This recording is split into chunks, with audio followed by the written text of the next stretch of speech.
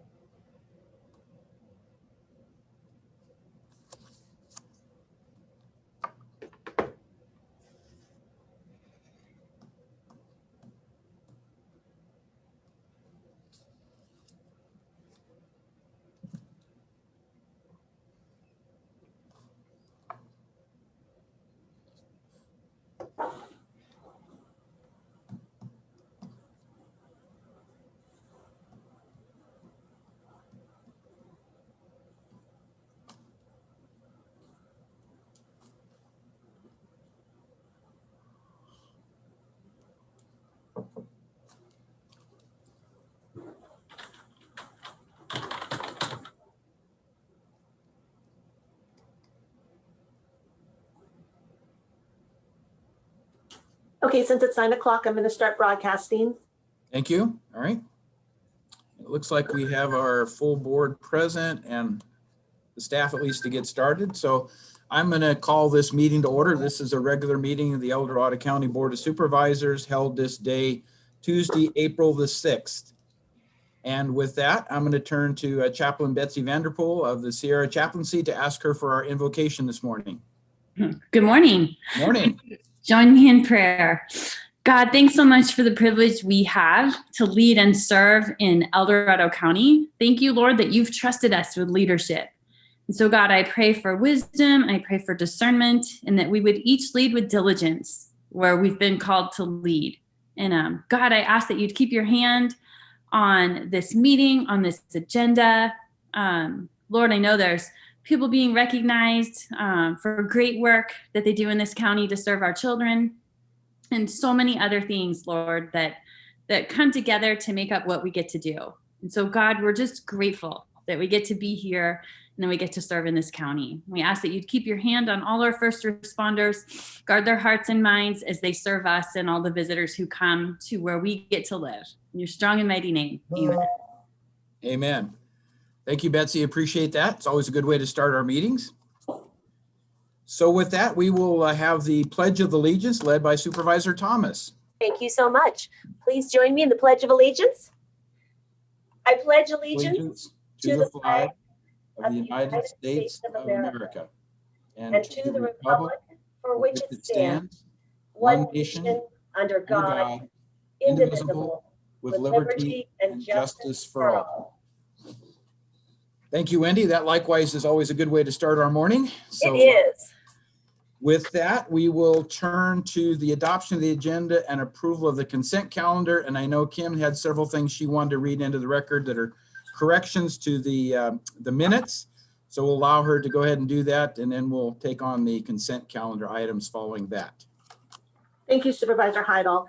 I'd like to read into the record a correction to the minutes from March 30th, 2021, item number 3. The minutes originally reflected $68,000 to the El Dorado Hills Fire Search and Rescue 2020 impacts. It actually has been corrected to read $68,000 to the El Dorado County Fire Search and Rescue 2020 impacts. So just wanted to read that correction in. Also, the Sheriff's Office is requesting that item number 37 be continued off calendar. The Chief Administrative Office is requesting that the board continue item 42 to May 11th, 2021.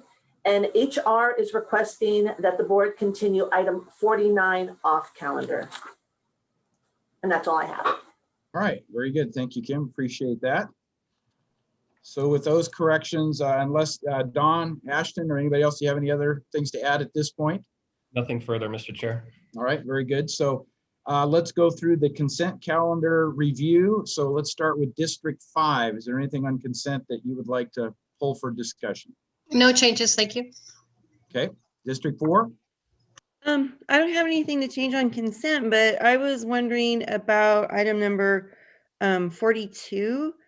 We had a lot of emails come in, folks that really don't want to delay on that. And so I was wondering, I know that was the CAO was requesting that, but is it the board's prerogative to discuss whether we want to actually delay it and ask Supervisor Novosel if her thoughts on whether she can participate or not?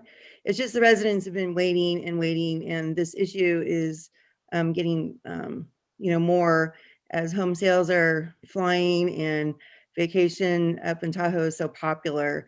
So I really would like to move forward on this if possible, and if Supervisor Novosel thinks that she could participate or not. I don't know how to approach that though. I think you just have. So Sue, do you want to weigh in on item 42 as to whether you can participate or whether you're supporting the staff's recommendation for continuation? I support the staff's recommendation for continuation. We've been discussing this issue for over 3 years. And frankly, some of the misinformation that you are receiving about vacation rentals needs to be corrected.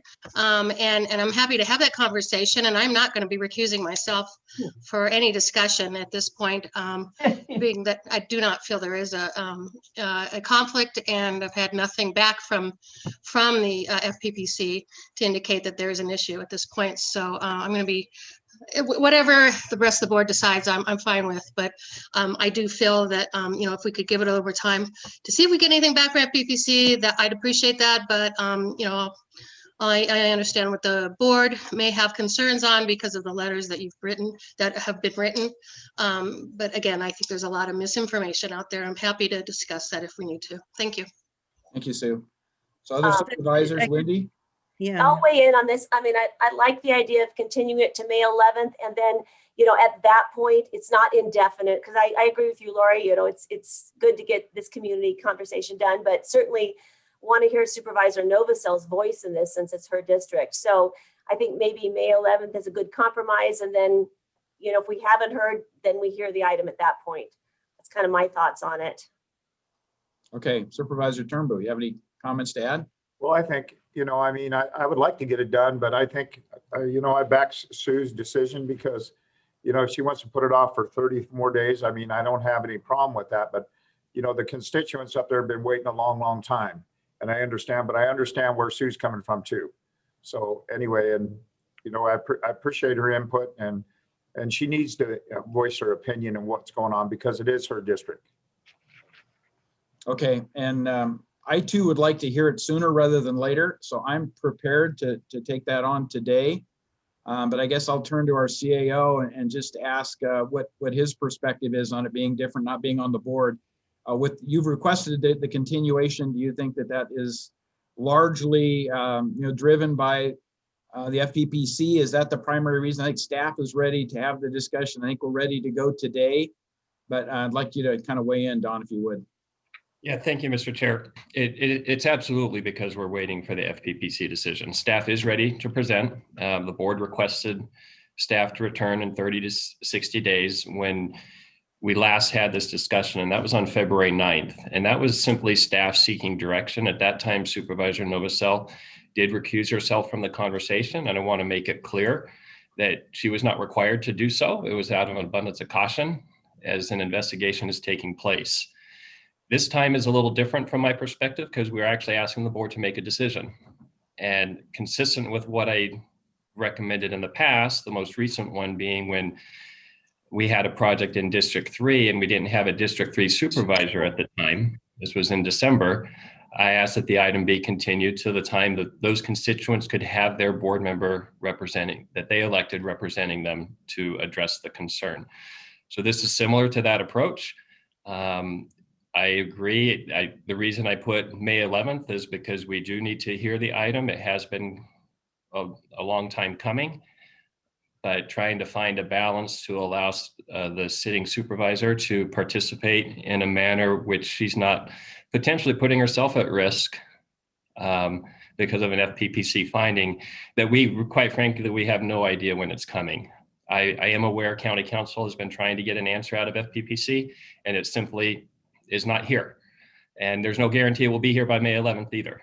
So, but you know, we can't wait forever for that decision. But that's why it came to my recommendation. Thank you for that. And I'm willing to wait till May 11th, but I don't want to push it off any further than that. So if we can get basic consensus from the board that it will be heard on May 11th, come high or high water, you know, hell or high water, that I think we can move on, and that with certainty, because that's what I'm looking for here. We just can't continue to move this out. And I do think it's timely that it be heard. I'm okay with May 11th. So Lori, back to you. Are you okay with that recommendation, having heard the details? Well, I mean, if that's what everybody wants to do, of course. I just wanted to check in, you know, basically with Supervisor Novosel. If, you know, I got the feeling from her that she feels she's not going to have to recuse herself when the FPPC finally chimes in. And we all know those take forever. So I just didn't know if she wanted to go ahead and do it today and participate, or is that not something that you're comfortable with, Sue? That's just all I was checking in with. Thank you, Lori. I really appreciate it. And I appreciate all the comments from the board. And yeah, you know, I very much want to be a part of this conversation. It's very frustrating for me because, again, I don't feel I have an issue, but at the same time, I'm not a risk taker. I worked in the casinos for many years and I'm not a gambler.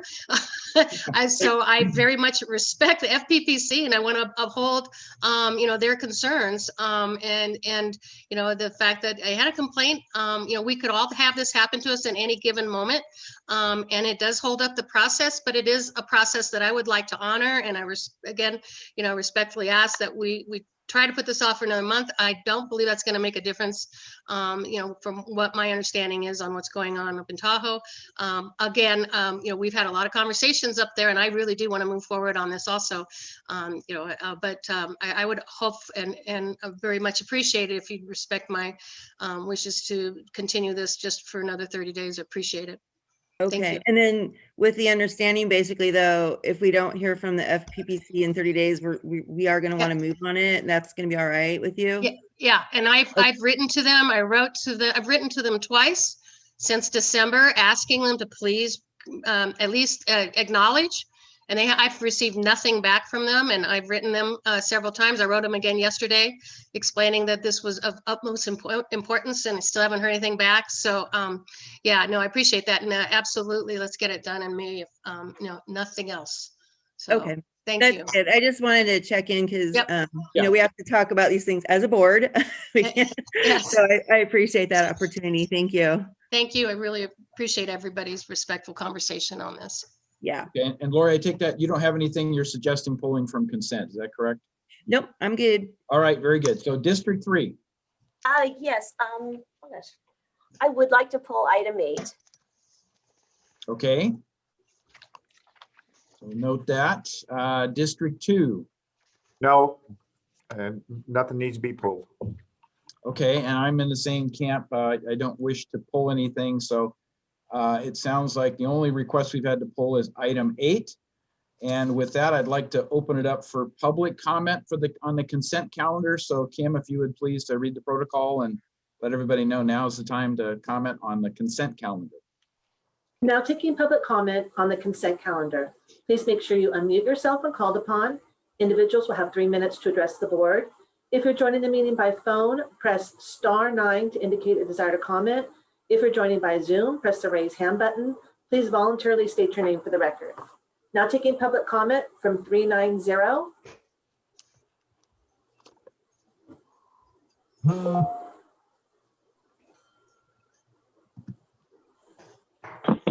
Good morning, board. This is Ken Greenwood from District 2.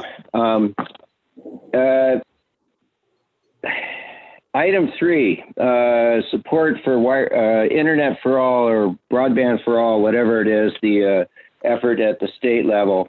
If there's some grants available, perhaps we could get some money out of this to update and speed up the update of our WTF ordinance or something like that.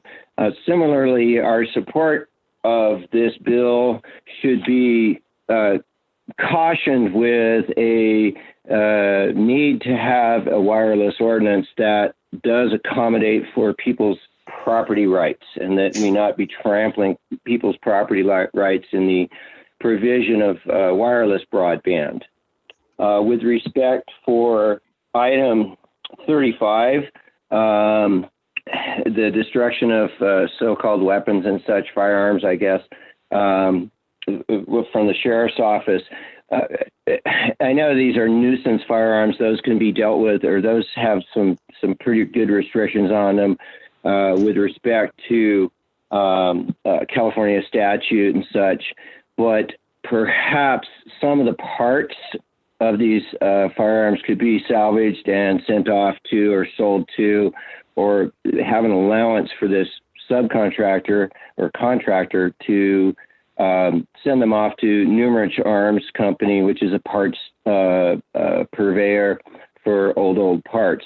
A lot of the firearms that are seized are from residential burglaries that have been butchered in various manners by very creative criminal types, like cutting off stocks, cutting off barrels, making them totally illegal, etc. But they do have parts in them that could be very useful to people who have older firearms. And then finally, item 42, Supervisor Novosel, good luck on that one, getting something out of the state. I've been waiting at least 3 months overdue from their 90-day recommendation from the Department of Justice regarding my certificate of eligibility.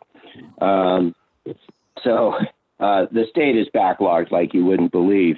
And yours is kind of even a deeper request. Mine's simply a ministerial check of DOJ records, etc. And they still haven't been able to do it in a timely manner. So good luck on that. Finally, in the adoption of the agenda, once again, Legistar, there's item 9, and it relates to 210432. When I go to 210432 in the Legistar system, there is no reference to item 9. And I've been asking about this for almost 2 years. And we would hope to see that this sort of thing on these agendas would be very much cross-referenced to that numbered item on Legistar. So that's it for today. Thank you so very much and have a great day. Thank you, Ken. Now taking public comment from Chris Payne. Good morning, Board of Supervisors. I asked that County Council referee item 8. I'm looking for a very clear understanding about the purpose of item 8 from County Council. And I realize I'm going to hold my statement to just that amount. Thank you very much. Thank you, Chris. Now taking public comment from Ruth Michelson. Thank you for taking my call. Mine is a question I'm a little bit nervous about. It's not accusatory, and please don't see it that way, it's more of questioning. And it's a process question, and it does have to do with 8. And I know it's coming off the calendar and we'll have time, but this is a little different and you'll see why if you'll just hang in there with me. So when something comes from closed session, And I'm going to give an example of City of Placerville. There was something on closed session with theirs, and I tried to find out more information about it, and it was locked up like Fort Knox. I could find out nothing. I was told by council of the city, it's just exactly what it says, price and terms, and it had something to do with, a building, not these. I was given nothing by city manager, by council, nothing.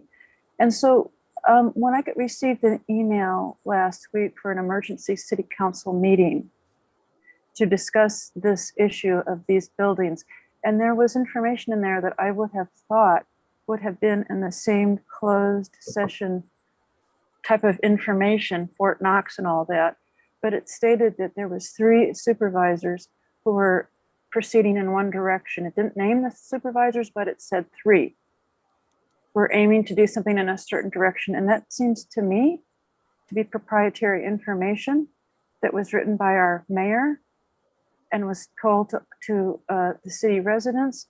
And for that reason, I'm asking, I'm not accusing, but if perhaps Wendy Thomas may want to recuse herself from this discussion. Thank you.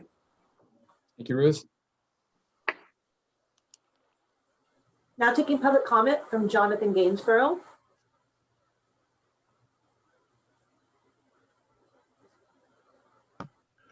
Good morning, board. Morning, Every Jonathan. every day is a miracle. We can thank God for the breath we breathe. 10,000 breaths every day. Just a comment on the rescindment of the resolution for the leave of employees. I don't see what's replacing the resolution. And just so a comment from the rest of us outsiders, when it says that it's protecting the employee with leave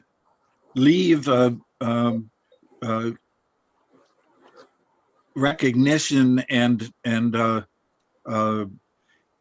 so the 7 points on page 3 were subject to quarantine or isolation, and that's no longer possible.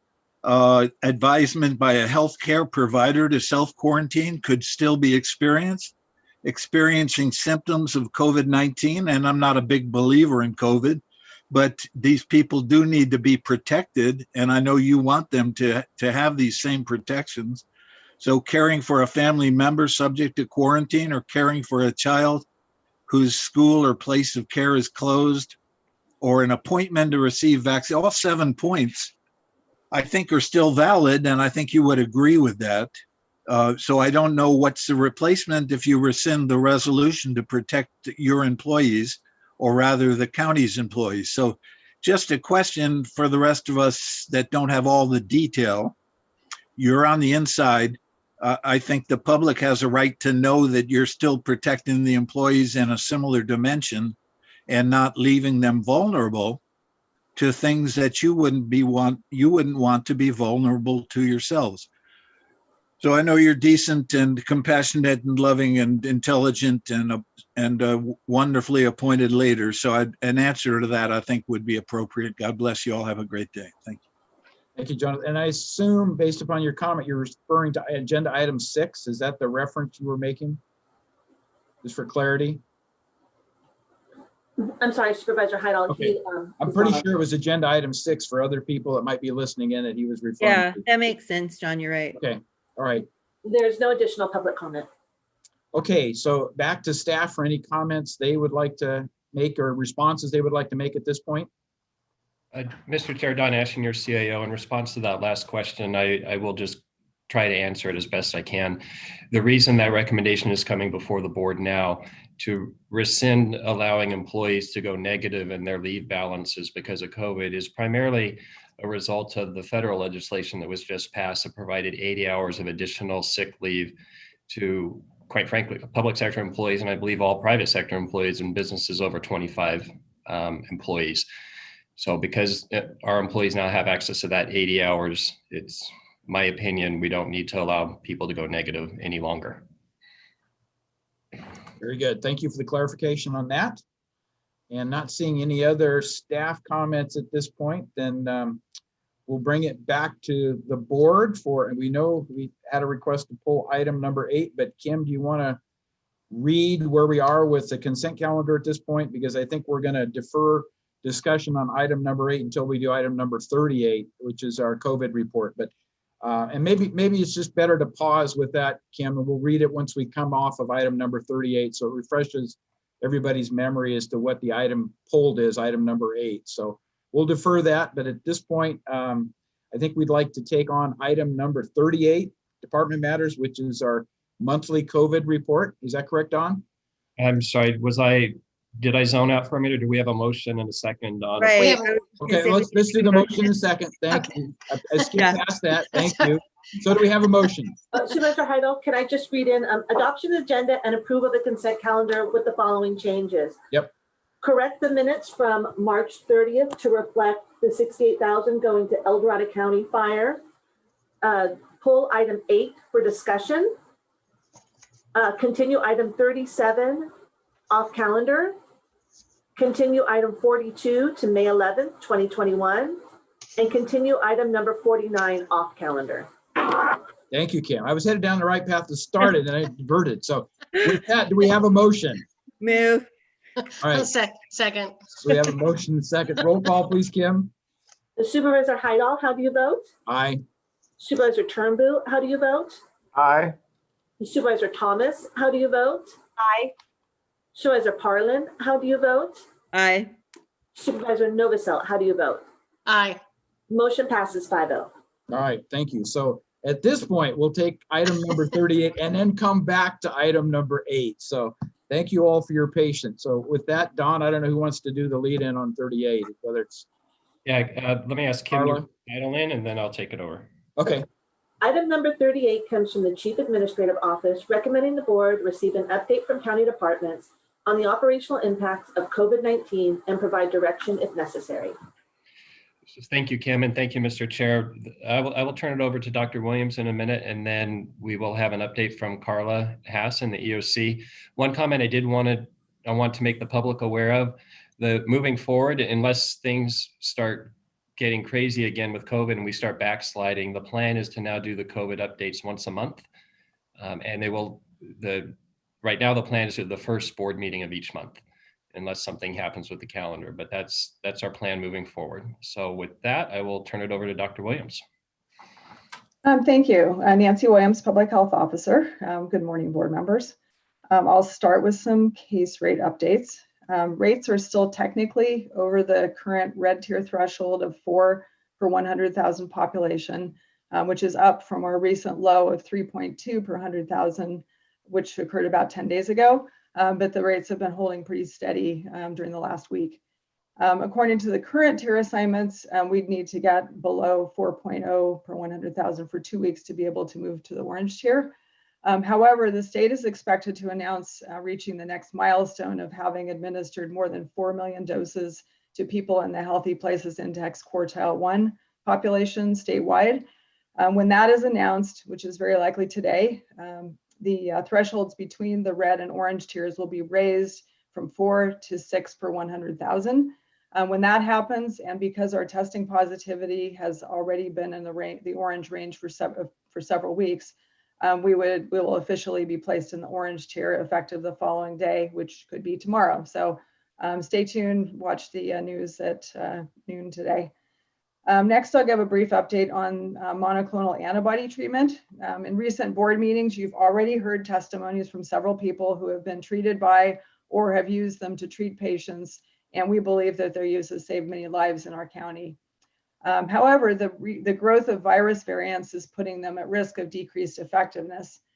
Recently, the one used so successfully by Marshall Medical Center on elderly patients and others back in January, which was bamlanivimab, has been found not to be effective in treating people infected with the B1351 or South African origin variant. Accordingly, CDPH just issued recommendations not to use bamlanivimab on its own, but instead to use it in conjunction with a second monoclonal antibody or a different pair of monoclonal antibodies that have recently become more available. And of note, Yolo County just detected its first case of that worrisome South African origin variant in one of its residents. So I think El Dorado County is likely to see that here before long as well. Again, the monoclonal antibodies are still working.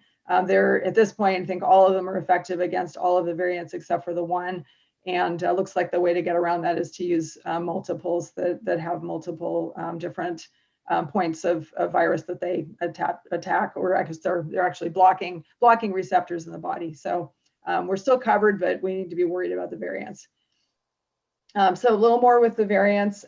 Cases involving the 5 variants of concern, the 3 of which are the ones that originated in the UK, South Africa, and Brazil, plus 2 that originated in California, are a real threat, as I already mentioned.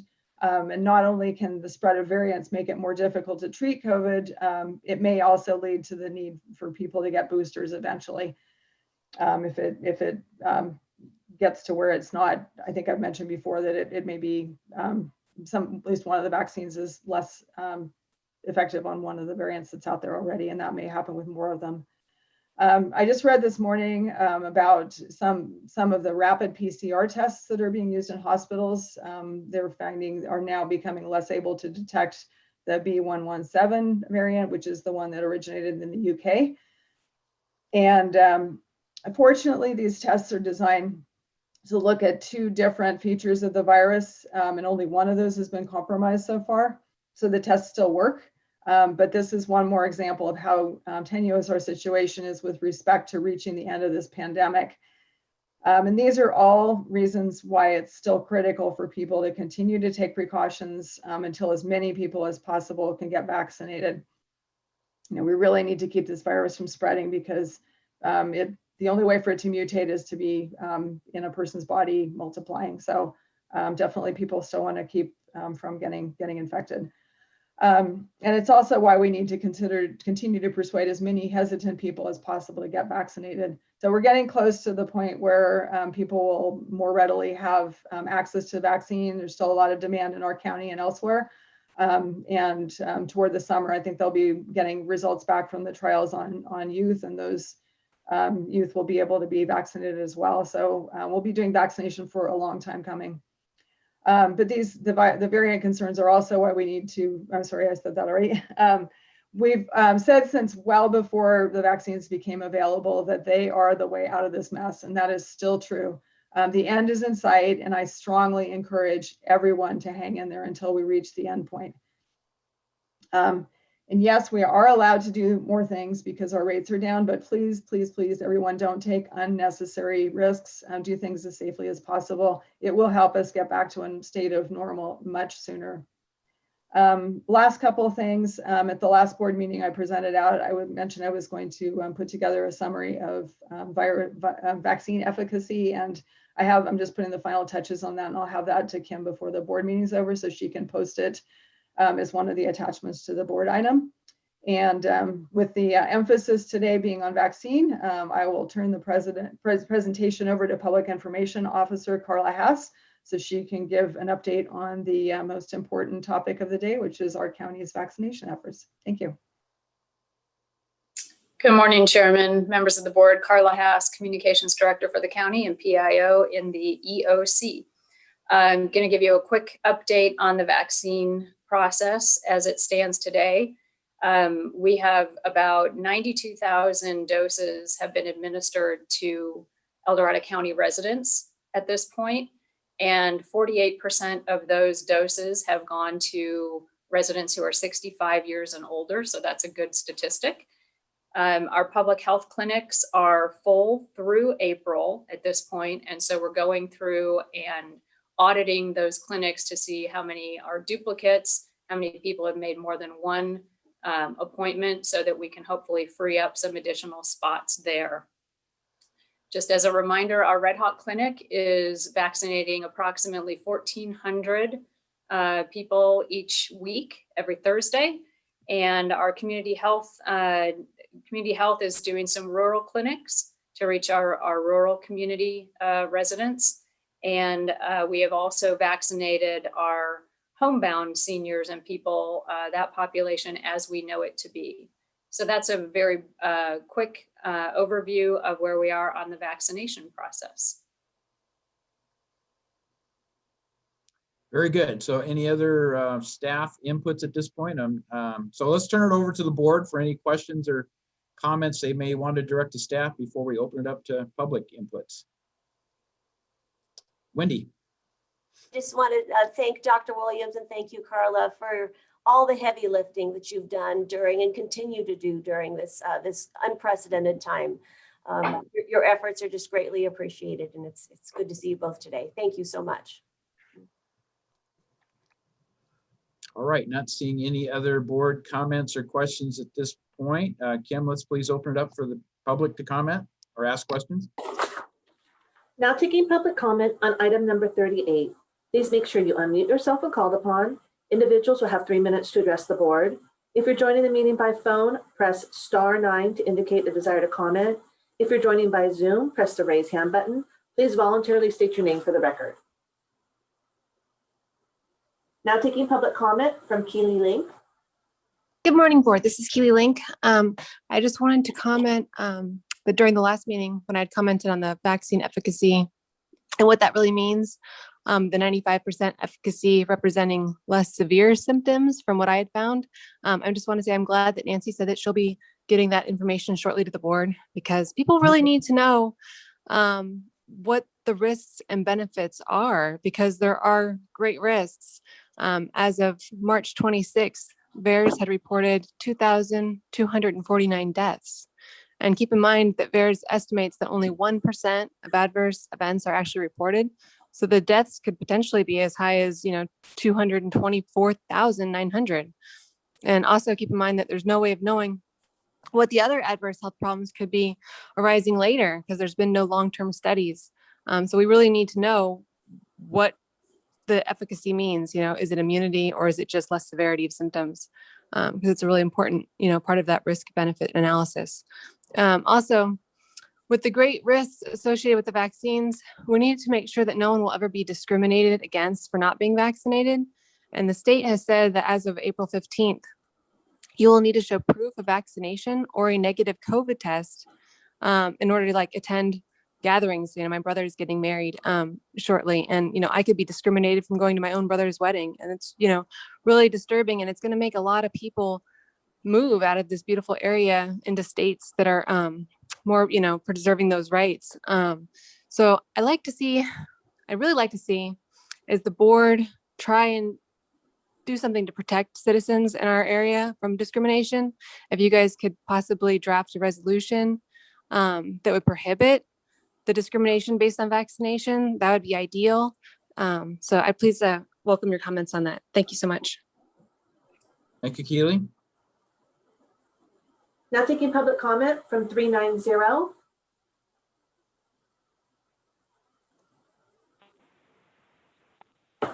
Good morning, board. This is Ken Greenwood from District 2.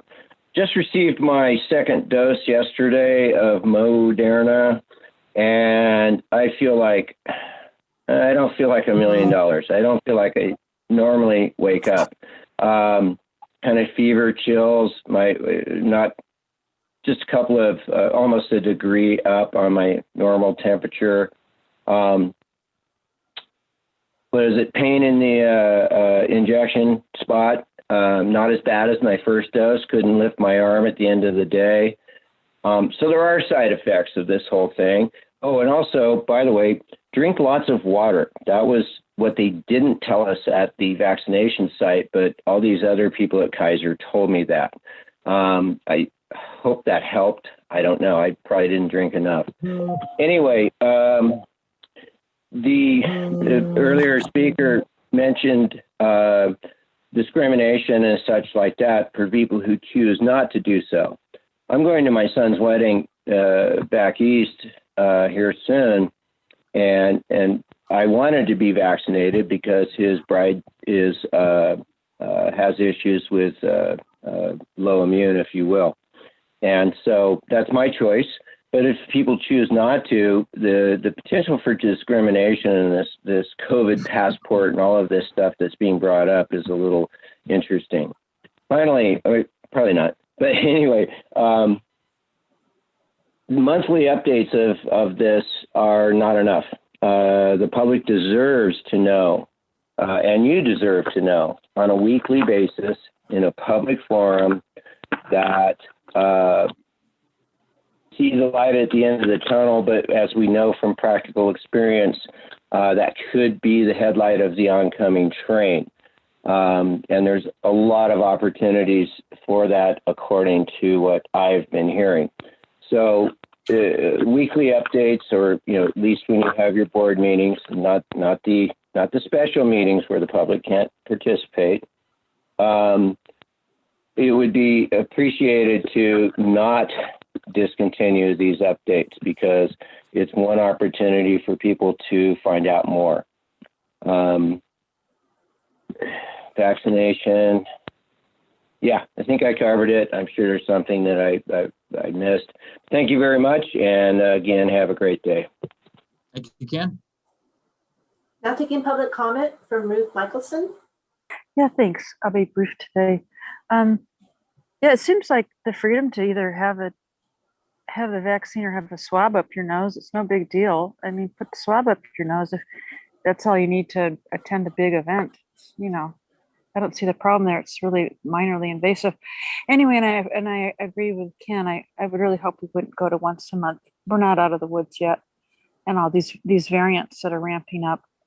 But I can appreciate that the health department's getting, you've been at it for a long, long time, and I do so appreciate it. I feel like in a somewhat isolated world, I feel like my connection with you and your reports tells me what's really going on. And so it's an important part of my life to hear what you have to say, Dr. Williams and Carla Haas. I so appreciate it. A question I asked last time that I don't recall got answered, and so I'm going to ask it again.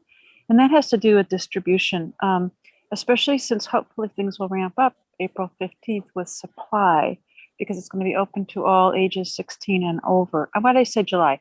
I know what I meant. April 15th. Yeah.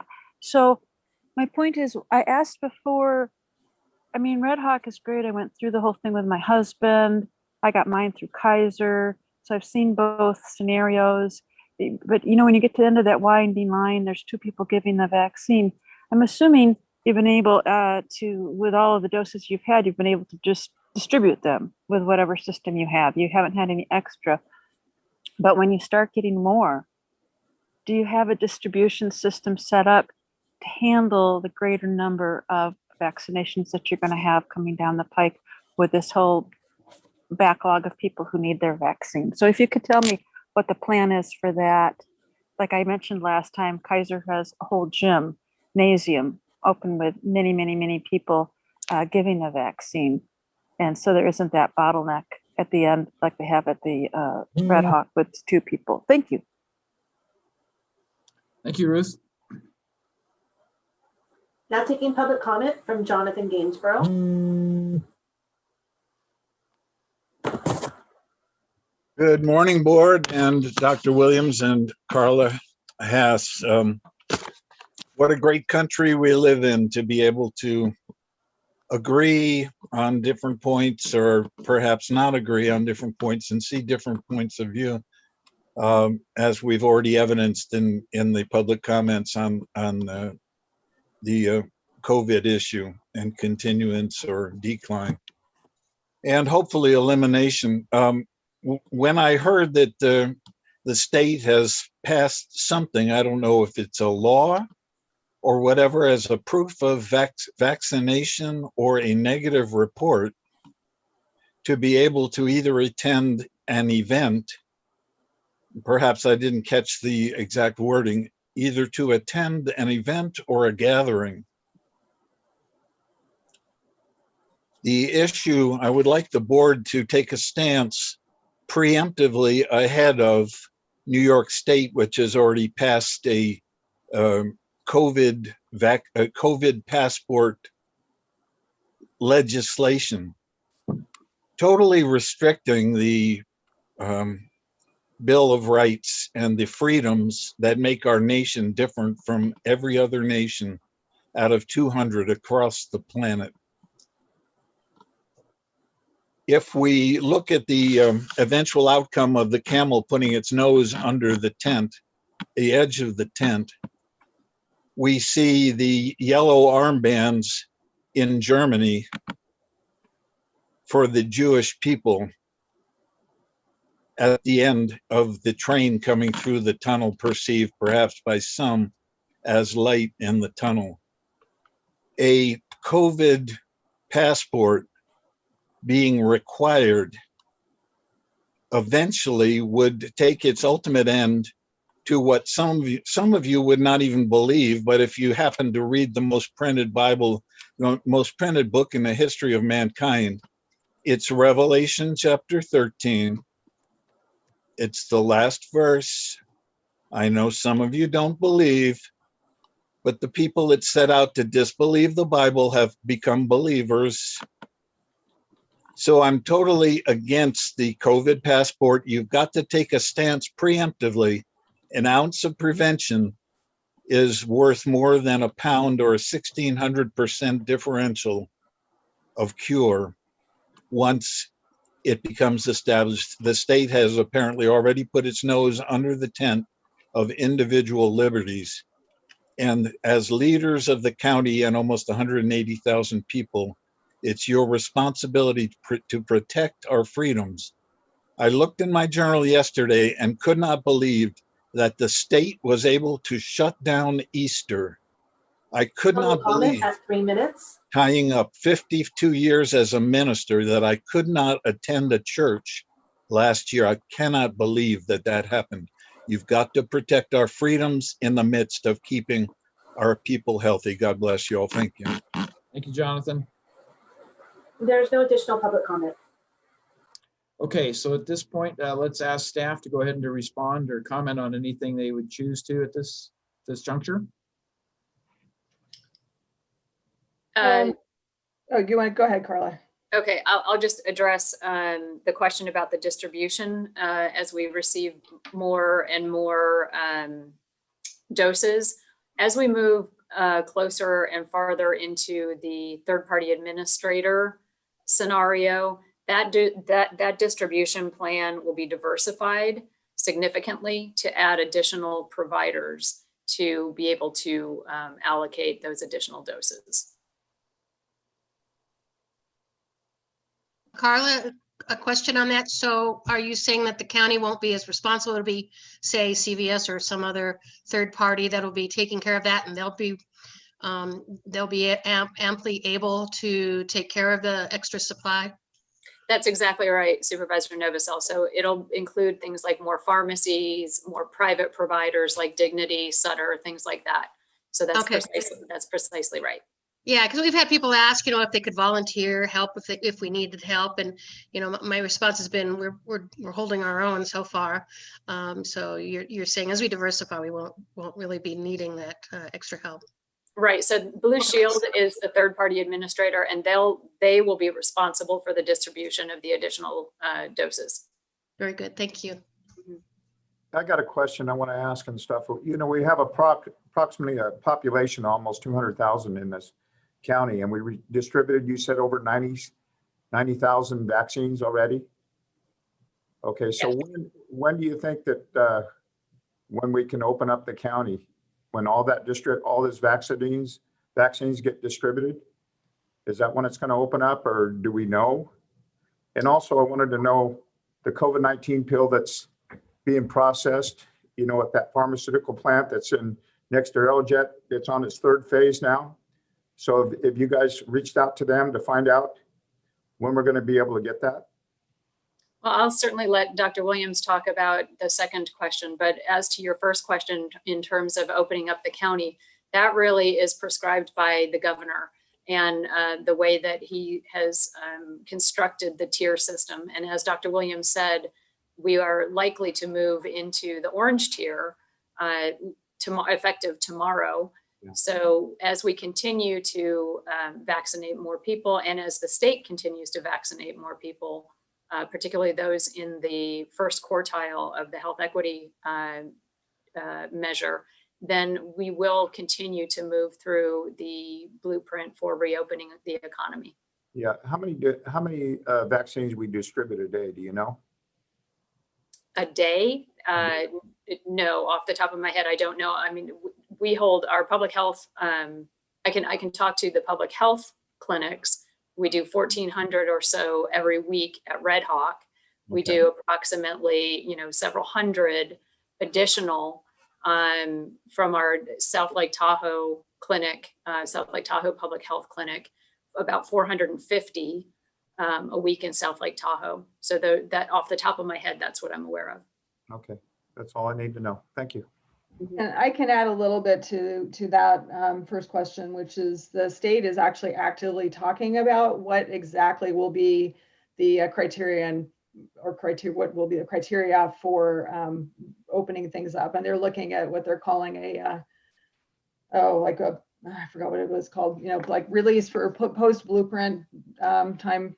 And it may have to do with the availability of vaccine, and it may have to do with the percentage of people that have been vaccinated at a point. So, the goal really is to reach a herd immunity state. And I don't, it hasn't been decided yet whether they're going to fix a percentage of vaccine numbers, whether it's first doses, second doses, that kind of thing, or look for something more like a period of time after vaccine has been widely available. We definitely don't want to stop before everybody has at least had a chance. And we think the people who want to get vaccinated are vaccinated. But if there's a huge amount of people hesitant and we're not getting the vaccination we want, that could change things. But we'll see. Right now, there's still a lot of demand, and hopefully we just continue to move ahead at this really fast pace that it's been moving. And I have not reached out to the company that makes the antiviral, and actually that hasn't been discussed much at the CDPH calls, but I'm sure it's going to get discussed shortly.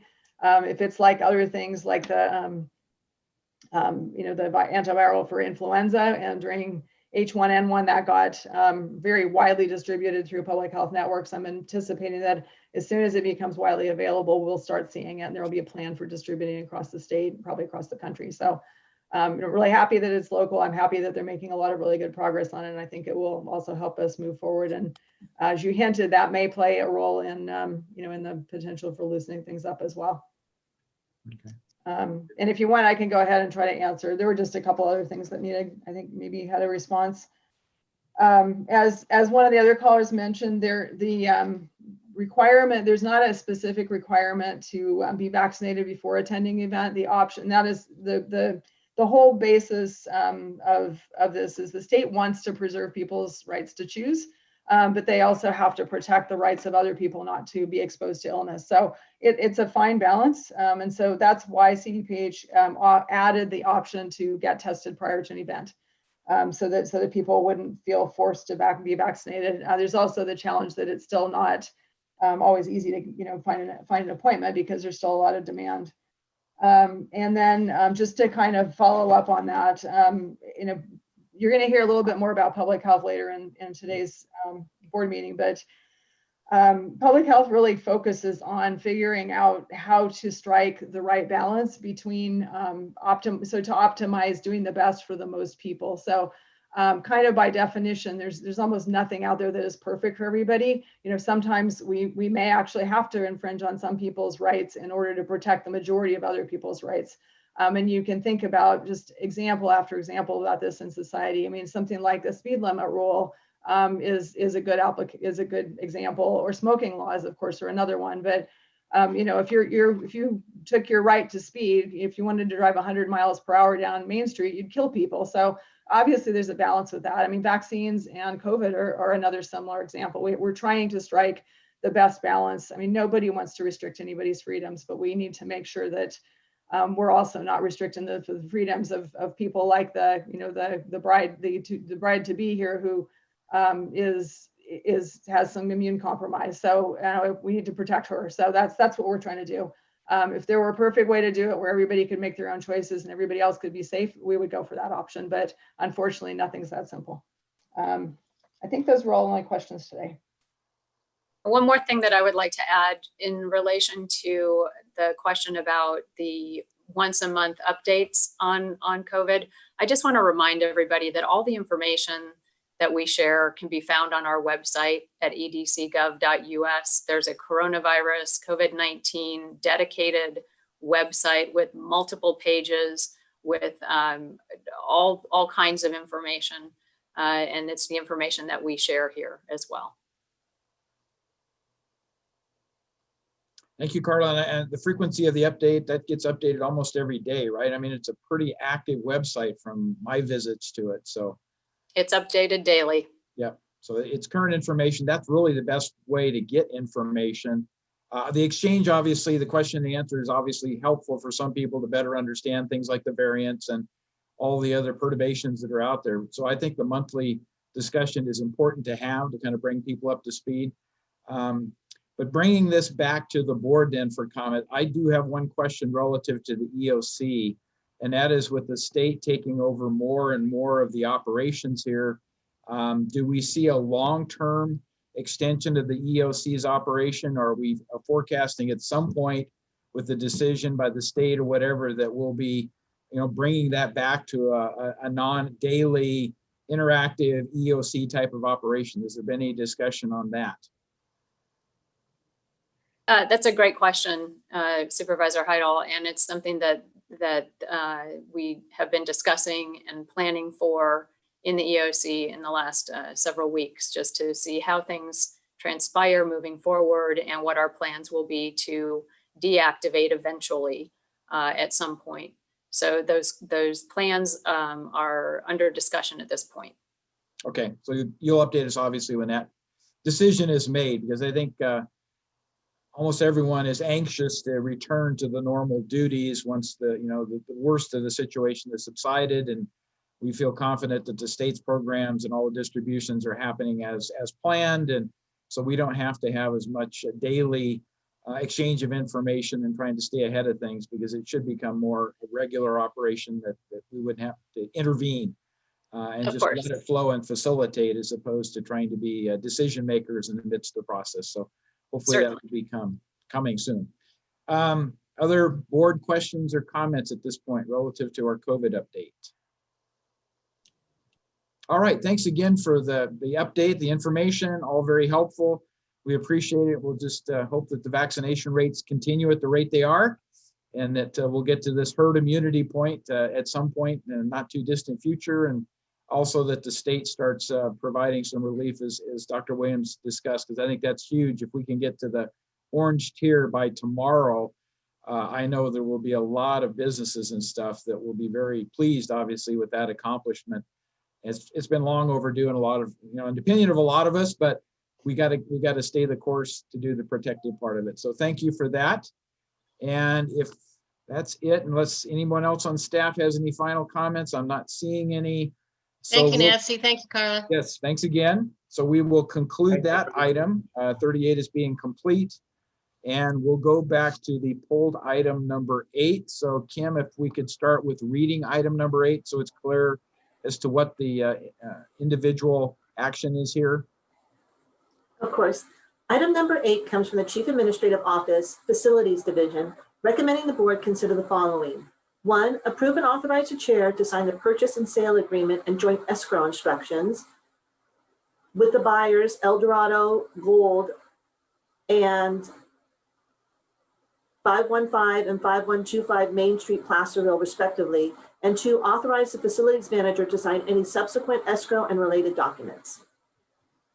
Thank you, Kim. And for clarity, before I turn it over to Wendy, since she pulled it, I want to make sure people understand we're talking about 2 buildings that were surplus by the county. We're not talking about the entire program that's been looked at from the various aspects of a cultural center, et cetera, in the city of Placerville. We're not talking about the courthouse. It's strictly 2 buildings, and that's the DA building that was vacated several years ago, the old post office, if you will, and the annex to that. So there's only 2 buildings involved here, and they are a surplus sale type of action where the board has declared them surplus, and that's why there hasn't been as much public discussion. It's a different process once you surplus property as opposed to defining how that property will be used. So I just want to provide a little context to this, because I've seen a lot of emails that people seem to be commenting on the courthouse, and it has nothing to do with this particular agenda item. So hopefully that sets the framework and kind of some boundaries of what we're discussing today. And with that, I turn it over to Supervisor Thomas. She pulled the item and she can explain the logic in that. Thank you so much, Chairman Heidel. I appreciate that. Appreciate the lead up too. The reason I pulled this item is just what Chairman Heidel expressed, is that there's a lot of public interest in these two buildings, and it's been a confusing process, and we haven't had a chance to have a community discussion about it. And so I think it was important for us to have a chance to discuss this.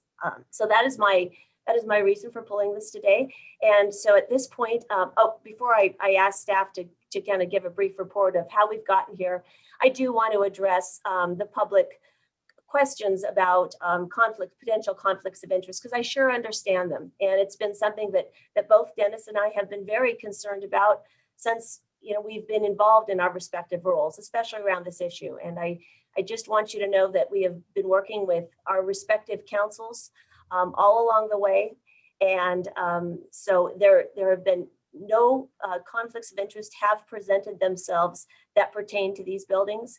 And as far as closed session, Ruth's right, it's been incredibly difficult, and no proprietary information has been shared between the two of us. In fact, I often come home at night after work and say, I cannot talk to you. And Dennis and I are talking a lot less than we used to. And anyway, I just wanted to express that because I share your concerns, and I understand them. So wanted to clear that up.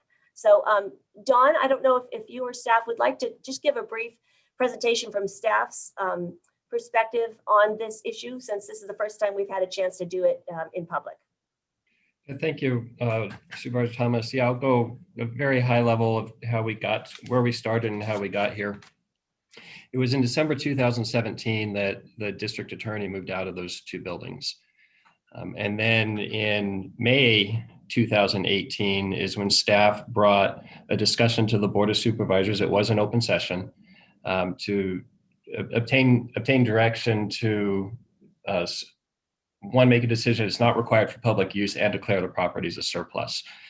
The direction of the board at that time was to, they approved those recommendations and to direct staff to explore other options for the use of the building.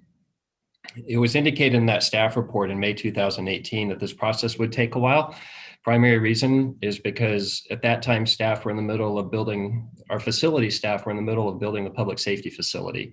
So that was the priority, and that's why you will see some, perhaps what some may see as long gaps in periods of time taking place in this process.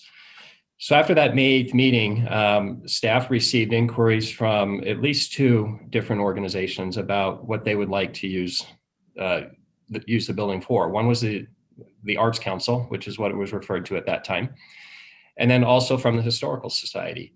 And the conversations that took place then involved keeping the buildings under county ownership and some sort of lease arrangement or other type of arrangement where we allowed another organization to come in and use the buildings. Very similar to what we do with the building that the county owns for the county chamber. We allow them to use it for $1 a year because the board has seen a public benefit for that purpose. During discussions with the board, and the recommendation to staff was that this is simply a property acquisition, a real estate transaction, to remove the buildings from county ownership. The reason being is because there's no public use for those buildings. Their age, their ADA compliance, the parking, many factors go into the fact that there's simply not a government use that that those buildings would be suitable for. So the primary objective was to sell the buildings. In February 2020, county sent letters out to all required agencies asking for interest to purchase the buildings. Those are typically, for the public's awareness, those are typically government agencies. And the city did receive that. And in April, in May 2020, this county received a letter from the city of Placerville saying they would be interested in moving forward. but they did not feel it would be prudent to pursue an appraisal of the buildings if the county is looking to receive fair market value or a considerable amount to purchase the buildings. That's where negotiations didn't stop, but the board was interested in pursuing other options to see how much money that we could sell the buildings for. Subsequently, and fast forward to October 2020, there was a discussion with the board in closed session to talk about the proposals we received from the city of Placerville, as well as from what at that time was the Historical Society. And the board, and it was reported out, it's in the board minutes, if the public were to go to look at that item on October 20th, it was reported out that the board unanimously approved and directed staff to prepare a purchase and sale agreement to sell the buildings to the Historical Society. Unfortunately, that did not happen by the end of the year, which was our hope.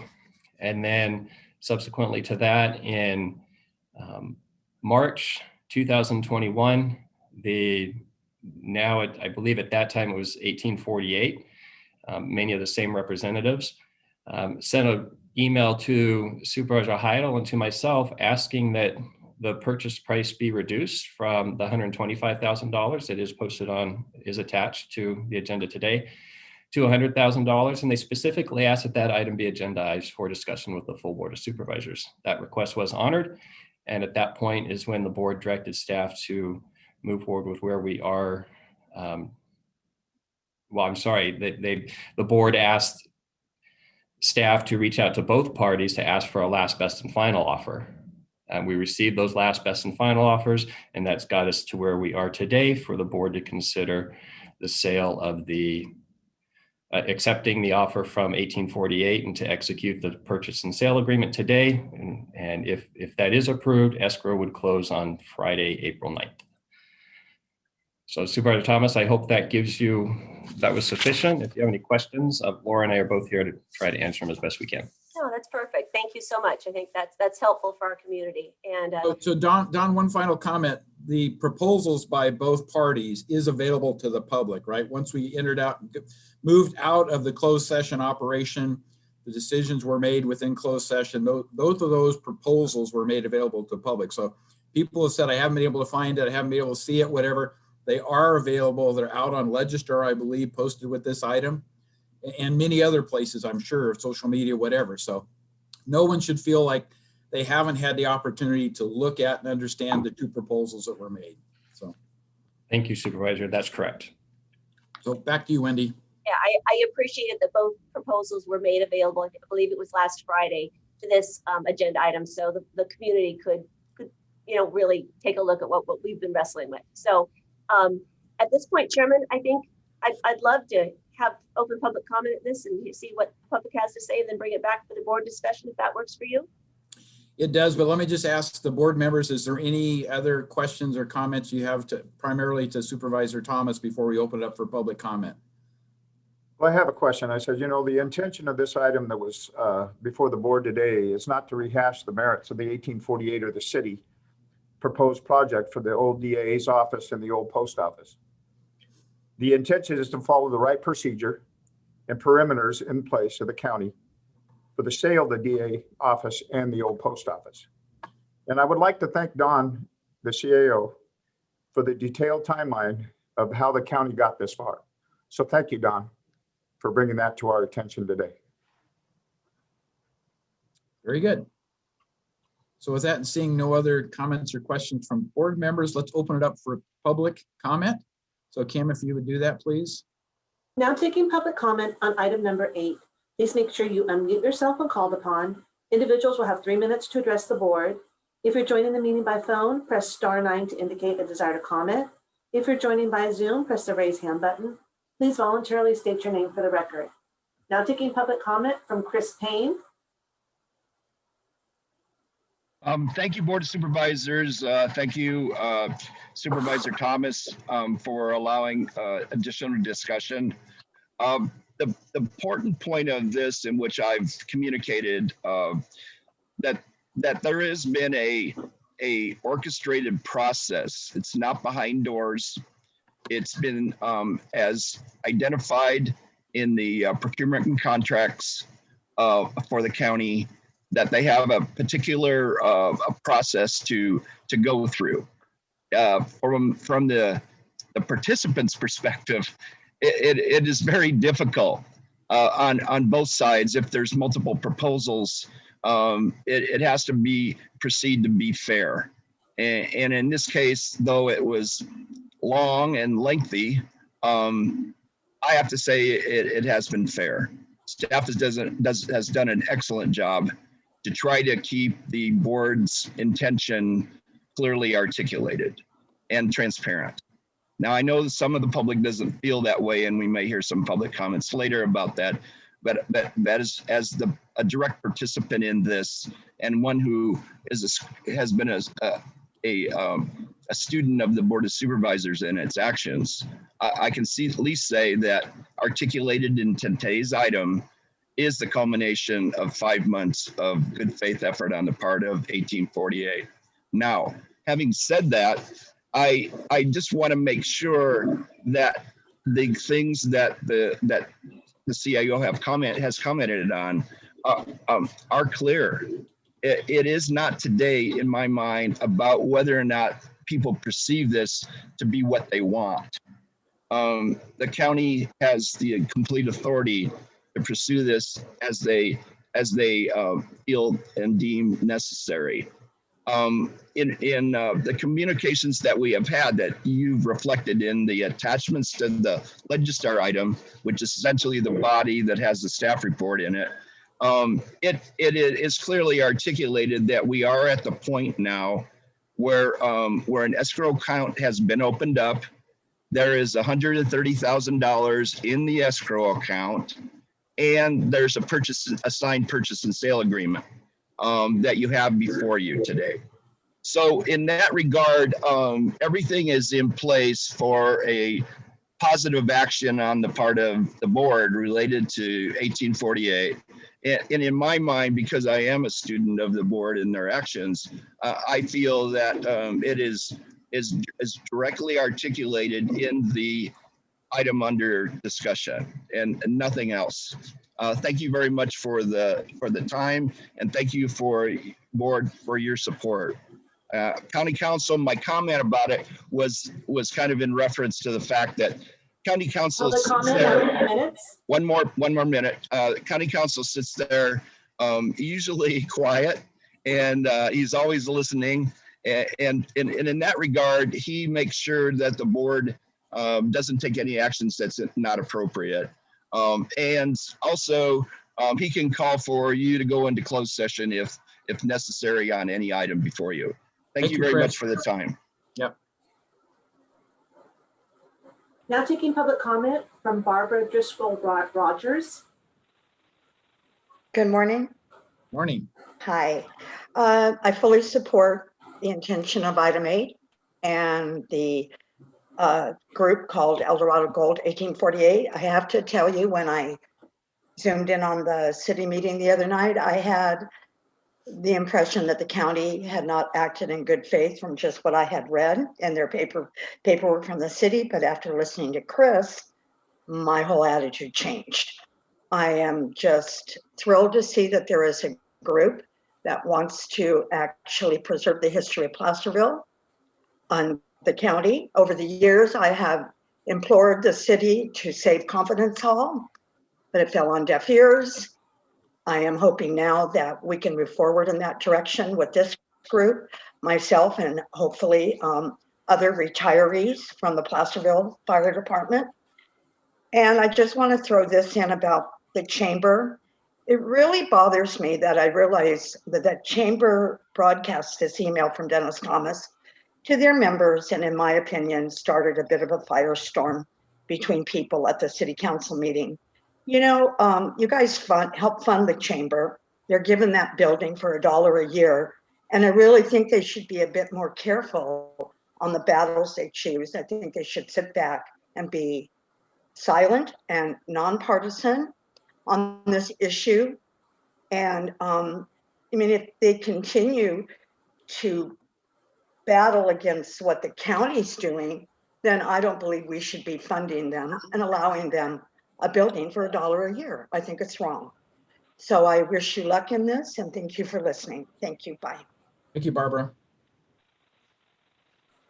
Now taking public comment from Tom Cumpson.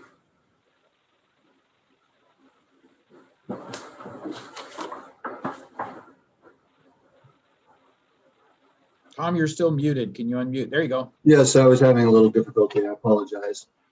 I'm Tom Cumston. I'm a Placerville resident and an active citizen. Good morning to you, Chairman Heidel and board. This is obviously a divisive issue, so I want to focus my comments on shared values. I think that every one of us values government action in the public interest.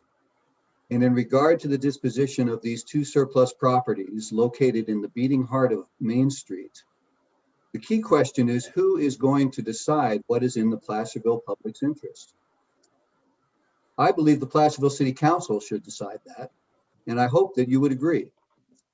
But perhaps you believe that since these are county-owned properties, it's appropriate for you as the county's elected leaders to decide. Well, even if that's the case, surely you don't believe that the best way for the Board of Supervisors to determine Placerville's public interest is to hold closed-door negotiations and then present the public with a fait accompli. Surely you believe that the best way of determining what's in Placerville's public interest is to take 2 simple steps. 1, to ask the public what they think, and 2, to listen to their response. You haven't done that, at least not before today. And by no means should a decision this important be made after a one-day conversation. I agree with the sentiment that today is not to rehash the merits of competing proposals, but you can't rehash what you never hashed. So I urge you to return to your original plan, transfer ownership to the city, and let the city council take responsibility for determining what's in Placerville's best interest with regard to these properties. But if you won't do that, then I believe that you are duty-bound to defer today's proposed action and instead initiate your own public process so that you can solicit and allow the merits of any and all proposals for these properties to be fully aired in public, to be considered and tested in the court of public opinion. Thank you for listening to my comments this morning. Thank you, Tom. Now taking public comment from John Cirilli.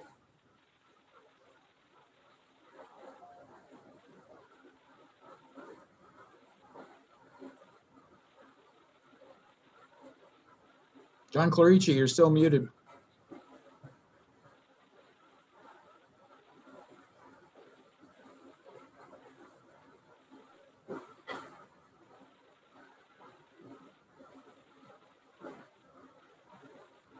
Can you unmute, John?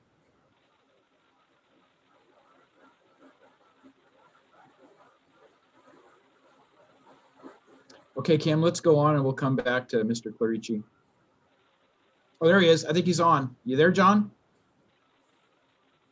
No, he's still having difficulty evidently. So let's go on and we'll come back.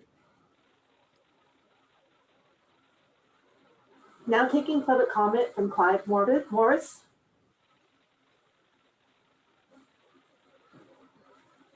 Morning, members of the board. Cleve Morris, City Manager for the City of Placerville. Thank you for the opportunity to speak to you this morning.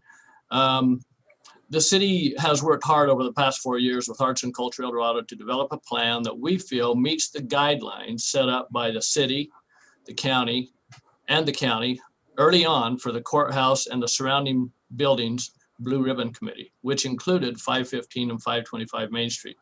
I previously highlighted those guidelines, so I will not repeat them this morning. The city's plan is well designed, so shows sustainability as well as, and is well vetted with our community and with the Blue Ribbon Committee. Before proceeding further, however, I would like to correct a couple of inaccuracies that have been portrayed regarding the city's plan. First, the city will own the buildings. There is no plan, nor was there ever a plan to give these buildings to another group. Second, it has been stated that the city's plan would destroy the historic mural in the post office building. This, as the board hopefully now knows, is also not true. Our proposal specifically spells out the plan to maintain that historic mural. Finally, I want to thank Don Ashton for clarification that the city did not drop out of negotiations. When you said all county staff, you just mean the library. Library. Carolyn, could you please mute? Thank you. did not drop out of these negotiations process. That has been stated a couple of times throughout this process that we at one point did remove ourselves from negotiations. As it appears on the Board of Agenda, as it appeared the Board of Supervisors was moving to award these buildings to Eldorado Gold 1848, the city reached out to that group to see if there was a possibility of collaboration between the city and their organization. We met on 2 different occasions, and I believe there were a couple of phone calls besides that. Most recently, we met last Friday with President Fred Ott and Vice President Chris Payne. We offered a collaborative approach that would allow us to modify our programs but still continue forward.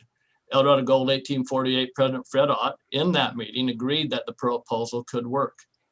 The proposal would allow Eldorado Gold 1848 to continue to restore and program 515 Main Street, which contains almost 10,000 square feet of space. And the city would be able to refurbish and program 525 Main Street, which is only about approximately 2,000 square feet. Unfortunately, it appears the majority of the Eldorado Gold 1848 board was not in favor of pursuing this. With the action proposed by the board today, the opportunity for that collaboration is greatly diminished. We believe there is a path forward, although difficult at this late stage, that could help to create the collaboration desired. That would be to reject the proposed action today and create a new agreement that provides, as stated above, 515 Main Street would be given to the Eldorado Gold 1848 and 525 Main Street provided to the city of Placerville. This would allow both parties to continue forward with their planned, although modified program. We look forward to and welcome the opportunity to work with the county if this proposed revision is desired. If not, we will be required to start over in our partnership with Arts and Culture Eldorado, develop a new plan for the arts in the city of Placerville. Thank you. Thank you, Cleve. Now taking public comment from Mandy Rodriguez.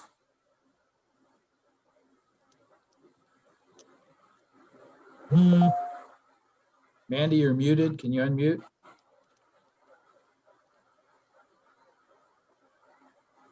Hi, everybody. Sorry about that. You know, when the mayor called this emergency meeting last week, you know, he wasn't, I feel like he was just doing the meeting to plead to the county to give them the buildings because they didn't win their proposal. And that's really what it comes down to. There were 2 proposals presented and the city didn't win. And you know what? Sometimes you lose. And I know it's not necessarily part of it, but it is part of it because what the city wants to do is they want to own those 5 buildings so they can pursue their cultural change of our community. And that really hasn't been discussed. I think it's a great idea to have multiple owners in these historic buildings downtown. There's no reason why the art place, if that's what it is, or the culture can't work with 1848. The city put forth a proposal and they lost. Sometimes we lose and we need to go back and regroup.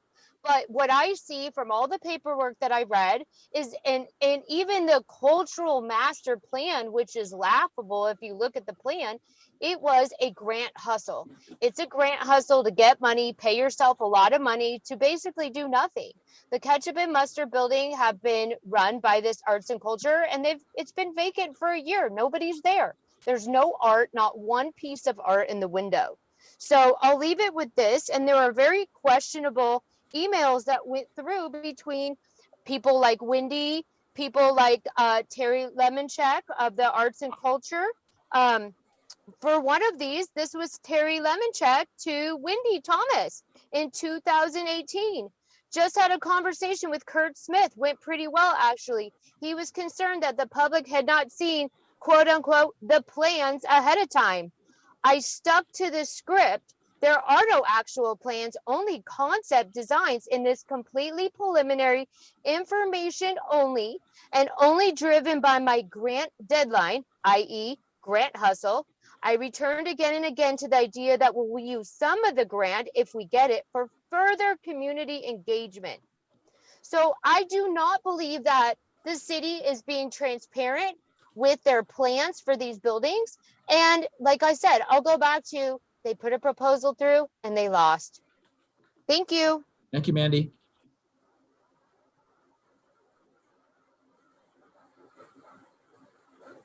Now taking public comment from John Larici. Hi there. Hey, good morning, John. Good morning. I'll make this quick. Anyway, I like what Tom Cumston said. I think it's accurate. These buildings are in Placerville.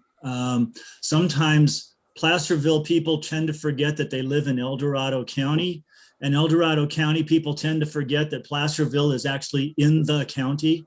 I get to vote for one of the supervisors here, and probably more than half of my property taxes go to El Dorado County. So I get to fund county services, which is great because the county does a real good job providing services.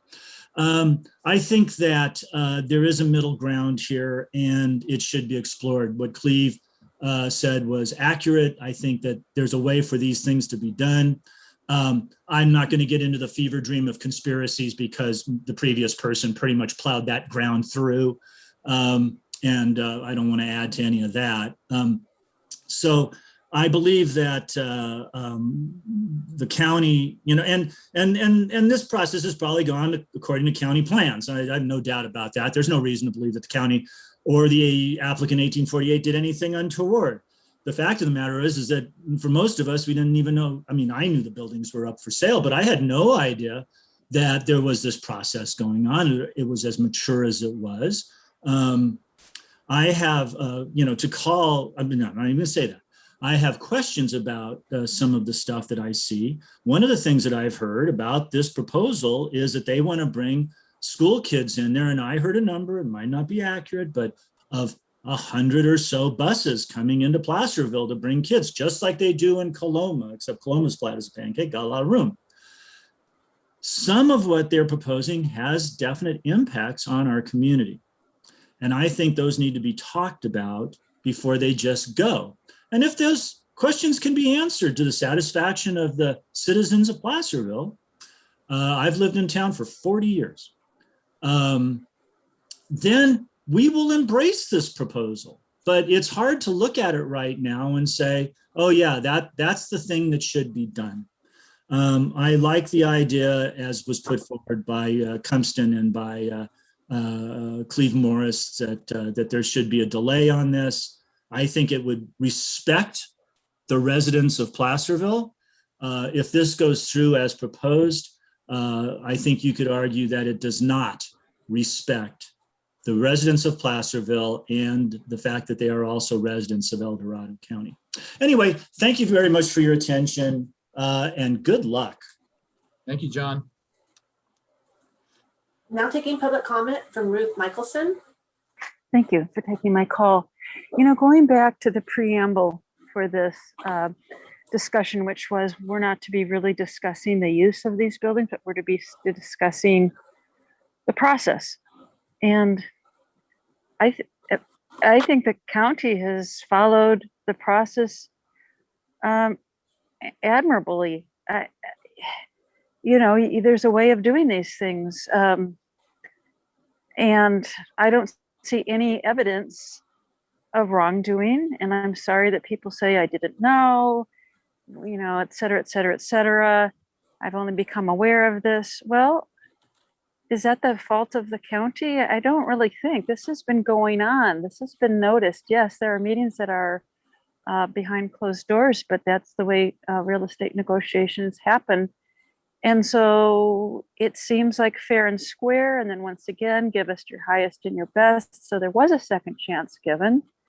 And this is the way the cards lie. So regarding what we were instructed to do, which was to talk about process, to me, it seems like an adequate process that you followed. And as I believe one of the other callers, perhaps Mandy, said, you win some, you lose some. And I'm not worried.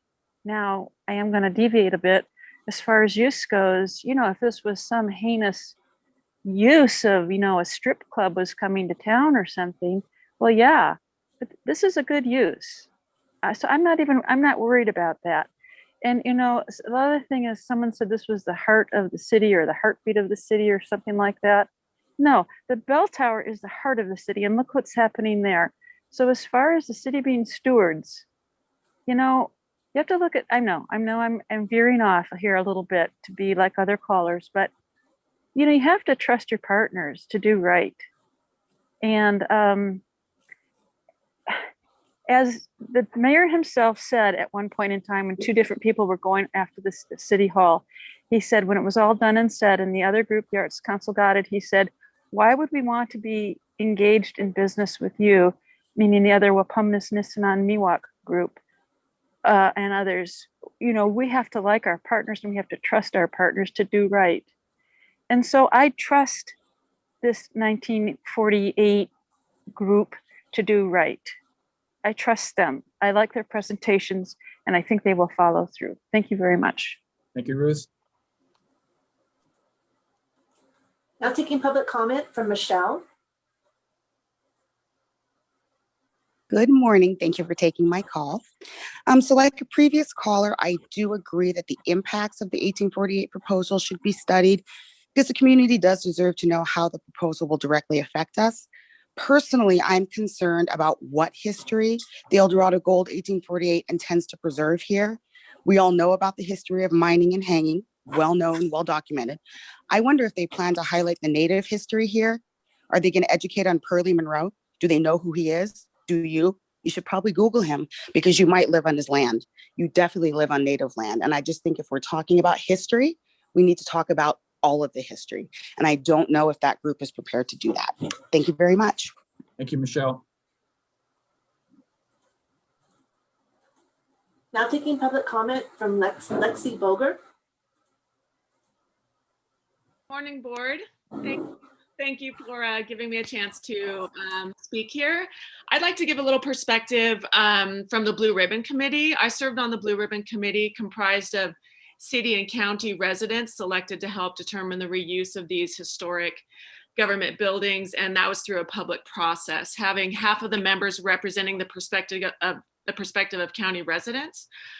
We created a public survey that thousands of residents responded to, and we had created 10 possible uses listed for them to choose from as a priority for these buildings, plus an option to select other and write in comments if they wanted to, if we'd missed something.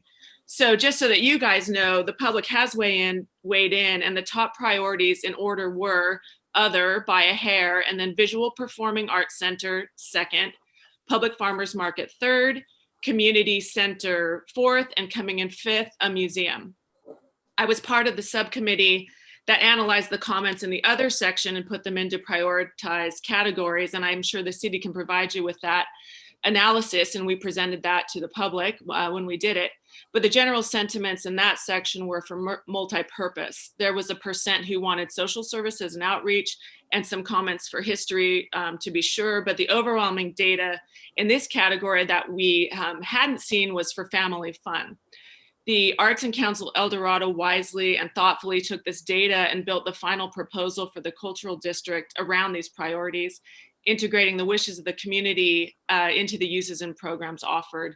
The city, the applicants, the public, and stakeholders have already been through a thorough process to select the best use of the buildings for community use, historic preservation, and economic development. So if the county feels that they should be the ones to determine long-term planning and economic development of the city of Placerville, then at the very least, please put this issue through the same process that the city did. But it begs the question, is it really the place of county to make those decisions? And do you even have the bandwidth to redo this process at the county level? Because I do agree that the public, whether it's the county doing this or the city, really does need to have the ability to voice in. So if you don't have the bandwidth, then I urge you to vote to sell the buildings to the city of Placerville and move on to the pressing business of county, because we know you guys have plenty on your plate already. So thank you for listening, and yeah, good luck to you all. Thank you, Lexi.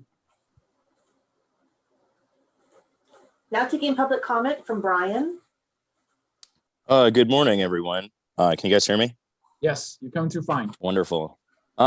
I wasn't going to call in this morning, but I'm just listening to all the comments, and I agree with Ruth that we have to kind of follow the process here, and that this is a county jurisdiction issue, and it's not a city jurisdiction. These are under the ownership of the county, just like with Washington, D.C. You know, you have the federal buildings versus the city of Washington, D.C., because it's not a state, and who has control over the jurisdiction of specific areas. And the county has their process for this program.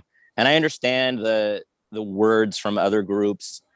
Lexi, very well spoken. I think that was a beautiful presentation. But however, we have to look at the facts here. And that is, this is not about having the public choose what they want or what they don't want. The county has a process. This applicant followed the process. They followed every means of that process. And in my opinion, this is just my opinion side of it, if the county were to not follow through with their own process, then I think it would put a damper on other programs, other organizations being wary about doing business with the county if the county can't follow their own rules and regulations that they set forth, which are insanely difficult to move through. And this group has actually followed this process perfectly.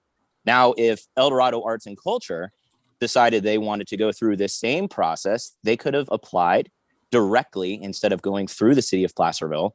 And Cleve, I love you, man. I think you're a great guy, but I think speaking on behalf of El Dorado Arts and Culture was presenting yourself as a biased applicant, because this is a different process. It didn't go through the city process, and it needs to stay within the county to be confirmed under under county jurisdiction. So County of El Dorado, you guys are doing a great job. Please continue to follow the process that you guys have set forth in your own rules and regulations. And I wish you the best. Thanks. Ryan, would you voluntarily give us your last name, please, just for the record? No, thanks. Okay, fair enough. There's no additional public comment. Okay, so we'll turn it over to staff for any comments, responses they may have for clarity or other purposes, and then we'll bring it back to the board. Staff, any comments? Nothing from the CAO's office. I'm looking at Laura, nothing. I'm not sure if county council has anything, but. He's saying no as well. So, okay, back to the board for discussion. So where do we go? Okay, Sue, please. Thank you. No, I just want to weigh in my concerns. You know, we took a look at the offers and the sales, and I do want to first say that the county did follow procedure. We had offers, and then some of the offers changed, and you know, I was a little taken back by some of the comments, thinking that we had not. That we made an agreement and that we had somehow reneged on that agreement. The offer had changed, which changed the agreement, which changed the negotiations. So I just want to make it clear that we have been very precise in what we say and do, and we have followed procedure. With that being said, I'm very concerned about the fact that we're choosing to use a group that has been newly formed. I have my concerns about the long-term procedures that they're following and their ideas. I think it's great. I really wish all groups could get together in a perfect world and make this work, because I like both of these offers, and yet again, I'm concerned about the new feelings of having a nonprofit that just formed. I've worked on a lot of nonprofits, and it takes years and years to get good group moving forward. So that is my hesitation on this as we move forward on the vote. Thank you. Well, let me piggyback off of that, because I have long been an advocate for collaboration. I ultimately feel that's in the best interest of the city of Placerville residents and the county residents. If the two groups could somehow find a way to work together, it strengthens the organization. It brings in the potential for probably greater grant monies. And it creates, I think, a balance in trying to address what obviously the city would like to see done, and what the private 1848 group would like to see done. So again, I'm a strong advocate of collaboration, working together, as opposed to creating schisms and separation and confrontation. I just can't get beyond why we can't come together as a community and make this happen for the county residents and the city residents. So that's kind of where I am with it. I'm struggling with why collaboration isn't an alternative, why we can't get there, but okay. Chairman Heidel, I would like to that end, I would like to offer a path forward for the board to consider. And I appreciate the community dialogue today. So as our staff expressed, and as the comments have expressed, this project has a rather complicated and lengthy past. And we could go over all the details, not going to, we have them in the agenda. So let's move beyond the details and let's look at what's really important here. And as I've really wrestled with this in a really intentional way over the last couple of weeks, I've seen that these buildings are symptomatic of the deep divide in our community, especially in the city of Placerville. In Placerville, there is a lot of us versus them, you versus we, and we divide ourselves into camps, and it did not used to be that way. And as I continue to wrestle with this, I've come to realize that we need to recognize each other's heart in this process. Both entities feel deeply about these buildings and both their proposals.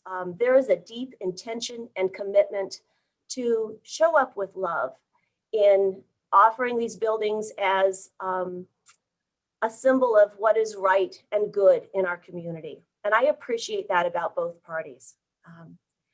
I think in this process, let's allow ourselves to embrace the fact that a community is intended to hold space for differing passions and purposes, that we can complement each other rather than always having to compete with each other. This does not need to be a zero-sum game. And let's allow these symbols, let's allow these buildings to be a symbol of that. I came across this quote yesterday that compromise is not an act of weakness. It means that you care for someone or something beyond yourself. And I think the decision before us today, we can do just that. 1848 wants to create a history and education center honoring our gold rush roots, including the legends of El Dorado County. You may be surprised today, but I say, let's let them.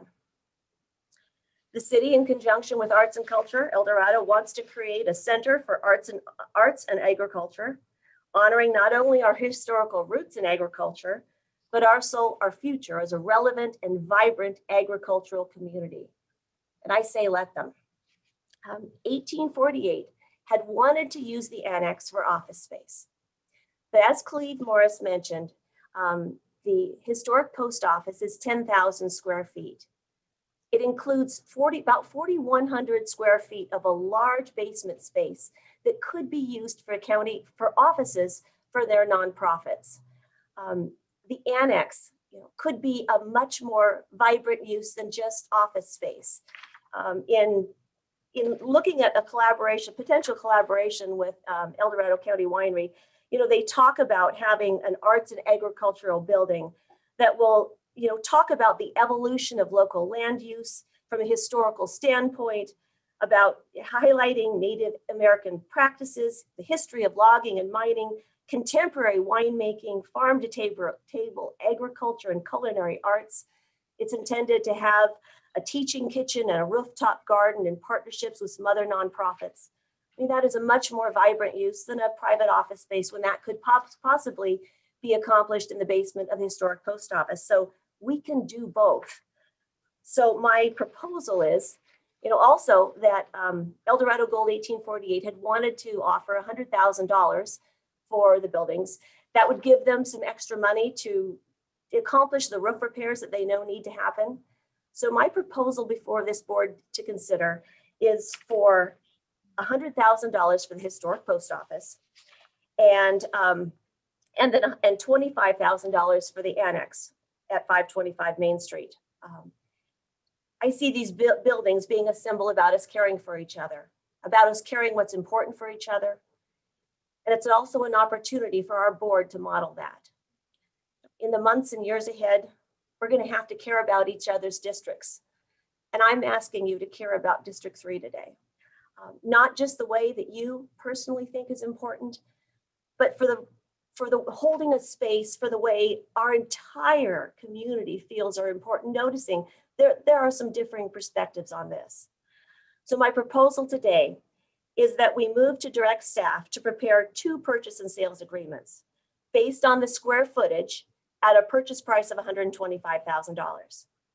With El Dorado County Gold 1848 offering $100,000 for the purchase of the historic post office, and a second purchase agreement with the city of Placerville for $25,000 for the annex at 525 Main Street, and return to the board on April 20th for final approval.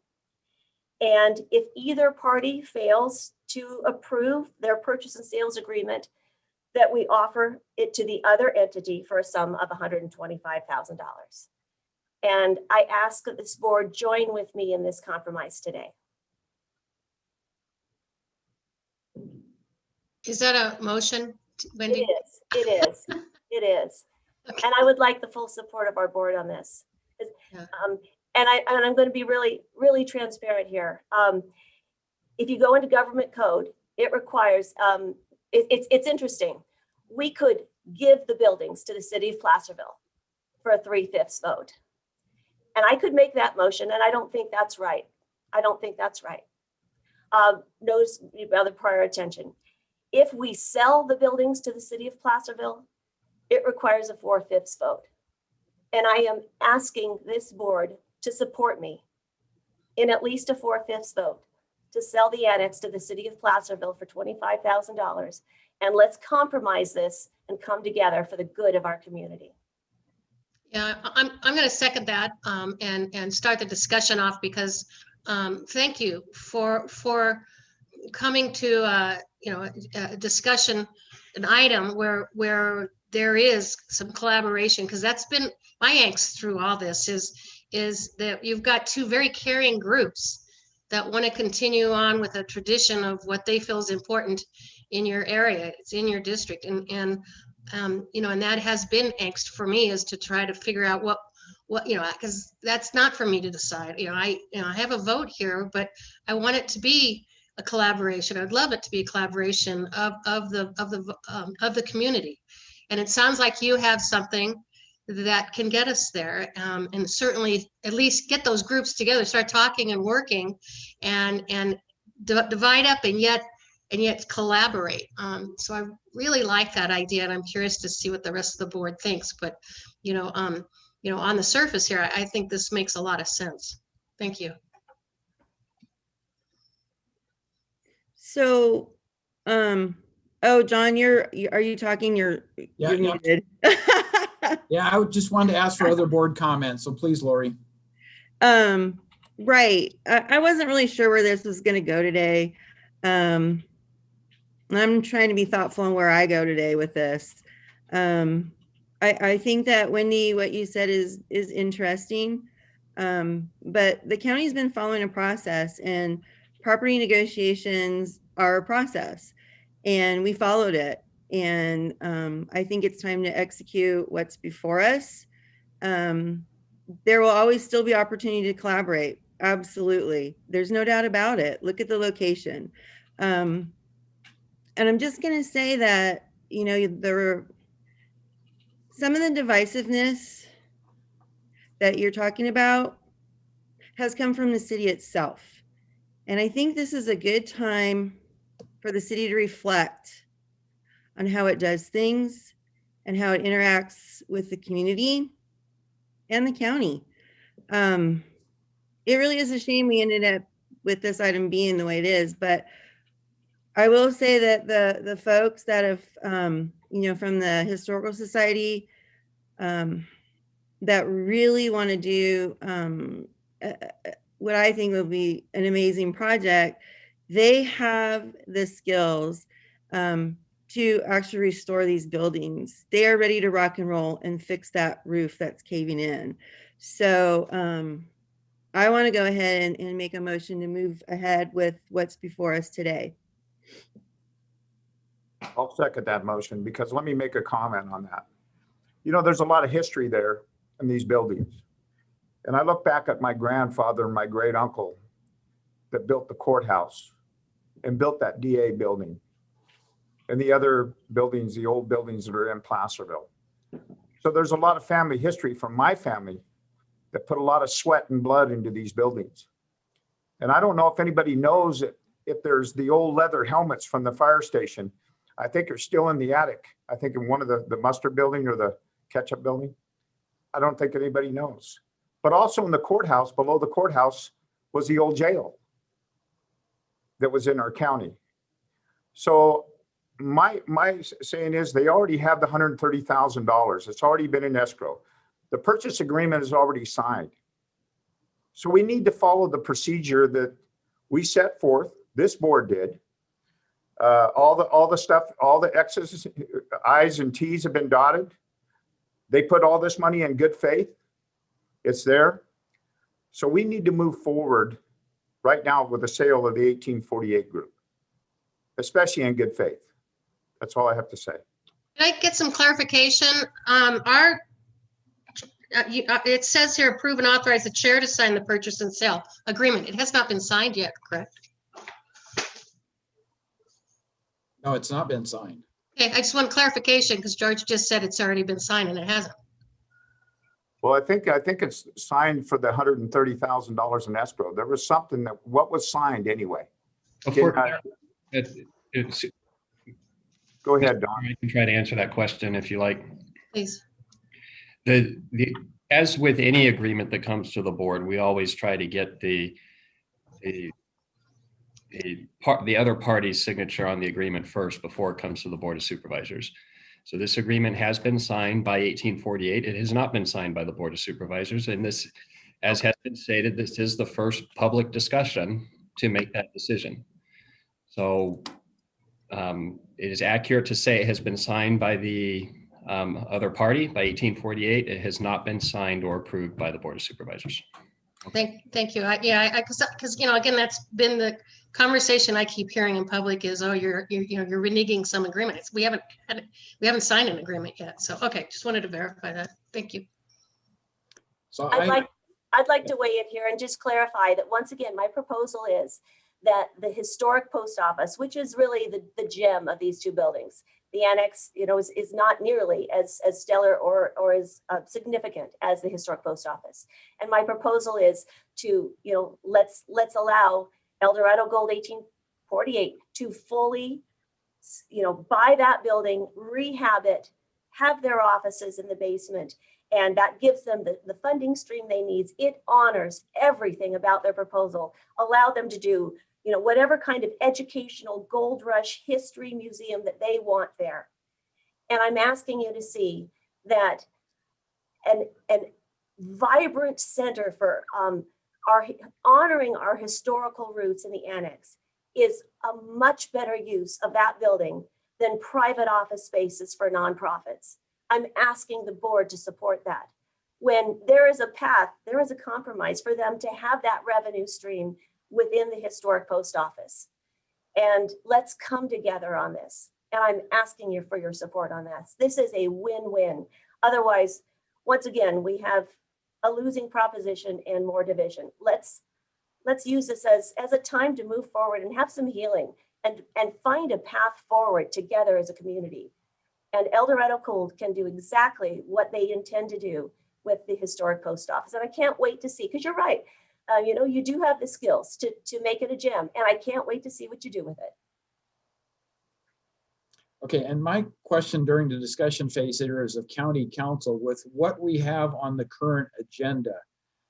Does Supervisor Thomas's motion, is that consistent with what we have on the agenda? Would it have to be re-agendized at a future meeting? Just give me a feel for the process steps if that were to pass, hypothetically. Yeah, thank you, Supervisor Heidel. Yeah, I do think that that action is within the scope of what you have agendized today, in large part because what essentially it amounts to is a rejection of the recommendation that is before you today, and instead just giving general direction to staff to come back at some later point, at which time you'll have an item that will be agendized for approval of the agreements that Supervisor Thomas had noted. So I do think that it can be accomplished under the scope of the agenda item today. All right, thank you for that clarification. I just want to make sure, should we go that route as a board, there's a clear path and we don't end up with a lot of challenges because we outstepped beyond the agenda or something. So appreciate that comment. So any final board comments before we take the second motion? And Obviously, it was a motion second, so any final statements to be made? Well, I just want to be thoughtful of the fact that we did put out the call for the last best final, whatever you want to call it, offers. And this recommendation here is based on that. So I think we should honor the process. I just think we've come up with a better idea. And I think when you build a better mousetrap, you shouldn't ignore it. I like the idea of compromise again. I like the idea that Wendy has come up with of bringing them together by separating it out and then working together. I think that makes more sense to me. Thank you. And one final thought is on the boards, when we directed a last and best final offer, Chairman Heidal's clear direction that staff also communicated to the two parties was to find a way to work together. And when they decided that could get messy, I think it led us here today. So, let's offer this compromise, and without having to force the issue with them, allowing each party to fulfill their mission and purpose for these buildings and allow our community to win. So this is honoring that direction that staff gave to the two parties. And for clarification, because Wendy, you had mentioned a 4/5 vote, County Council, can you clear that up, please? Certainly. Yeah, and I do appreciate Supervisor Thomas acknowledging kind of this complexity in the voting. So the way the government code is written with respect to a sale or transfer to another public agency such as the city, it does require a 4/5 vote of the board. So what you're contemplating right now, at least based on Supervisor Thomas's motion, could end up in a bit of a predicament where theoretically your direction could be given on a simple majority, but the ultimate action to transfer to the city would require a 4/5 vote of the board. So I think it's important that you are aware of that, because now that's not to say things couldn't change between the time the direction is given today and the time the matter ultimately comes back to the board for decision. But it's important that you're aware that a transfer to the city would ultimately require a 4/5 vote of the board. So that's for a full transfer though, just to give it to them. But what about her motion to divvy this up? That just requires a 3/5, correct? Well, again, as a general matter, providing direction to staff to come back can be done on a simple majority vote. So walking through the hypothetical scenario, if a simple majority of the board were to approve Supervisor Thomas's motion, that you would then come back on April 20th with a pair of agreements, one to transfer the main building to Eldorado Gold, which can be approved on a simple majority vote of the board, and another to transfer the annex to the city, which could only be approved upon a 4/5 vote of the board. So I think that's where there's maybe a slight discrepancy. Again, circumstances could certainly change between the time the direction is given today and the time the action is subsequently brought back to the board for action. But again, I think it's important that the board's aware that ultimately the transfer to the city will require approval of 4/5 of the board. Okay, so thank you for clarifying. So my motion today requires a 3/5. I think as a technical matter, yes, because all you would be doing is providing some direction to staff to return. But as a practical matter, unless circumstances change between the time such direction is given and the ultimate approval, it essentially all the activity would be for naught, because you would be coming back with again an action that then requires 4/5. Exactly, and I was up till about 1 a.m. reading the government code. It's very convoluted, and it's kind of counterintuitive that if we were to give the annex to the city of Placerville, that would be a simple majority. If we are to sell it to them, it's a 4/5 vote. And I think selling it is a more honorable way to go. So that's why I'm asking for your support. I acknowledge that it doesn't make sense, and I will say I didn't make the rules on this one. But yes, it is. There are a lot of inconsistencies within the sections of the government code dealing with the disposition of county property. Well said from an attorney. I love it. Quick procedural. Then I just want to make sure everyone, because a lot of the public gets confused when we have two votes. We've had two motions. We will ask for the second motion, and if that fails, then we'll go back to the first motion. So on that second motion that we're going to be voting on first, David, can you explain? That's still a 3/5 vote. Will carry that motion. Yes, that is correct. So again, just further reinforcing some of the oddities of the sections dealing with the disposition of county property. The sale to to Eldorado Gold 1848 is being done pursuant to Government Code 25376, which allows for a conveyance to a historical a nonprofit form for the purposes of historical preservation. So, and that can be done on a simple majority 3/5 vote. Correct. So if they're talking about not preserving the historical part of the annexation, using it as office space, is that still a 3/5 vote? Yeah, so it's really based upon the nature of the entity to which you're transferring it. And it contemplates that it is the entity that is formed for that purpose. There's not a lot more in the statute that would provide that definition to your point about whether the entirety of the property needs to be utilized for historical preservation. But in our analysis, that the transfer to Eldorado Gold would qualify under this particular section of the Government Code. And I'll note as well, I think the board is fully aware of this, but for the benefit of the public, this section of the Government Code under which the county proposes to transfer the property to Eldorado Gold 1848 does specifically provide that if the party to whom we transfer it, so in this case, Eldorado Gold 1848, subsequently transfers title to the property for a group that is not otherwise involved with preserving and researching the history of the county, that at that point the title would revert to the county, and so we would reclaim the property. So I just want to make it aware there are restrictions on this transfer in order to ensure that the group that takes ownership of the property currently is and remains an entity that is formed for the purpose of preserving the history of the county. So if they were to rent the annex as office space, would that negate the idea of using it for historical purposes, and then it would revert back to the county? Is that what you're saying? No, I'm sorry. Let me clarify again. So okay, it's really more of a function of the purpose of the entity to which we are transferring it. Okay. So that it's not so specifically tied to utilization of the entirety of the square footage. Again, rather the purpose of the entity for preserving the historical nature. Okay, I just want to make sure we're real clear on that, because we don't want this back. So right. Yeah, thank you. No, that was a great question. Well, that's the question I have. If Supervisor Thomas's motion were approved by a 3/5, for instance, and it went to the continuation, we bring back two separate sales agreements.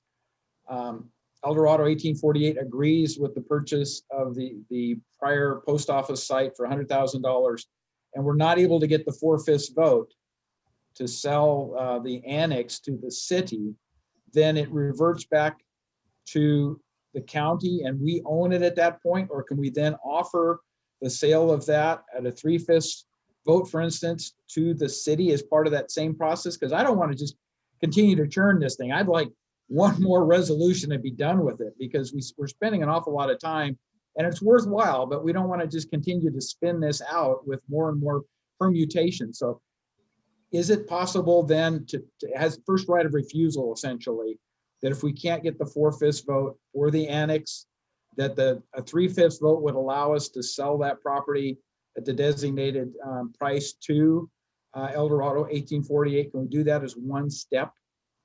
Yeah, I think that you might actually, the subsequent item might need to have an alternative wherein if the board is unable to get a 4/5 vote for the transfer of the annex to the city, that it could then move to the transfer of the entire parcel as contemplated today to Eldorado Gold 1848. I think revert to that.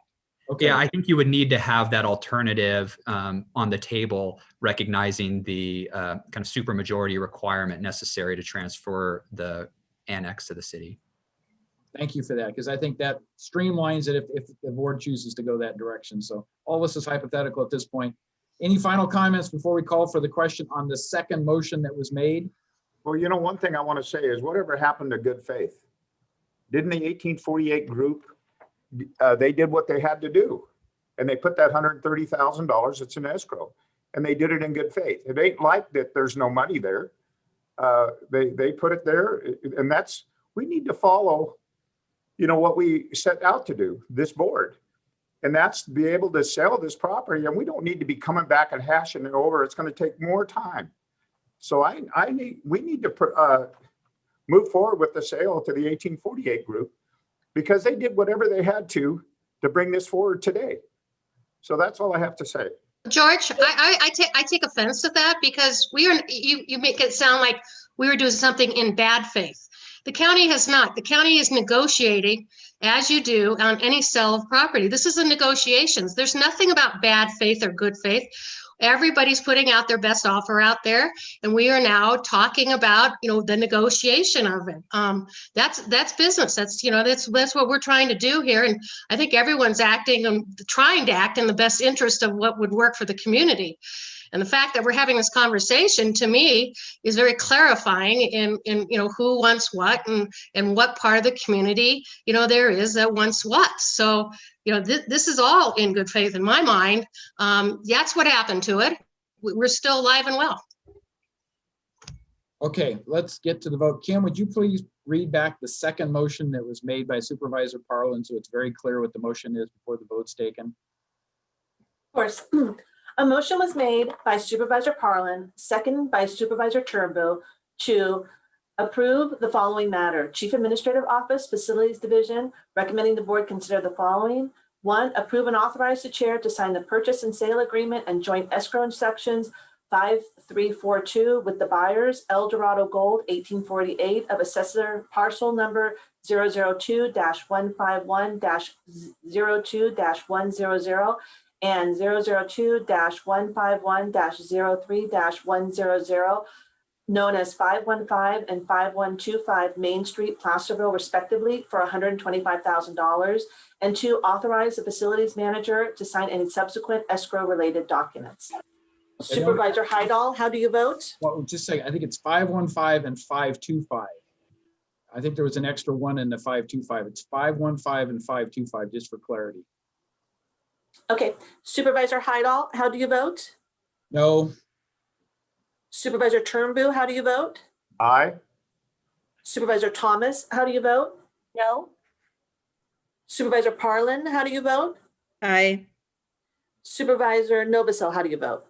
No. Motion fails 2-3. So then we go back to the first motion, and Kim, can you repeat what the first motion is so everybody understands what that is that we're voting on at this point? Okay, I'm going to do the best I can with this one. A motion was made by Supervisor Thomas, seconded by Supervisor Novosel, to direct staff to come back to the board by April 20th, 2021, with 2 purchase sales agreements. One agreement for $100,000 for the sale of the post office to El Dorado Gold 1848, and another sales agreement for $25,000 for the annex for the city of Placerville. Okay, and I just asked county council, is there anything we need to add for clarity in terms of that motion based upon the discussion of the reversion, or are you okay with handling it that way? I think that's sufficient. I think as long as the board recognizes that from staff standpoint, we likely will also have an alternative presented that would be approval of the agreement as otherwise presented, as it has been presented today. Excellent. Okay. And I support the motion as read. All right. Can I ask for clarification before you vote? I do believe that Supervisor Thomas's motion had some additional contingencies built in, whether if one of the parties failed to approve the agreement on their end, that the board would then proceed with a transfer to the other party, presuming that that party is willing. Actually, I'd like to amend my motion to just keep it simple, that with El Dorado Gold, just like Kim read it. Okay. The 2 purchase and sales bring agreements. forth alternatives. And Yeah, let's just keep it simple, and I amend my motion to that end. I second that amendment. Can I ask a clarification on this? So let's say that we bring this back. So it's going to require a 4/5 vote. Is that correct? For the sale of the building to the city? That is correct. That is correct. Okay, I wanted a clarification on that. Right. So there'll be two separate sales agreements. One requires a 3/5 vote, the other requires a 4/5 vote. Or an alternative that staff could propose. I suppose that's the other thing that could happen there. So is everybody clear on this before we do roll call? Yeah, and I do want to clarify that, if staff has other alternatives, I think we should look at all alternatives, for, just to make sure we've got everything covered. Yeah, and I'll just say, Supervisor Hardall, you said you wanted to streamline this and get this done, but I'm just saying. Understand. Okay, Supervisor Hydall, how do you vote? Aye. Supervisor Turnbull, how do you vote? No. Supervisor Thomas, how do you vote? Aye.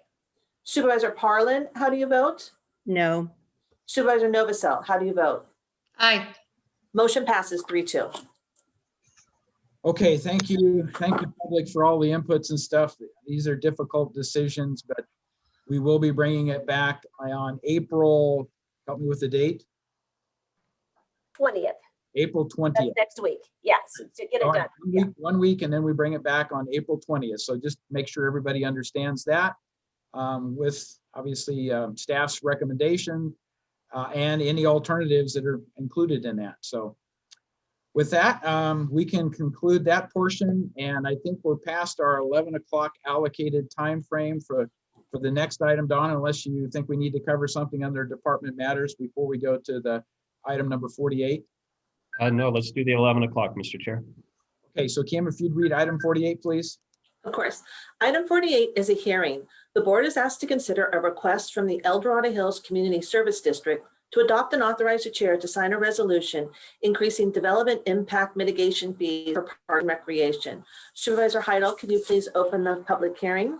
Yep, so I'm hereby opening the public hearing for item number 48. So we have a staff presentation. Yes, good morning, board. Jennifer Franich, Chief Administrative Office. So today's hearing is to consider requests from the El Dorado Hills Community Services District to increase development impact mitigation fees, and this is for parks and recreation, by 2%, and that's based on the change in the annual consumer price index adjustment for calendar year 2020. As the board is aware, the California Mitigation Fee Act provides for the establishment of these fees on new development for the purpose of mitigating the effects of development on existing public facilities. Because the special districts do not have the authority to impose these fees themselves, the board provides for the establishment of these fees on behalf of the special districts. The CSD board adopted a resolution requesting this fee increase. The CSD fees were first collected on the district's behalf in 1998, and the current fees are based on a fee nexus study and report from 2018. The resolution for these current fees did not include a provision for the automatic inflationary adjustments because any increase to the fee must be made by the board by resolution at a notice public hearing pursuant to that same act. The board did previously approve an increase to the fees based on the change in the CPI adjustment for calendar year 2019. And if approved by the board, these fees would become effective 60 days following the board's adoption of the resolution. So that concludes my presentation for today. Let me know if you have any questions. Okay, any questions from the board for Jennifer? Okay, seeing none, do we have a representative from the CSD on board? I'm just wondering if they want to make any statements before we open it up to the public. And I didn't see anyone, but I can't see all the images here. So let me just ask, is there anyone from the El Dorado Hills Community Services District board or staff that would like to comment on item 48 before we open it up to the general public?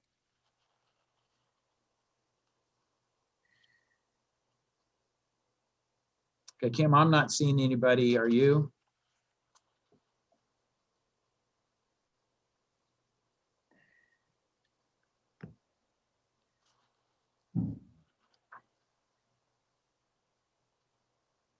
Are you there, Kim? Sorry, I apologize. I see Joyce Mason, but I think she had her hand raised from the prior item. And she's not representing the El Dorado Hills Community Services District. So I don't see anyone. So with that, Kim, if you just please open this item up for public comment during the hearing. Of course. Now taking public comment on item number 48. Please make sure you unmute yourself when called upon. Individuals will have 3 minutes to address the board.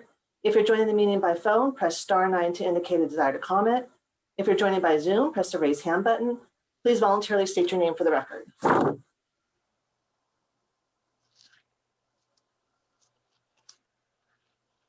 There appears to be no public comment. Okay, then I'm going to close that portion of the public hearing and bring it back to the board.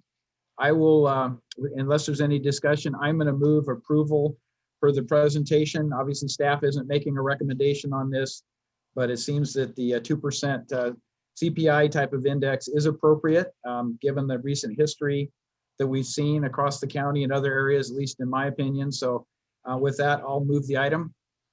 Second. Okay, and not seeing any other comments at this point. Would you please do the roll call, Kim? Of course. Supervisor Heidel, how do you vote? Aye. Supervisor Turnbull, how do you vote? Aye. Supervisor Thomas, how do you vote? Aye. Supervisor Parlin, how do you vote? Aye. Supervisor Novosel, how do you vote? Aye. Motion passes 5-0. Thank you. So with that, I'm assuming, Don, we want to follow the sequence, go back to number 39 under Department Matters, which is elections. If you would read that, please, Kim. Of course. Item number 39 comes from the Elections Department and Human Resources Department, recommending the board adopt and authorize the chair to sign a resolution amending the authorized personnel allocation as part of a reorganization of selected positions in the Elections Department.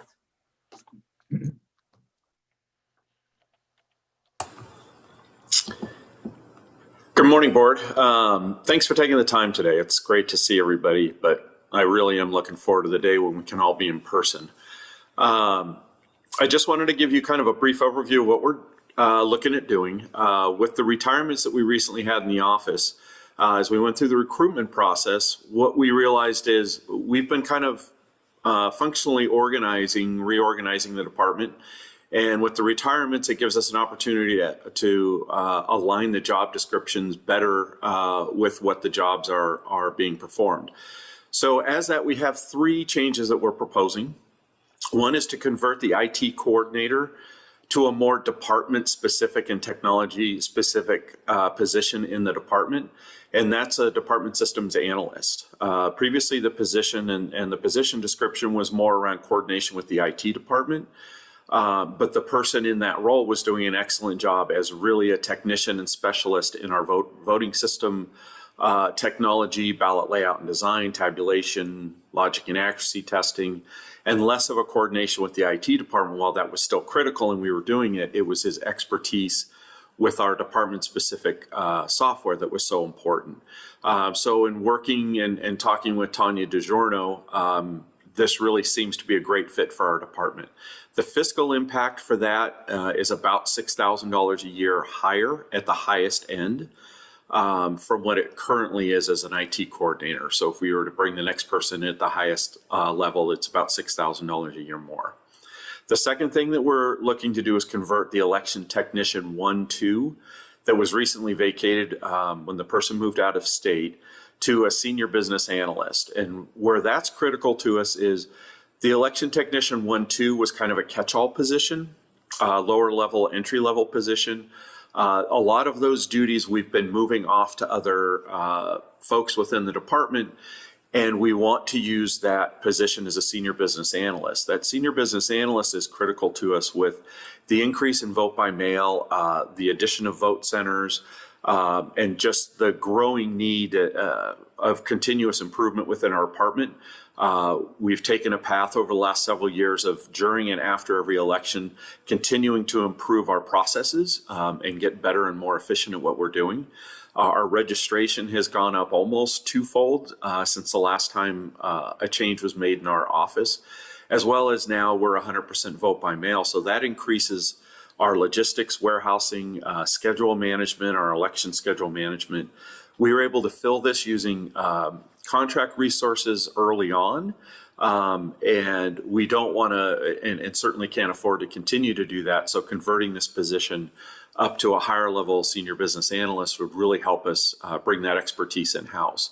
The fiscal impact of that is going to be at the high level, if they're brought in at the highest level, about $40,000 a year. So that's the biggest impact of what we're doing.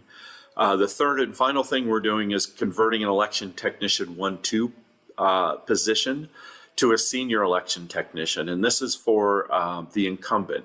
The incumbent that's in that position has done an incredible job growing in that position and is really doing the tasks and all of the things that are listed in the senior election technician role, like candidate filing, Form 700s, and many other duties that are specifically a senior election technician. So we want to move her into that higher level role. The fiscal impact on that is going to be about $6,000 a year increase. While I know it sounds like we're increasing a lot, we were able to save through some of these efficiencies and came in under budget last year, and were able to save about $125,000 that went back to the general fund through some of the efficiencies that we gained last year. So we're looking to use a little bit of that to increase the efficiencies of our department and just continue down the path of greater technology,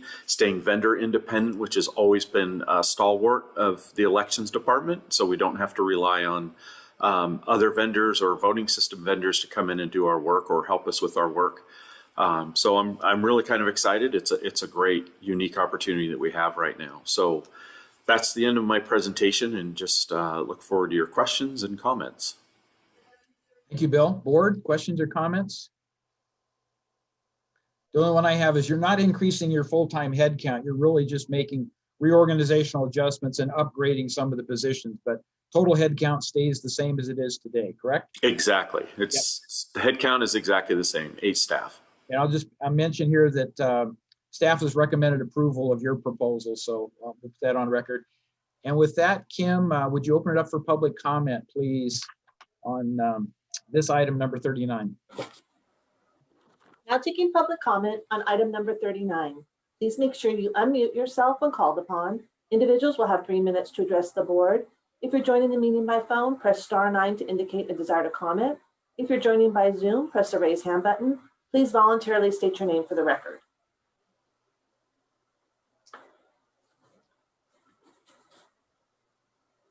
There appears to be no public comment. All right, very good. Back to the board for action. So I just had one further question. Thank you, Bill, for the presentation. And I appreciate and understand the work you have to do with ever-changing elections department. Appreciate everything you're doing. With that said, I'm curious, so this is going to be a net county cost, I guess I would call it, an increase of our general fund of $61,000? Yeah, total. Correct. And are you expecting that to increase because of the higher positioning of our of these positions, of these employees? No, that would be the maximum amount that it would increase, and that's if we take the higher level for all of the positions. It wouldn't go up from there. That's just the highest. I don't want to say worst case scenario, but that's the highest salary increase there would be total. Okay, then I just need to ask our CAO, Don, where we're at with general fund in this increase. Yeah, thank you, Supervisor Novosel. That's a great question. Typically, I don't like these types of increases this late in the year and this close to the budget process. When I talked to Bill about it, in my mind, the next election wasn't until June 2022, so we had time. He reminded me we don't. We have a special election coming up this year, and that puts a time constraint. So if we were to wait to handle this through the budget process, it would be unlikely for him to have staff filled and recruited in time for that election. It is a hit on the general fund. It's something we weren't planning on. That being said, we have to make sure our elections are done well. And in my mind, Bill has done an outstanding job in the almost 2 years he's been here, I believe. And he deserves the chance to continue doing well. And he has this need. I did ask Human Resources to review the org structure and the classifications and the duties to make sure they were consistent with best practices, and they signed off on that.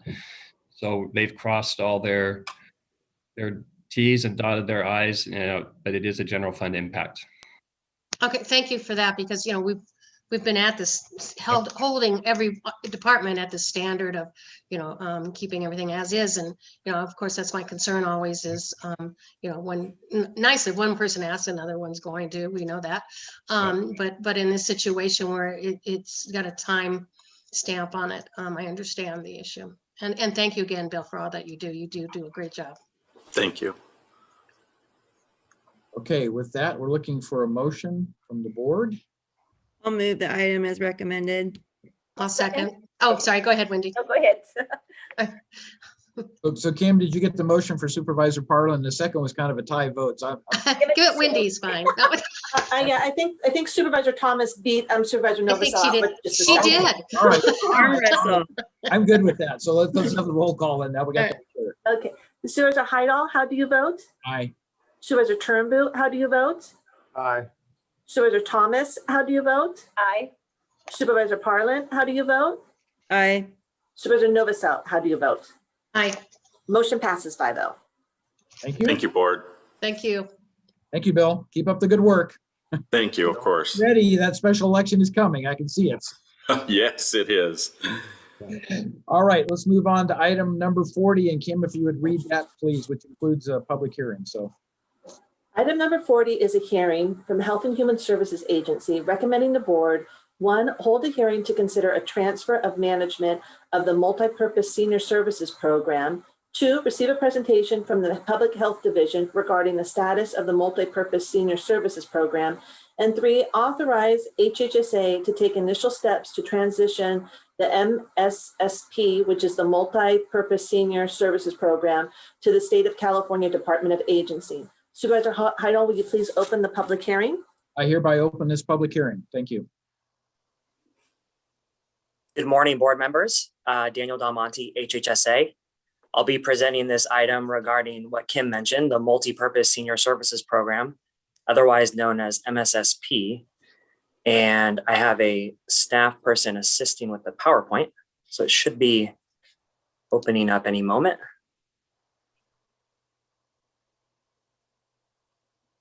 Thank you. Next slide, please.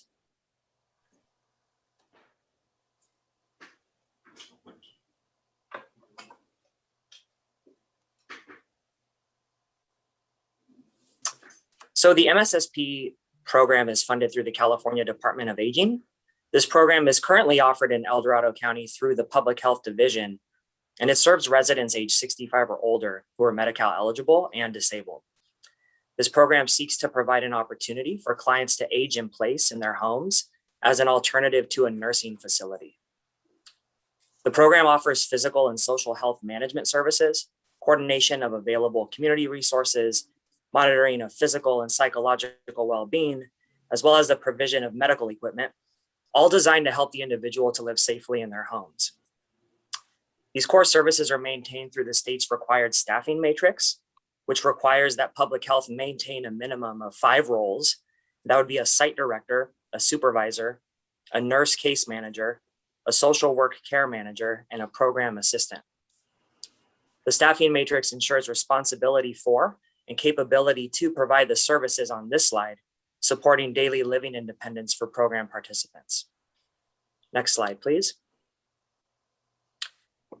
This slide lists some additional resources available to clients, including in-home supportive services and local network services referrals, all of which are connected to MSSP participants, depending on their needs as determined through program assessments.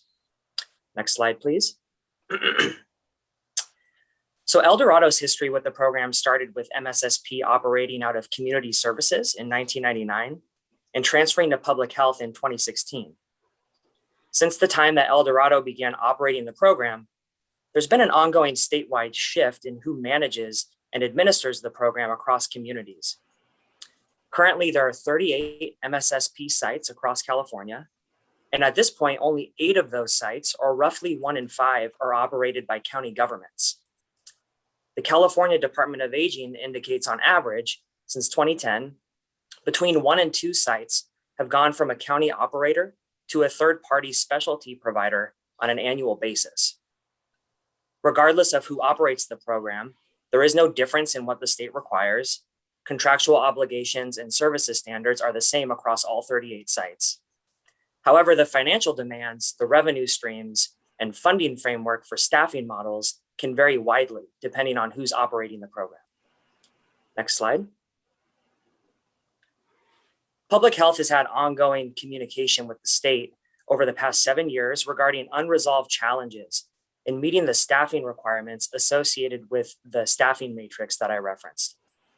This is predominantly due to frequency of staff turnover. Whether or not the program is staffed up, Public Health is contractually responsible for ensuring continuity of MSSP services for program participants. More specifically, over this time, I referenced on an earlier slide that there are 5 key roles associated with MSSP. The program has experienced the loss of 16 staff persons over the past 7 years. This has led to ongoing recruitments, a number of which have failed, and then leading to additional recruitments to try to secure appropriate staffing. MSSP allows little flexibility in addressing loss of staff, and as recruitments have been undertaken to fill each vacancy over this 7-year period, the Public Health Division has had to pull staff from other public health programs to ensure that MSSP participants' needs are met. Now, please keep in mind that when staff are pulled to support the program, Public Health is having to pull from the division's mandated services and programming.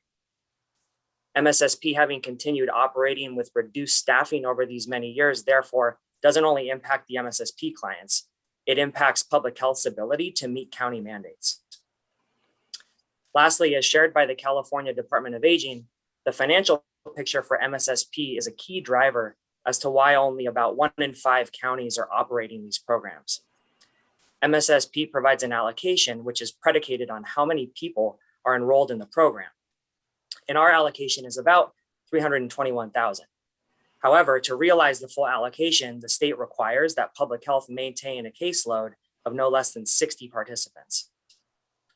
On average, we've had about 54 to 57 clients in the program due to attrition or turnover in the program.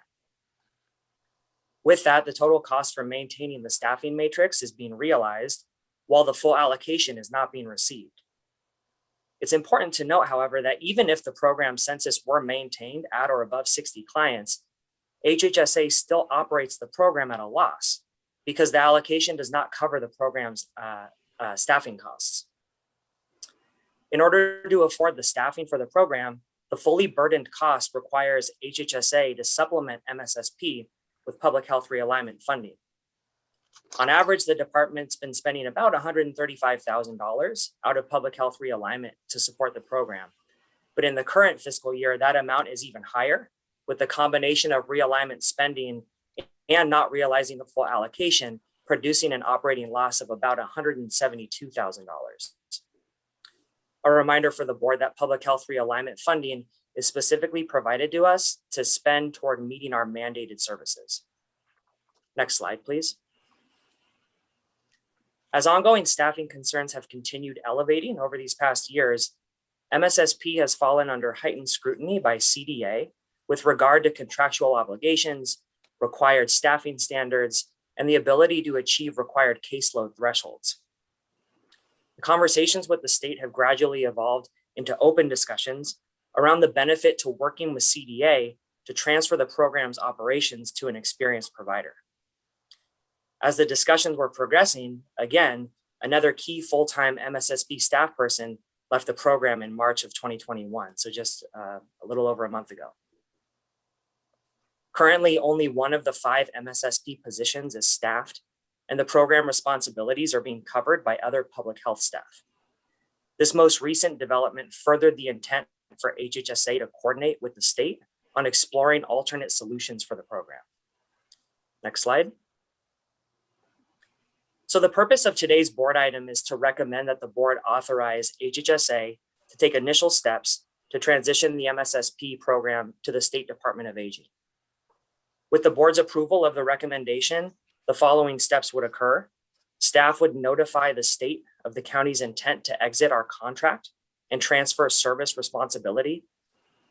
At that point, public health's focus would be on maintaining services for our current clients during the transition, and also making sure their health and care needs continue to be met per the contract's requirements.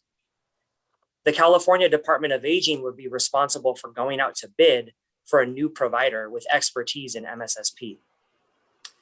As the procurement goes out for a new provider, CDA would work closely with public health leadership to develop a transition plan. That plan would be focused on defining how public health will coordinate with the selected provider to transition not only the existing clients, but also any wait list for the program if that exists. The state indicates that the transition period can take up to 6 months. However, CDA informed public health in recent weeks that they've been in discussions with providers in neighboring counties just to take the temperature on what the capacity is, what the interest could be for some of our regional high-performing organizations in the MSSP program. From these chats, CDA has indicated that should the board approve staff's recommendation today, it is possible the program could potentially transfer as early as July 1st, 2021. Next slide, please. So the outcome and goal of this process for MSSP would be that the California Department of Aging would select a high-performing provider from a neighboring county region to contract directly with the state, one with capacity and ability to effectively maintain or exceed staffing. Services and care would be maintained during the transition by public health, as I mentioned, with no reduction in service or risk to clients. CDA has indicated that the selected provider would be able to maintain a far more consistent staffing level due to regional providers often having multiple contracts with counties or multiple contracts to serve counties, with an ability to also fundraise as nonprofit organizations. This allows these providers to maintain a deep bench of staff to support the required staffing matrix, improving consistency, and thereby increasing the quantity of services for MSSP clients.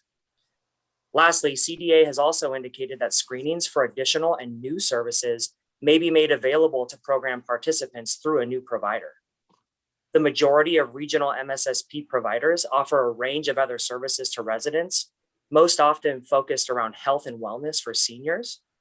So due to this and the goal of MSSP to increase the odds of aging in place for participants, the odds of achieving that goal are likely to increase due to providers having more services, programs, and options in-house that can be made available directly to households who are receiving MSSP. That concludes my overview, and I'd be happy to answer any questions that the board might have. Thank you, Daniel. So board questions? Anyone? Wendy, go ahead. Good morning, Daniel. You may have said this and I might have missed it, but has our Commission on Aging weighed in on this? Yes, so our director, Don Simone, and myself participated, as well as a number of staff, participated in February's Commission on Aging meeting. And this full overview was provided to the commission, the staffing challenges, the duration of the challenges, as well as the content of the conversations with CDA. And the comments were supportive of the direction. Overall, they made comments understanding that not receiving enough of an allocation to maintain the program creates a challenge. There were also comments made around an understanding of the challenge with meeting mandates historically, and then now with adding the COVID-19 pandemic response and how that has probably played into this as well. But the comments were supportive. They are in the loop on this, and that presentation was provided back in February. Oh, that's wonderful. Thank you so much. Well, it just makes sense, and it's kind of amazing that only 8 counties handle this on their own. So thank you so much. Any other board comment at this point? I just have one, and I appreciated the details in the staff report because it clearly says that relinquishing this program back to CDA will have no impact on public health staff allocations. So that's always a win when we don't have to go through a reduction in force or something or other with it. Though obviously there's enough needs for qualified staff in other positions. That's a pretty easy thing to accommodate. And the other thing I want to note is there will be an annual public health realignment savings of approximately $135,000.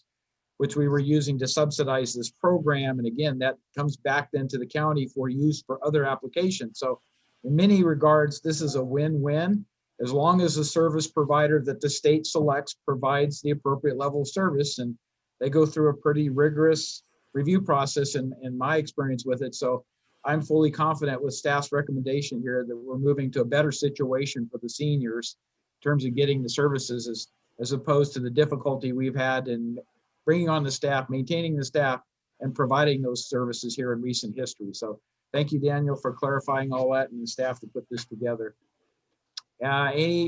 Any other hands? I don't see any other hands. So go ahead. Sorry, Lori. Quick, yeah. Well, I didn't think of it until you guys started talking. That happens sometimes. But I'm just curious if, because it does make sense with the numbers and all that stuff and the money, and I get that. But what if we do find that the customer service level isn't serving our residents? Do we, as a county, have a recourse on that, or some kind of a a say, or is there some kind of a process to appeal that they're not? Because quite often, I mean, I'll be honest, people complain about state services just as much as they complain about county services. So what if that were to happen? Is there anything we could do to, plea to get it improved, I guess? So it's a great question. So it would be a direct contract between the California Department of Aging and that third-party provider. So there wouldn't be a role necessarily for us to communicate that, though we do have relationships with CDA, so we could certainly share information that we hear. But I do want to give some context in that, public health has been challenged in meeting staffing requirements over a multi-year period.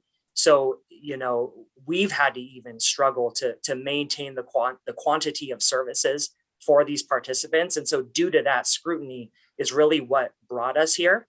The state does have rigorous requirements that they hold providers accountable to. And I think it could be helpful for me to just give one example of a provider in the region, just to kind of, so folks hear it. Again, the state has to go through their process for procurement, but to give an example of a high quality provider that could be interested is the California Health Collaborative. And so this organization is a nonprofit entity that offers 75 programs across multiple Northern California counties. And their programs focus on improving health outcomes, patient access for care, and education and outreach services. And this provider serves MSSP in Sacramento, Placer County, Yolo County, and Yuba County. And so as I mentioned earlier in the presentation, providers like this who serve multiple counties, they're able to scale resources and have many more staff than are contractually required for the program that can cover for one another. They have a deep bench of staff. They're a nonprofit, so they can go through fundraising opportunities. They can go after other grants, and they can use those other 74 programs to add additional resources for their clients. That really reduces the demand for MSSP overall, because they're being supported with these other programs and services. So, based on all of that, that's really why these models are shifting that direction. They're able to accommodate so much more in an environment that can layer funding more uniquely than a county government can. Thank you for that. That helps a little bit, having an actual example. So thanks, Daniel. Okay, with that, Kim, would you please open it up for public comments at this point? Of course. Now taking public comment. Now taking public comment on item number 40. Please make sure you unmute yourself when called upon. Individuals will have 3 minutes to address the board. If you are joining the meeting by phone, press *9 to indicate a desire to comment. If you're joining by Zoom, press the raise hand button. Please voluntarily state your name for the record.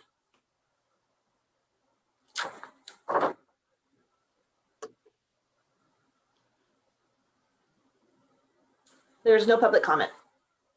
Okay, so I would like to close the public hearing at this point and bring it back to the board for action. I'll move approval of the item before us. I'll second it. Very good. Not seeing any other comments. Kim, roll call, please. Supervisor Heidel, how do you vote? Aye. Supervisor Turnboot, how do you vote? Aye. Supervisor Thomas, how do you vote? Aye. Supervisor Parlin, how do you vote? Aye. Supervisor Novosel, how do you vote? Aye. Motion passes 5-0. Thank you. So with that, Kim, let's go to item 41, if you would read that. Item 41 comes from Health and Human Services Agency recommending the board, 1, adopt and authorize the chair to sign a proclamation to recognize April 5th through the 11th, 2021 as National Public Health Week, and 2, acknowledge the efforts of the Health and Human Services Agency Public Health Division. So I would like to offer Don Simone a chance to go ahead and make some comments here, and he may invoke other staff to comment, and then I'll go and read the proclamation towards the end. So please, Don. Thank you. Can you hear me okay? Yes. Okay. So good morning, Don Simone, Health and Human Services. As you know, public health is the science of protecting and improving the health of people and their communities. The work is achieved by promoting healthy lifestyles, researching disease and injury prevention, and detecting, preventing, and responding to infectious diseases. Overall, public health is concerned with protecting the health of the entire population. And these populations can be as small as a local neighborhood or as big as an entire county, region, or the world. Prior to this last year, I don't know that many people had an idea of what public health actually did. COVID-19 changed all of that for us. During the last year, public health took center stage. While there have been many heroes during this last year, public health was the backbone of the world's response to the pandemic. Locally, our public health division has done and continues to do an amazing job at protecting and improving the health of the people of El Dorado County.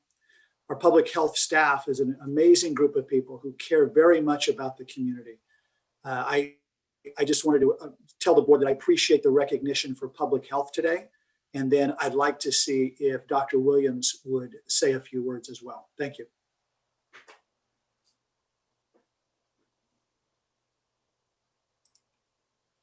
Sure. Thank you very much, everybody, for letting me give a few words here. So Dawn nicely covered what public health is and how it differs from the healthcare system, which is something I think we've been frequently mixed up with. However, I wanted to point out that the public health response and efforts require involvement by the whole community that it serves, which is for us, El Dorado County. The pandemic has been a great example of how our healthcare partners have been key components in the public health response, but it's not just healthcare. Public health has been relying on many other partners. I'm not going to be able to name everyone, but the list includes our healthcare partners, such as our 2 hospitals, community health centers, pharmacies, and many others. EDCO in the schools, the Sheriff's Office with its support of the Emergency Operations Center, community-based organizations, county departments and the CIO's office, volunteers, and of course, individual community members, whether they are offering advice to us, their feedback, or potentially working as volunteers. This is not a one-off. Public health works with these partners routinely, and undoubtedly the pandemic has strengthened these relationships, but it's our responsibility to continue to keep our fingers on the pulse of the community, and this happens through interactions with these partners and our community members. Thank you. Thank you, Dr. Williams. And not seeing any other staff comments to be made, I'm going to go ahead and read the proclamation at this point. Proclamation of the Board of Supervisors of the County of El Dorado proclaiming April 5th to the 11th, 2021 as National Public Health Week, otherwise paraphrased as building bridges to better health. Whereas since 1995, the American Public Health Association, through its sponsorship of National Public Health Week, has educated the public, policymakers, and public health professionals about issues important to improving the public health. And whereas U.S. life expectancy dropped from 2014 to 2017 in the longest sustained decline since the Great Recession, and only in 2018 began to increase again, further studies consistently show the United States has a lower life expectancy than comparable countries. And whereas there's a significant difference in health status, such as obesity, poor mental health, and drug use among people living in rural areas compared with people living in urban areas. And this variance increases because rural residents are often more likely to face social determinants that negatively impact health, such as poverty, transportation barriers, and a lack of economic opportunity.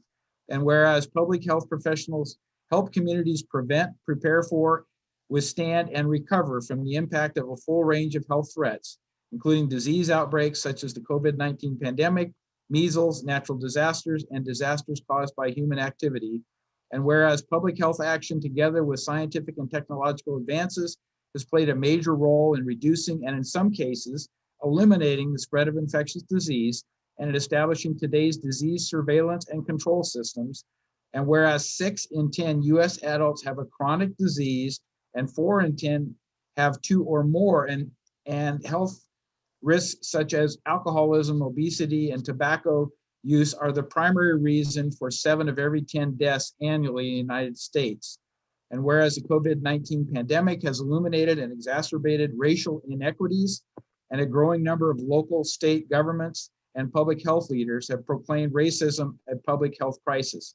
Now, therefore, be it proclaimed that the Board of Supervisors of the County of El Dorado does hereby recognize April 5th to 11th, 2021 as National Public Health Week, and urges the people of El Dorado County to observe this week by helping our families, friends, neighbors, coworkers, and leaders to better understand the value of public health and supporting great opportunities to adopt preventative lifestyles, habits in light of this year's theme, building bridges to better health.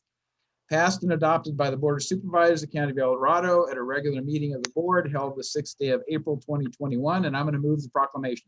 I'll second. All right, very good. So Kim, can we have a roll call? Supervisor Heidel, did we take public comment on this? I'll turn it over to County Council. We normally take public comment, I think, after the vote is taken, but I'm good with it either way. Yeah, I think for these ceremonial matters, you've taken the vote, then taken the comment, and that's fine. Okay. Supervisor Heidel, how do you vote? Aye. Supervisor Turnboot, how do you vote? Aye. Supervisor Thomas, how do you vote? Aye. Supervisor Parlin, how do you vote? Aye. Supervisor Novosel, how do you vote? Aye. Motion passes 5-0. Thank you. And with that, would you please open it up for any public comment? Now taking public comment on item number 41. Please make sure you unmute yourself when called upon. Individuals will have 3 minutes to address the board. If you're joining the meeting by phone, press *9 to indicate a desire to comment. If you're joining by Zoom, press the raise hand button. Please voluntarily state your name for the record.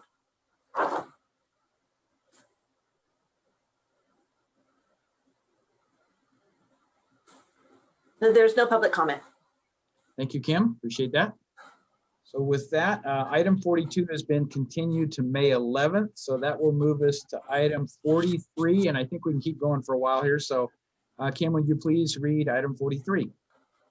Item 43 comes from Supervisor Heidel, recommending the board approve and authorize the chair to sign a letter supporting SB 612, which aims to address fairness and equity for all California electric generation tax ratepayers.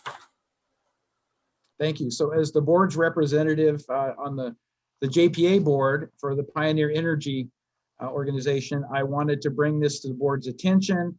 It's clearly an equity and fairness type of measure, Senate Bill 612. Staff has reviewed it, I've reviewed it.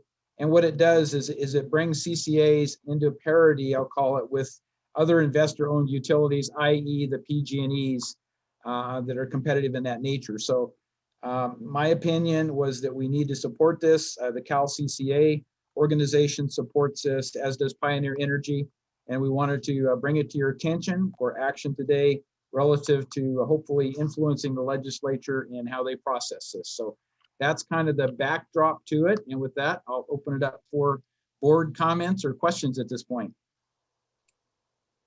So John, I appreciate that you've been attending the Pioneer meetings. I'm the alternate on there and I haven't been attending. I was only planning on attending when you can't. But when I saw this letter, I hadn't seen any input from CSAC or RCRC on it yet. Maybe they're watching it. I didn't even see it on a watch list yet. So that's my only concern is that has it been really vetted by the other organizations that kind of watch legislation for us, and typically we lean on them, for guidance. That's my big concern on this. When I read it, it's a long letter that I felt wasn't exactly I don't know. I didn't feel a lot of clarity on it, and there wasn't any background or anything attached to there wasn't, and I know supervisors don't have to provide staff reports, but sometimes having background with it is helpful. So I just have concerns, and maybe we might want to delay this. Can we delay it a week or something and check in with RCRC and or CSAC perhaps? It just, sometimes we often talk about unintended consequences, and I just want to make sure we're not supporting something that we're not fully aware of. That's all. And I guess I would ask Don Ashton if he's seen anything in CSAC or RCRC relatives. I have not, but I don't even know it's on their radar screen because they're focusing on a lot of other legislation that it has severe impacts to counties potentially, as opposed to the CCA entity, which for us is a JPA. So Don? Yeah, same as you, Supervisor Heidel. I have not seen it on the radar of CSAC or RCRC. I bet I'm happy to follow up if that's what the board desires. Yeah, I'm certainly willing to continue this. I don't think there's anything urgent.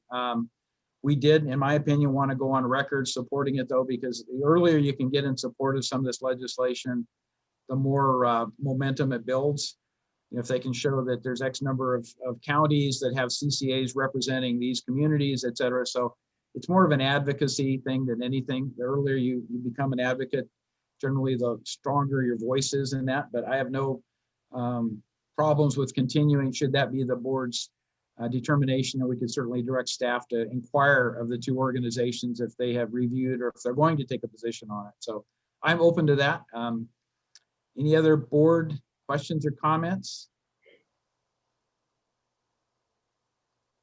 John, just say I'm sitting here searching on my CSAC ledge, and I don't see anything right now. So I think you're right. It's just not on their radar yet. And I think Supervisor Parlin makes a good observation that perhaps just take a little time and see what we can find out. Okay, so I guess before we get to the motion, we should take public input on this, and then we'll bring it back to the board. I don't think there's any more additional staff comments before we go to public, right? Right. So Tim, if you'd open up for public comment on item 43, please. Now taking public comment on item 43. Please make sure you unmute yourself when called upon. Individuals will have 3 minutes to address the board. If you're joining the meeting by phone, press *9 to indicate a desire to comment. If you're joining by Zoom, press the raise hand button. Please voluntarily state your name for the record.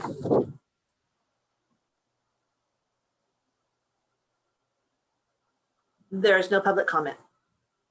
Okay, so go ahead, Lori. Question for you, John. When this at the Pioneer Board meeting, was there like a presentation perhaps or something to ask for support for this so that we could go look at that maybe, or just something? I just feel I need more information. That's all. As I recall, there was an executive officer type of report, but there was really no presentation. We're just commenting on legislation, and this was one of the high-level legislative actions taken that they fully endorsed. And again, with the Cal CCA behind that, we can go back and look, but I don't think there was anything in the form of a presentation. It's really, you'd have to go online, I guess, and read the legislation if you want to understand all the details involved. But Right. Okay. Then, yeah, I would like to ask that we continue it a week or just to make sure that that we fully understand what this will or won't do. And I know it's just a letter of support, but still, we want to be mindful and not contrary to what RCRC or CSAC may say. That would not be good. Okay. So if you want to make that motion with direction to staff, obviously to inquire, but both CSAC and RCRC, if they are either have taken a position or are going to, I would fully support that and second that motion. Okay, I think that's a good idea to make that motion then. Thank you. All right. So I'll make the second. Any other board comment at this point? Supervisor Heidel, just for clarification, do you want this to come back on the April 13th meeting or the April 20th meeting? I believe that we would be prepared on April 13th unless Dawn thinks it's going to take staff longer to get a response out of the two organizations, but I'm okay with April 20th too. We will submit the inquiry today, this afternoon. I just don't know how long it will take RCRC or CSAC to respond. But So we'll, to be on the safe side, Lori, if you make the April 20th date, part of your amended motion, I think that makes it for clarity.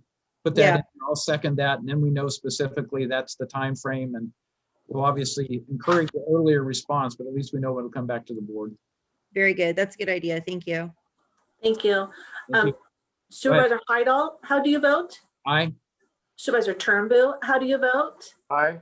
Supervisor Thomas, how do you vote? Aye. Supervisor Parlin, how do you vote? Aye.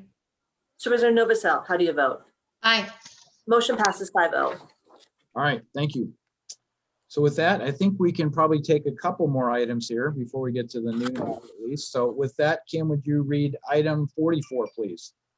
Sure. Item 44 comes from Supervisor Heidel, recommending the board authorize the chair to sign a proclamation recognizing April as Child Abuse Prevention Month. Thank you. And this is the prerogative of the board chair. Every year on an annual cycle, we go through and look at if there's specific months of recognition or awareness of given organizations and stuff, then we feel it's appropriate to forward a proclamation that the board can review and either approve or disapprove. But recognizing April has an awful lot of things on it. In the past, I just want to recognize that we had the Purple Heart Veterans Recognition Month. We brought as a proclamation. We'd had Sexual Assault Awareness and Prevention Month be brought as a proclamation. There's also Service Club Recognition Month. There's any number of things that we could be recognizing, but standing above those, in my opinion, at least, was the Child Abuse Prevention Month. It's primarily driven by COVID and the circumstances that we all know with people being shut in and home more, that there has been some increase in terms of the child abuse as a result of that. At least that's the statistics I'm reading. So with that and your indulgence, I want to read through the proclamation. It's a proclamation of the Board of Supervisors of the County of El Dorado in recognition of Child Abuse Prevention Month. Whereas in federal fiscal year 2019, 4.4 million reports were made to Child Protective Services. The CDC reports that at least 1 in 7 children have experienced child abuse and or neglect in the past year. And in 2018, nearly 1,770 children died of abuse and neglect in the United States. Whereas child abuse and neglect is a serious problem affecting every segment of our community, and finding solutions requires input and action from everyone. And whereas in 2020, the American Psychological Association noted that children are specifically vulnerable to abuse during COVID-19. Research shows that increased stress levels among parents is often a major predictor of physical abuse and neglect of children. And whereas our children are the most valuable resources and will shape the future of El Dorado County, and whereas child abuse can have long-term psychological, emotional, and physical effects that have long-lasting consequences for victims of abuse, and whereas protective factors are conditions that reduce or eliminate risk and promote the social, emotional, and developmental well-being of children, and whereas effective child abuse prevention activities succeed because of the partnerships created between child welfare professionals, education, health, community, and faith-based organizations, businesses, law enforcement agencies, and families. And whereas communities must make every effort to promote programs and activities that create strong and thriving children and families. And whereas we acknowledge that we must work together as a community to increase awareness about child abuse and contribute and promote the social and emotional well-being of children and families in a safe, stable, and nurturing environment. And whereas prevention remains the best defense for our children and families, now therefore be it proclaimed that the Board of Supervisors of El Dorado County does hereby proclaim the month of April 2021 as Child Abuse Prevention Month, and urge all citizens to recognize this month by dedicating ourselves to the task of improving the quality of life for all children and families. Passed by the Board of Supervisors, County of El Dorado, regular board meeting of said board held this 6th day of April 2021, and I'll move the proclamation. I'll second. Okay, we have a motion and second, and we have roll call, please, Kim. Supervisor Heidel, how do you vote? Aye. Supervisor Turnbull, how do you vote? Aye. Supervisor Thomas, how do you vote? Aye. Supervisor Parlin, how do you vote? Aye. Supervisor Novosel, how do you vote? Aye, and thank you, John, for bringing this to the attention as our person that represents the board for First Five. I really appreciate this proclamation because it is critically important for our county, for people to understand what's going on with our children. And thank you. Thank you. Okay, is there any public comment on this particular item? Kim, please open it up. And now taking public comment on item number 44. Please make sure you unmute yourself when called upon. Individuals will have 3 minutes to address the board. If you're joining the meeting by phone, press *9 to indicate a desire to comment. If you're joining by Zoom, press the raise hand button. Please voluntarily state your name for the record. Now taking public comment from Deanna Santana. Good afternoon, Board of Supervisors. I'm Deanna Santana, the interim Executive Director with Child Advocates of El Dorado County. And I just want to thank you very much for bringing this before the board and restating to our community how important it is to protect the kids. And that's what Child Advocates and our 150 volunteers are the voice of children in foster care to the judge, and this could not be more important and closer to our hearts. So thank you very much for bringing this once again to the attention of our community. Thank you, Deanna. There's no additional public comment. All right. So Don Ashton, I'm assuming we can continue with these for some level. We have a couple of short ones here if we can continue to go with the board's indulgence. So with that, Kim, if you would read item 45, please. Item 45 comes from Supervisor Novosel recommending the board approve and authorize the chair to sign a proclamation recognizing April 22nd, 2021 as Earth Day in El Dorado County. Thank you, Kim, and thank you, Chair Heidel. Yes, I'm going to go ahead and read the proclamation, and then I have a couple of things I would like to say. This proclamation, whereas all species play a unique role in the complex web of life and contribute to the ecosystem services of which all life on Earth depends, and hence protecting our species is crucial to the survival of this planet and its inhabitants.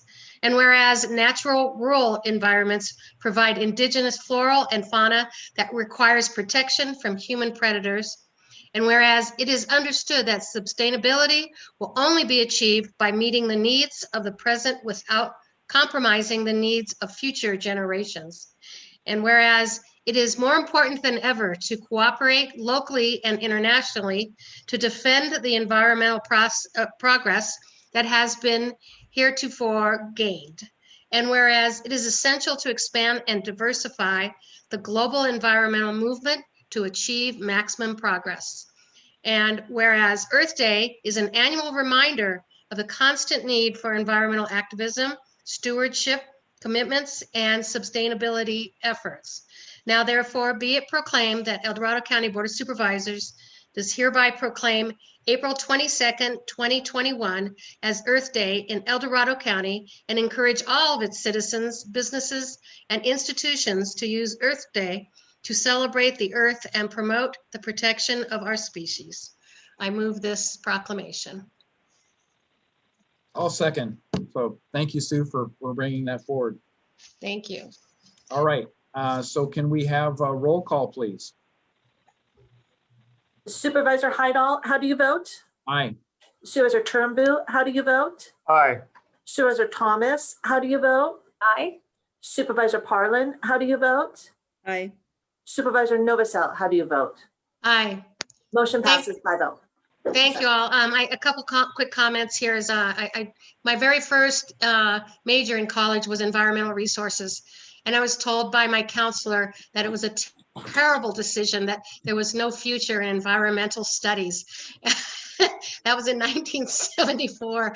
You can see how things have changed a little, and for El Dorado County, a lot of that, we're hit today with fire suppression and what do we do and how do we, and it's been an ever-changing conversation we've had to have with our environmentalists and with our fire protection districts understanding that, that there's been errors made in the past, so we need to make sure we correct them so that we have proper fire suppression and yet still be able to honor our environmental needs. So it's been an interesting process to listen to all of this, but I do want to thank Jeannie Harper and the Pollock Pines community for taking the lead a lot of ways. They are celebrating Earth Day 2021 on Saturday, April 24th, starting at 9 a.m. at our newest county park, the Four Bay Community Park. And I thank Jeannie as my representative to Parks and Rec for putting this all together. There's going to be a lot of fun things going on. There are going to be activities for the children, rock painting, scavenger hunts, storytelling, Native American crafts. And then for the older children, the Pollock Pines Camino Fire Safe Council will be there. We'll have our Sheriff's Department, Fire District Station 17, a lot of representatives, including our Fire Safe Council representatives. So please, if you can, mark your calendars for that day. And thank you all for allowing me to make this proclamation for them. Thank you. Thank you, Sue. So let's open it up for public comment on the proclamation. Please, Crit. Now taking public comment on item number 45. Please make sure you unmute yourself when called upon. Individuals will have 3 minutes to address the board. If you're joining the meeting by phone, press *9 to indicate a desire to comment. If you're joining by Zoom, press the raise hand button. Please voluntarily state your name for the record.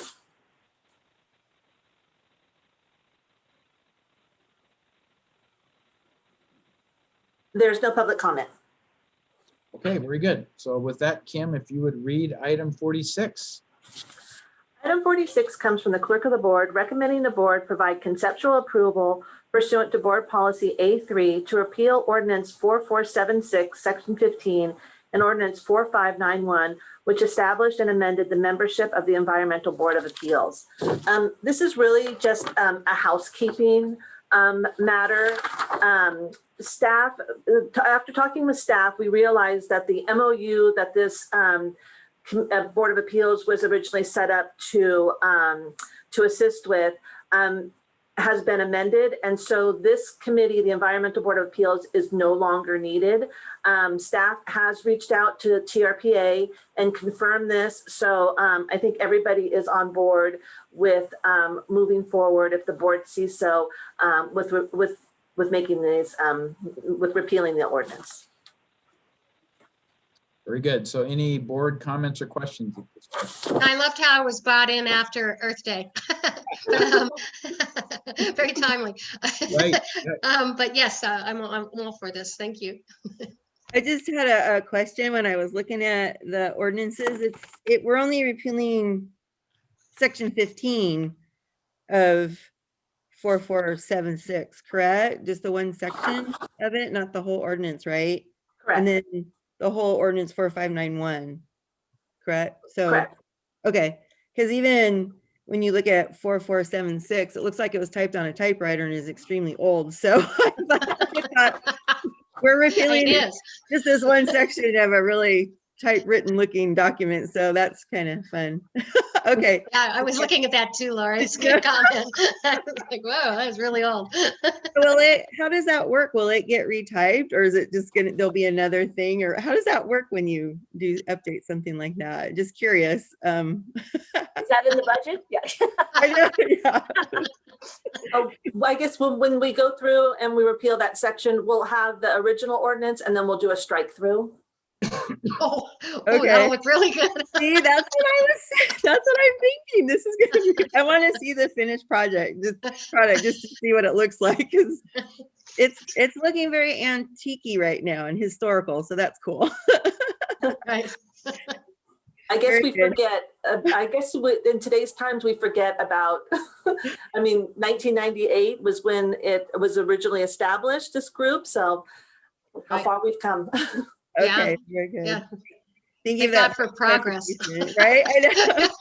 We'll It's hard to read. Yeah, no, I've got some old documents from the city of South Lake Tahoe that are very hard to read because they're handwritten. So it's always interesting. Thanks, Kim. I was just curious. Thank you. Is it okay if we go ahead and take public comment? Yes, please open it up. Now taking public comment on item number 46. Please make sure you unmute yourself when called upon.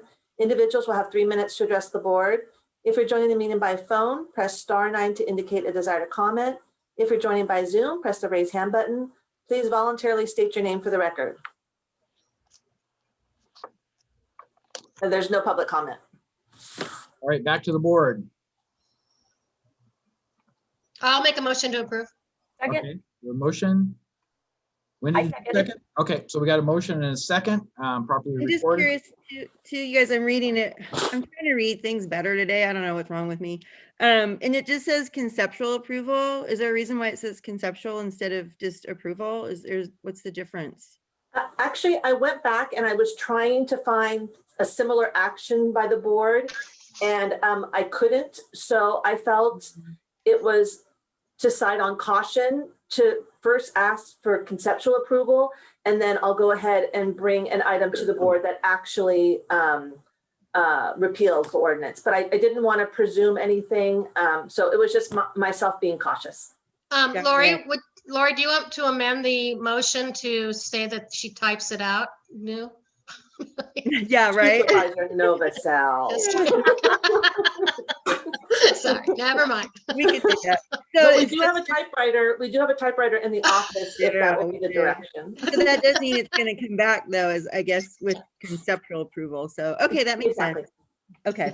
So did we have an amended motion or not? I kind of got lost on that one. No, I was just joking. Okay, very good. So the motion and second stand, right? So I think we're Correct. And thank you, Supervisor Novacell. I appreciate that. Supervisor Heidel, how do you vote? Aye. Supervisor Turnbull, how do you vote? Aye. Supervisor Thomas, how do you vote? Aye. Supervisor Parlin, how do you vote? Aye. Supervisor Novacell, how do you vote? Aye. Motion passes 5-0. Thank you, board. Thank you. Thank you. So with that, why don't we move on to item 47? I think we maybe got time to get that in if the time allocation is correct. So Kim, would you read item 47? Item 47 comes from the Chief Administrative Office recommending the board, 1, provide direction to staff relative to the compensation paid to all department heads and unrepresented employees, and 2, provide direction as to whether the board wants staff to review and return with recommendations relative to the compensation paid to members of the Board of Supervisors. Thank you, Mr. Chair. Don Ashton, your CAO. I get the pleasure of introducing this one. These are always difficult conversations to have because you're talking about people's salaries, but we need to have them. The primary reason we are here today is because our salary and benefits resolution for elected department heads, and as this is stated in the staff report, says that staff will come back every 4 years or no later in March of the year prior to the filing deadline for election to office to conduct a salary survey and provide information to the Board of Supervisors with a salary recommendation for each elected department head based upon external and internal comparison data. Since I've been the CAO, I've done my best to try to encourage the board to adjust compensation for elected department heads at the same time we adjust compensation for appointed department heads. There are differences in how electeds versus appointeds are compensated, specifically when you look in the context of total compensation. But in regards to base salary, try to keep those adjustments consistent and the same. And we've been successful in doing that. Next year is the year that all elected department heads run for re-election, and we need to have their salaries set by the end, I think it's November or December of this year, so that anyone who is anticipating running knows what their salary will be. With the transition in HR, we have not had a chance to do a thorough update of the compensation information for all department heads. But as indicated in the staff report, a preliminary analysis was done. And what that means is that we looked at the base salaries for all elected and appointed department heads in our comparator counties and updated those numbers. The assumption being right now that any benefits or other compensation matters typically don't change that much, especially since we just recently did this in 2019. But we will need to check that to make sure before we bring anything back. So we are seeking today some direction from the board on how to move forward in using staff time as efficiently as possible, because Anytime you do these comparative analysis, it is time consuming and labor intensive. And we want some direction on how to move forward with that.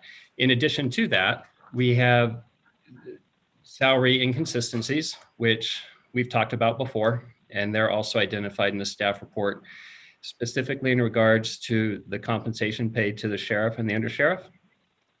As indicated in the report, the board previously directed that the sheriff be paid 2.5% more in a total compensation perspective than the undersheriff.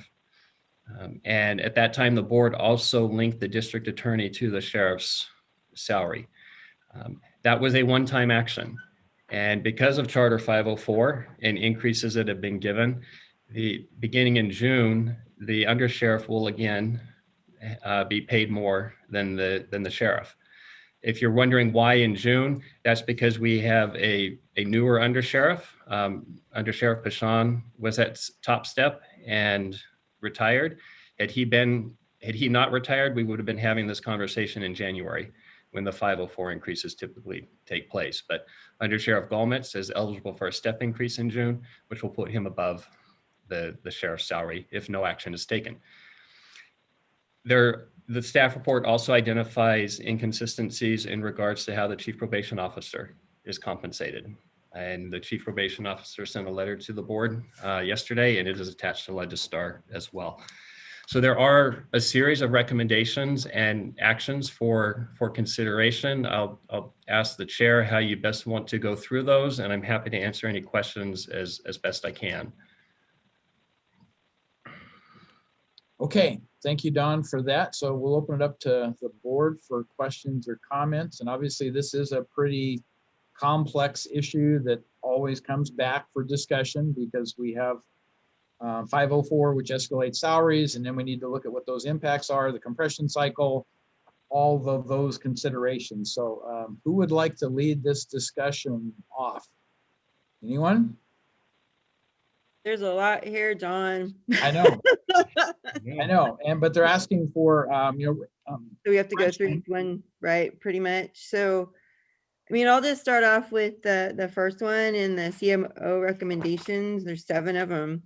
I like this approach better than what we did the last time because it kind of sets it so that we don't have to keep revisiting the item. If I understand this correctly, the way that this is worded will remain so this will automatically stay at a certain level and we won't have to keep coming back to the board every time that the 504 causes I guess a compaction or something. So and I think this is what I was trying to ask for the last time, but we weren't up to it last time. So I like this approach for item number 1. And it is 2.5%, a number, Don, that seems to be okay with the sheriff, I guess. Yeah, that's a great question. And to clarify your first comment, this would come back to the board at the way I envision it is when we bring the Charter 504 impacts to the board in December. This increasing the salary for the sheriff and the district attorney would happen at the same time. So the salaries have to be set by resolution. So the board's going to have to approve them, but it would be part of that conversation and not a separate discussion like we're doing now. I appreciate that clarification. In regards to the 2.5%, that's the number that was agreed upon 2 years ago. The sheriff has made it clear, and when I talked to him the other day, his position hasn't changed. He believes strongly and he has very valid arguments, and I agree with those arguments, and the board has agreed with those arguments that the sheriff should be compensated more than the undersheriff. Purely from a classification compensation perspective, 2.5% is not enough. You would want, probably in this is where I wish Tamika was here, but in the 7 to 10% range at least. But he's agreed to 2.5% as before, and he has not said he would disagree with that now. Got it. Very good. Okay, so that recommendation seems reasonable and kind of in line with what we've talked about before. And then on number 2, Do you guys want to talk about all of these as a group, each one? Because there are 7 of them. They are a little bit complicated. I mean, what are your thoughts? How do we want to go through these? If I could suggest, it's to be cumbersome, but I would ask any board questions on each recommendation one at a time because they are different. And Yeah. could be a number of different actions taken on each recommendation. Yeah. So then how does everybody feel about number 1 then, the way it's recommended here? I support it as recommended. That makes sense. Yeah. Maybe we got to start with, does anybody take exception to number 1? There you go. And I don't think anyone takes exception. We have a history with this. And I thought your comments were appropriate, Lori, relative to the sheriff's position on it. So I think that's a pretty solid one, at least in my opinion. So if we move to number 2, the recommendation, the board directing human resources to go do the new salary resolution. Does anyone take exception to that? Because it also sets the 15% below the district attorney's base salary, et cetera, no later than September 30th. Does anybody take exception to number 2? That number been talked about before, Dawn? I don't recall. I can't remember. Yes? Yes, it was. Previously, the board made it, I'd have to look at the date. It is in the staff report. I'm trying to find it, but the board did set 15%, the public defender 15% below the district attorney. Okay. And that was fine. So we'll just, okay. So this is just being consistent with that. Okay. Yep. So I'm not hearing any exceptions to number 2 then. So number 3, recommend the board direct staff to continue compensating the assessor and the treasurer tax collector at the same amount. Any exceptions to that? No, we just talked about that. Before. Yeah. Okay. So then number 4, any exceptions to number 4? Recommend that the exception of the sheriff, district attorney, public defender, treasurer tax collector, deputy counsel classifications, the board direct human resources to return with an updated salary resolution, increasing compensation paid to all other unrepresented department heads, unrepresented management employees, and confidential employees totaling no less than 8% below the median of the comparator organization no later than September 30th. Any exceptions to that? Because the board had established the 8% below the median as a kind of a goal. And obviously we've taken exception to some of those things, but that was the standard goal that we had established. So any exceptions? So that is consistent throughout our organization as a goal. Yeah. I would say yes, unless Don wants to clarify. It's a goal. We have made exceptions, but that was the goal, right? That was the original goal. Yeah, that's correct. There are some exceptions to that, but by and large, that is the approach the board has taken with our labor organizations and with your department heads last time it was updated.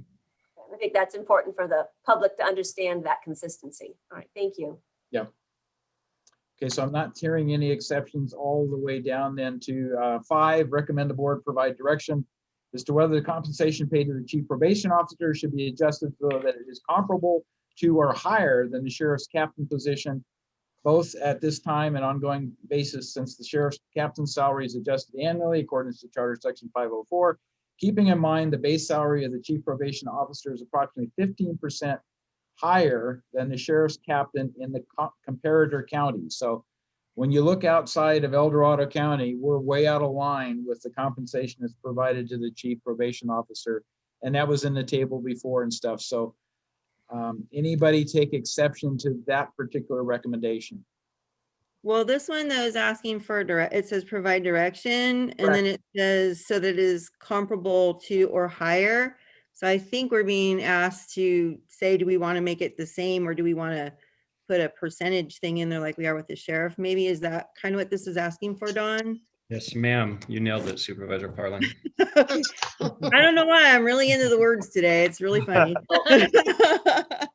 So it is asking for providing direction, but I don't think anybody is taking exception to the fact that we recognize we need to make an adjustment in the chief probation officer's compensation. That's the way I would read it. So then we need to have the discussion of what is that direction. So thank you, Lori, for kind of the lead in. So, and if I could add, and I have to do this, I've done this before, and it says it in the staff report, this is a challenge created by Charter Section 504. Yeah. And the chief probation officer is a perfect example. But as I said last time, where does the linkage to 504 stop? Because everyone can start making an argument as to their salaries aren't being compensated fairly internally to our organization when looking at those covered by 504. So if you adjust the chief probation officer's salary to be different than the county's overall compensation philosophy, just don't be surprised if next year or next month or whenever another department head comes and has a very compelling argument as well. But isn't it really the public safety sector that has maybe that valid argument? You get beyond that, there really is very little nexus to 504. You know, I think, yes, I mean, that's a good argument. It can be within the public safety departments, but that internal inconsistency starts to spread across the organization. And also and I recognize the statement I'm about to make is a little bit of a slippery slope, but if you link the chief probation officer to 504, be prepared for other classifications in the probation department to also ask to be linked to 504. And I'm going to anticipate that similar to what happened to the chief investigator district attorney, which is not covered by Charter 504 in the county charter. It was an agreement in an MOU that a board approved that made that nexus. So just be prepared for that argument to come as well. So rather than linking it to 504, one of the considerations the board could have was to establish an adjustment, a one-time adjustment to the salary, and then treat it as an ongoing basis, as we've done some of these others, but that would prevent the linkage to 504 directly, but Correct. Yet raise the compensation to be more consistent with the comparator agencies if we felt that was necessary to bring it within 8% of the median or something else. Is that kind of the option? Yes, sir. Yes, sir. So I'm in favor more of that, I guess, than linking it to 504, because I think our CAO has some strong arguments. The more things we link with 504, the more escalatory the ongoing activities are going to be. And before you know, everybody's going to try to link to 504, and short of a charter change, that's going to get beyond reasonable, in my opinion. So, I mean, it's okay to ask and we can deny, but the justification to deny becomes more difficult as time goes on, I guess, is kind of the perspective I have. So I would be very much in favor on this one of providing direction to increase the probation officer's compensation to with 8% of the median of the comparator. I think that raises him quite a bit. I didn't do the numbers. Don, do you have an idea if we went to that level, what it would be? Yeah, so based on the analysis we've done, that would be probably approximately a 4 to 5% increase, but that would pay the chief probation officer about the same as the sheriff's captain from a base pay perspective. And this is where it gets complicated, and it's really difficult to stay consistent. Is law enforcement personnel have other salary incentives, for lack of a better word, for example, post-certification and education incentives. So if you pay the chief probation officer the same base salary as the captain will still be making more money each paycheck. When our current chief probation officer was hired, the county was in a similar position where the chief probation officer was paid less than a sheriff's captain, and the board at that time agreed to pay Chief Richard more than the sheriff's captain. I believe that was a negotiated compensation structure that he managed with the CAO and the board at that time. So in summary, to put him at 8%, that would put him at a salary comparable to the sheriff's captain. I would suggest either pay him the same direct staff to base pay the same as the sheriff's captain, or a little above, and do it one time, as you stated, Supervisor Heidel. Okay, and since we want to take public input on this, and I'm sure the chief probation officer may want to weigh in, I think we've had enough discussion of the kinds of alternatives we can consider. Mm-hmm. We probably need to move beyond that one and get to others, but any other considerations of alternatives to the approaches that have been discussed here that anybody wants to bring up now relative to the chief probation officer? Don, are there other areas other than base pay that we could increase that would be comparable to what is being paid in other areas? Some of these other comparable counties. do they also have some other incentives? They do, and that might be a good question as we go into the number 6, because that's an example you're talking about, Supervisor Novosel, is you could increase deferred compensation. Other counties have car allowances for department heads. We are not recommending that. I have discussed that multiple times with the department head leadership team. We're not inclined to support or to want a car allowance or take home cars or things such as that.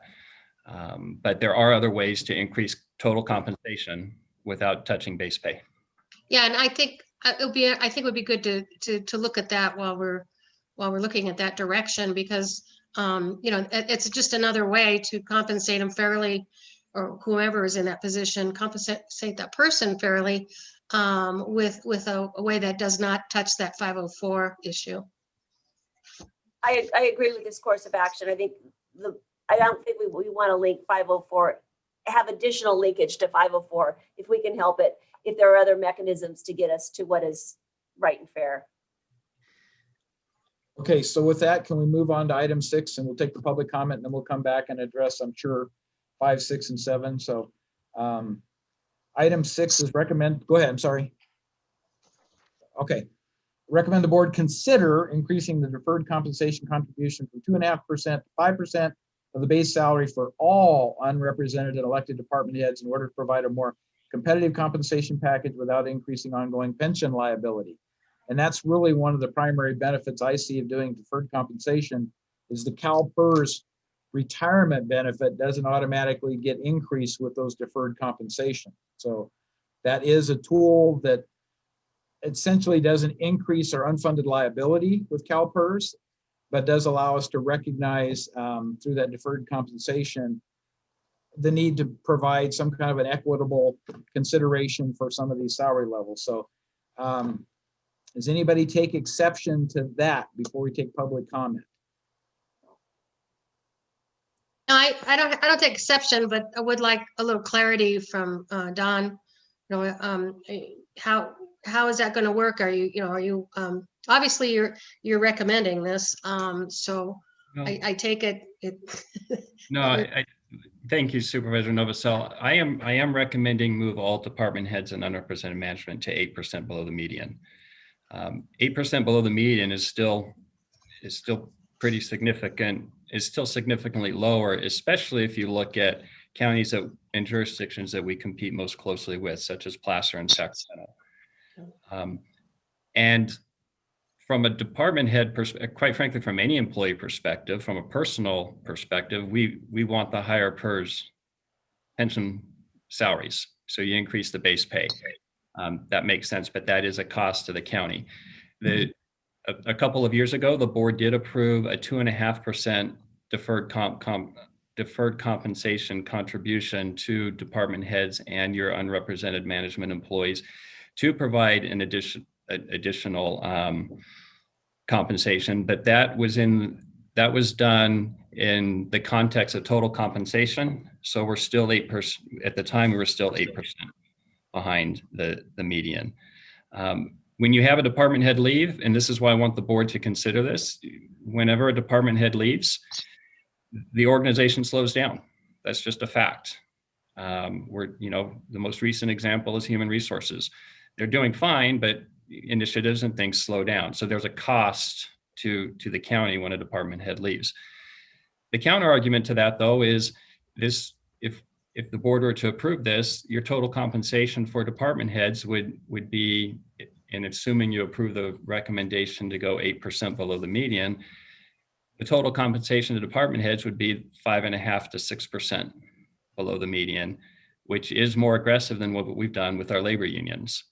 And that's a challenge we would face during our negotiation sessions.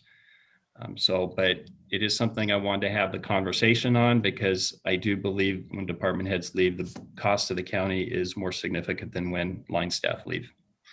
So Don, would it make more sense to lessen that from 2.5% to 5% to 2.5% to 4%? I mean, is there a better area there? Yeah, there was no magic number with that. Okay. It really wasn't. It was, but yeah, you could do an additional 1% if that's what you so chose, or you could leave it the same. Yeah, okay. All right, so let's leave that one for the time being until after we get public input on that as well, and move to 7, recommend the board provide direction as to whether you want staff to conduct an analysis of compensation paid to each member of the Board of Supervisors and to return to the board with updated salary resolutions and documentation establishing compensation paid to each member at an amount no less than 8% of the median. So I kind of take exception to that one because I've done a lot of study relative to how other Board of Supervisors have dealt with this to make sure that there's consideration given to increases based upon comparators as opposed to once every 12 years, which is kind of what we're looking at right now. And so I actually prefer the model where you look at the Superior Court judges compensation, which gets increased by the state. The county has nothing and no ability to change what that is, but you make that a percentage of the Superior Court judges compensation, and it's a fixed percentage. So whenever the Superior Court gets an adjustment, the Board of Supervisors would get an adjustment. And that's a well-founded approach that's been taken by several counties, and I've got some documentation I could bring up on that, but that's the one exception I would take to this, to try to disassociate it with anything related to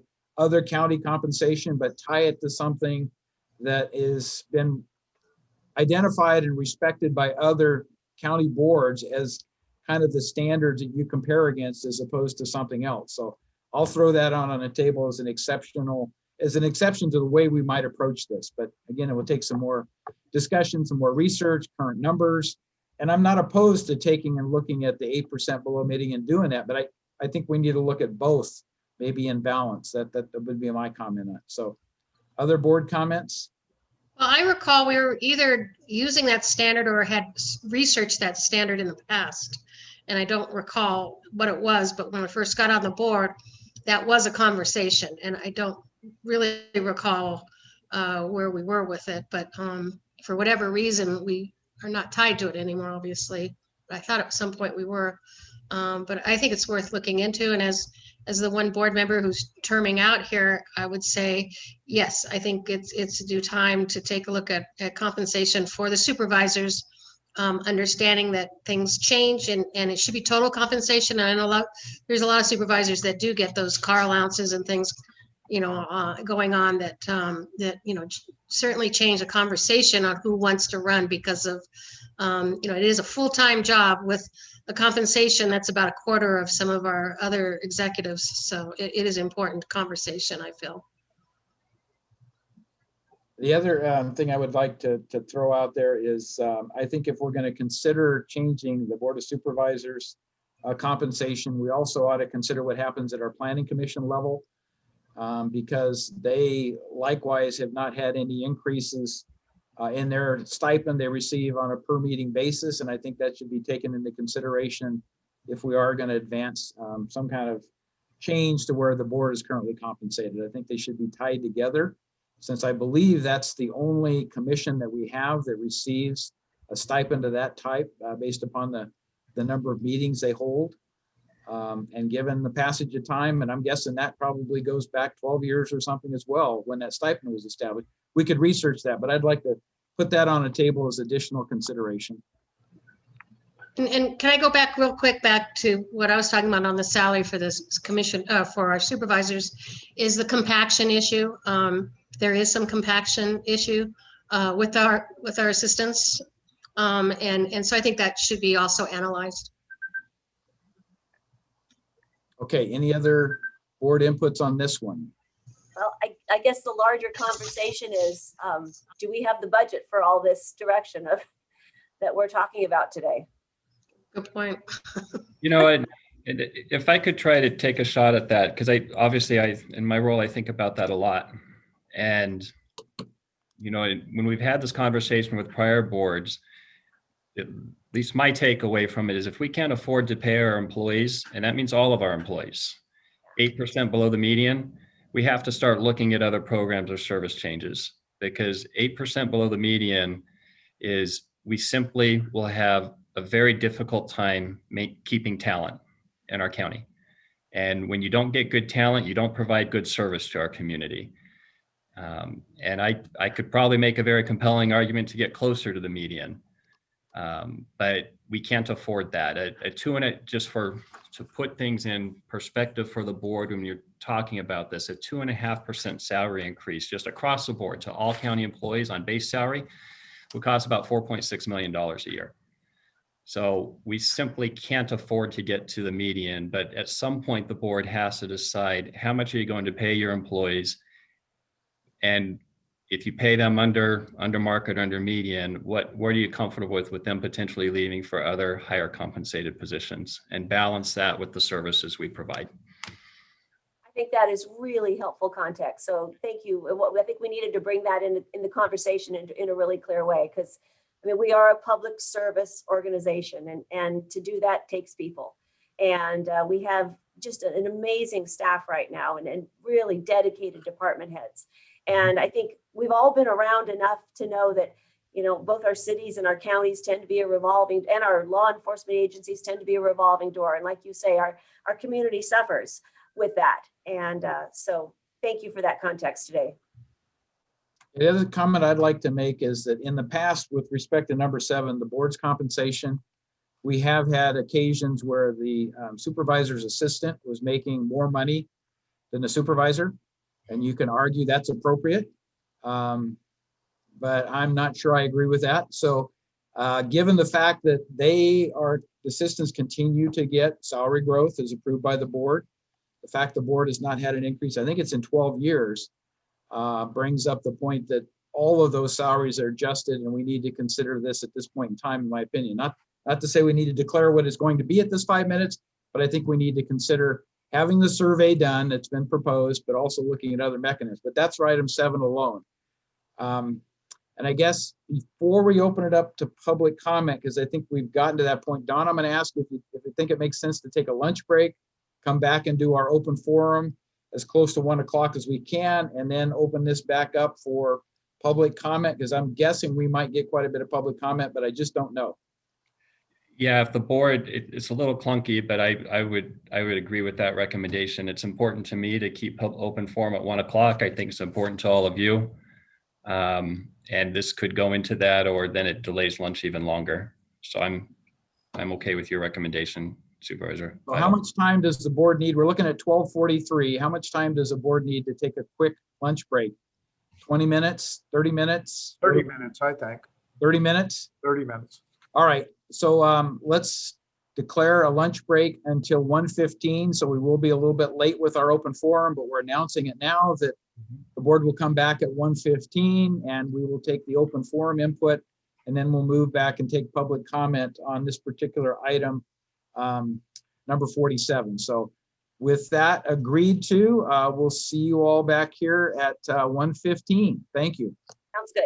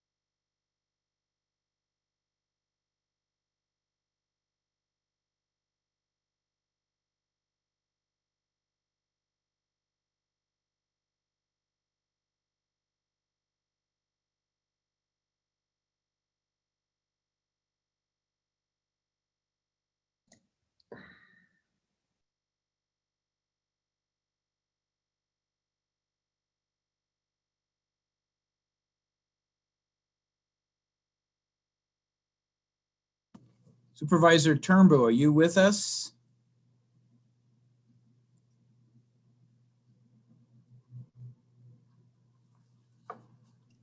Well, I'm here. You can't see me though. Hang on. No, that's good. I just needed to know you were there. So, I'm here. I all right, just got to very flip good. this camera up, okay? Understand. There we go. Very good. Well, yeah, the camera is, there it is. Now we got your image. Thank you. All right. So Kim, I think we have critical mass to resume here for our 1 p.m. now 1:15 open forum. Are you ready to go? Yes, I am. All right, so if you would please announce the open forum. Let me just preface it by saying open forum is an opportunity for members of the public to address the Board of Supervisors on subject matter that is not on the meeting agenda today and within their jurisdiction. Public comments during open forum are limited to 3 minutes per person, and the amount of time that the board has reserved for open forum is a total of 20 minutes. So we would like to try to keep it to that as much as possible, but we also want to hear the public's input. So with that, if you would advise everyone of how to participate in the open forum. Kim, we'll go ahead and open that up. Now taking public comment on open forum. Please make sure you unmute yourself when called upon. Individuals will have 3 minutes to address the board. If you're joining the meeting by phone, press *9 to indicate the desire to comment. If you're joining by Zoom, press the raise hand button. Please voluntarily state your name for the record. Now taking public comment from Jonathan Gainsborough.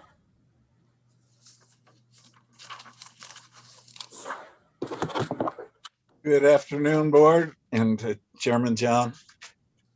I pray you had a good lunch. I had a good breakfast and held off on my lunch.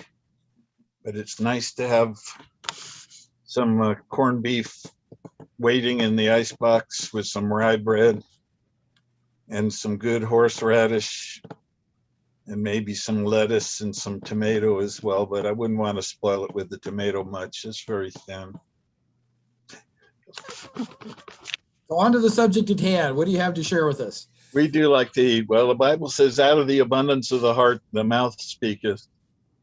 And so I did speak about food, but I just want to say I want to encourage others that are out there to call in and speak about the greatest crisis in our county. And it is the greatest crisis in America. And it is, to a degree, the word crisis comes from the Greek, which is spelled the same way with a K. And it means the word a judgment. And of course, none of us created the crisis, but we're all called to be part of the solution. So first I want to say, what do we see in our blind spots? And every one of us has been surprised when driving a car that a car has crept up on our left or right, and we were surprised, but thank God we didn't have an accident occur. So I want to speak about encouraging listeners to call in about the homeless crisis, because there are thousands of us out there that don't want El Dorado County to be the only county of the 58 in California without a shelter, without a navigation center. And I believe a movement is being made, and the God who creates each of you and sustains you and me every day expects us to lead with nobility, the noblesse oblige of privilege that you all and I also enjoy, for the least, the last, and the lost. And so Sacramento broke through like about a month ago with a revolutionary, after years of advocacy, a declaration of emergency allowance of a safe ground for the 5,000 homeless. This last year, they had more than their greatest number ever of homeless die. And we've been blessed so far without just very few. One homeless person died next to a creek, and there's others in medical we don't hear about. But I just want to encourage you, one thing to help lead the city is to just speak up for safe parking for the homeless women and children. Of 500 homeless, 400 are Western Slope. Of the homeless count, 20% are women. So that's 100 homeless Public women. comment at 3 minutes. I'll tie it up.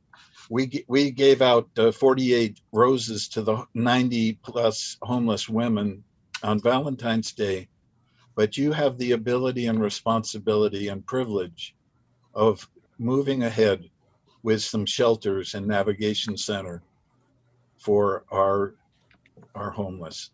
And I'm praying and believing on you to lead the way in that. I thank God for each one of you and your leadership. And thank you for listening. God bless you. Thank you, Jonathan. Now taking public comment from Chris Felton. Thank you. Good afternoon, everybody. Chris Felton with the Cameron Woods Advisory Committee.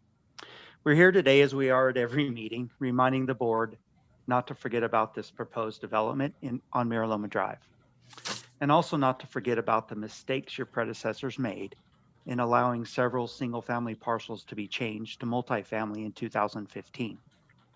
Although your unanimous vote several weeks ago, thank you for that, directed planning staff to initiate a general plan amendment and rezoning, this still hasn't been done. We're about 7 months since this was brought to the county's attention. You know this has to be done now before the draft of the general plan is finalized this year. Besides, as you know, planning staff's workload isn't getting any smaller. We can't have a repeat of the 90s and 2015 and continue having the county negligent for these errors. Please encourage planning staff to get this completed now. Thanks again. Thank you, Chris.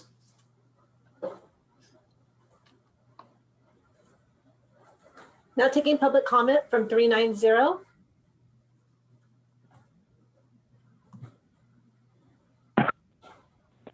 Good afternoon, board. This is Ken Greenwood from District 2.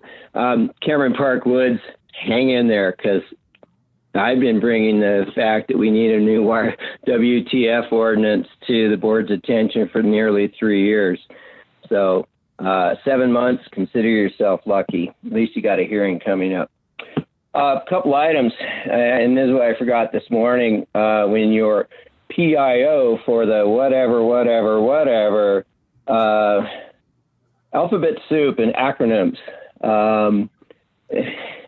Not all of us understand all of them. PIO, Public Information Officer. I did not understand what she said after that. But it's like, TRPA and CEQA and this and that and the other thing. We might know those things because we deal with them a lot, but the general public has no idea. So back years ago in the late 90s, I believe it was, there was a big jar on the dais there at the board, and every time you used a acronym, you threw a quarter in the bucket, and it was donated to charity. I suggest that maybe that's appropriate again. Item 2, yes, we do need a new WTF ordinance. Why is S17-06 Newtown AT&T operating? Appears to be, and it's operating without a final approval of their buildings. A couple of building permits have not been finalized, and therefore, how could their SUP be finalized? And if it's not operating, why are they running a generator 24/7?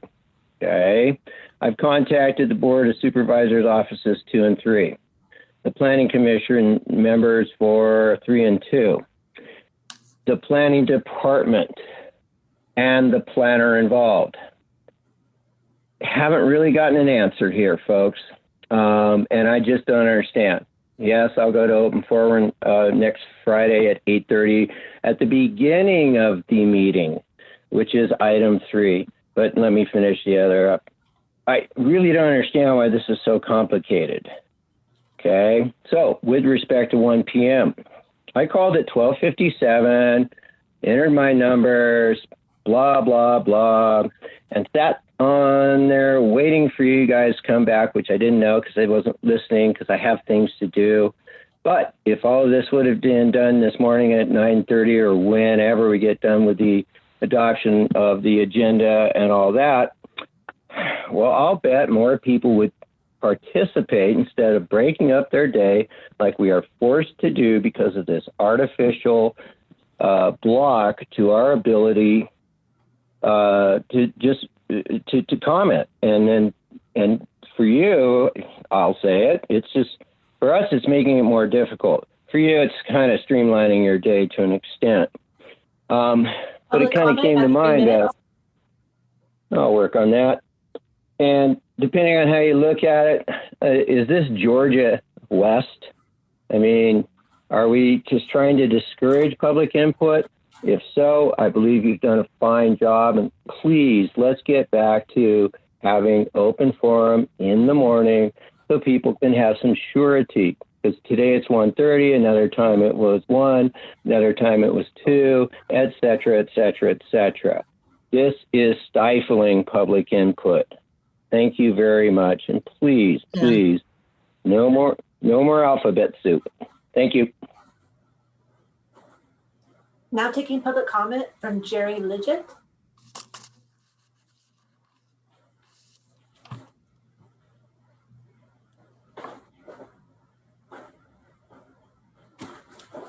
Jerry, you're still muted. Can you unmute?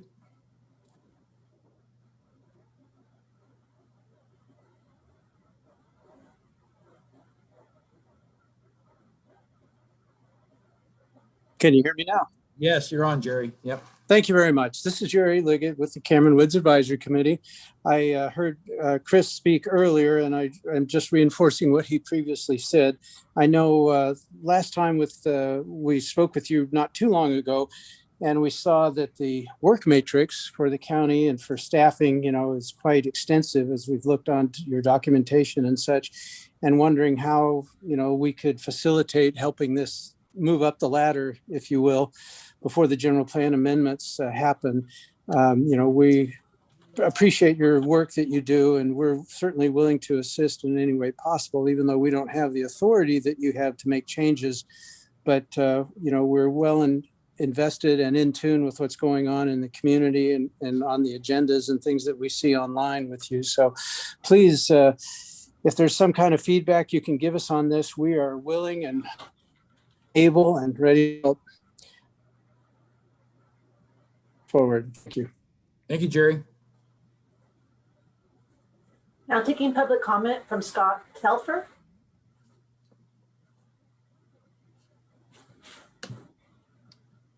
Afternoon, board. Afternoon. As you know from previous Board of Supervisors meetings, Planning Commission meetings, and the emails you are receiving, 95% of our community are extremely upset with Woodcrest Development and Dollar General for their proposed plans to put a store in our community. We in the community have formed a group called Keep Somerset Rural, and we have many calls for action, but the first one is to continue our opposition against this project. The location in contention is at the corner of E16 and Fairplay Road. This is also known as the gateway to El Dorado County's Fairplay Sierra Foothills AVA.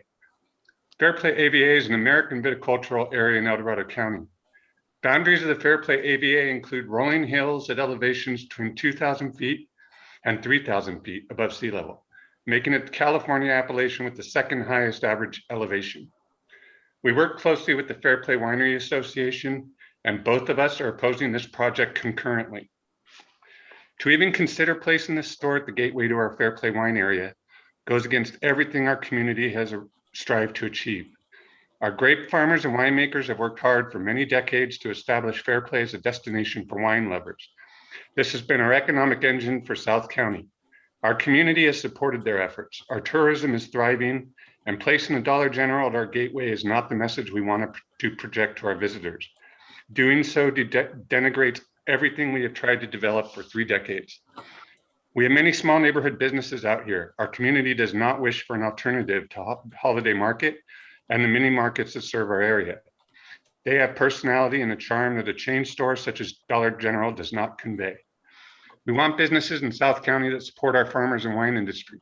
We need restaurants and overnight accommodations. We want to maintain the ambience of our rural way of life. Dollar General Corporation is an American chain of variety stores headquartered in Goodlettsville, Tennessee. As of January 2020, Dollar General operates 16,278 stores in the continental United States. If you research the way they treat their employees and communities they move into, you would see why they don't belong here. It may be interesting to note there is no Dollar General in Sonoma County, Napa County, no Dollar General in Paso Robles wine country, nor the Monterey County wine regions. No Dollar General in Santa Ynez nor Santa Barbara wine area. We don't want these kind of stores in Fairplay either. We know for a fact that there are septic issues on the property, and there are also issues with Perry Creek being so close to this property.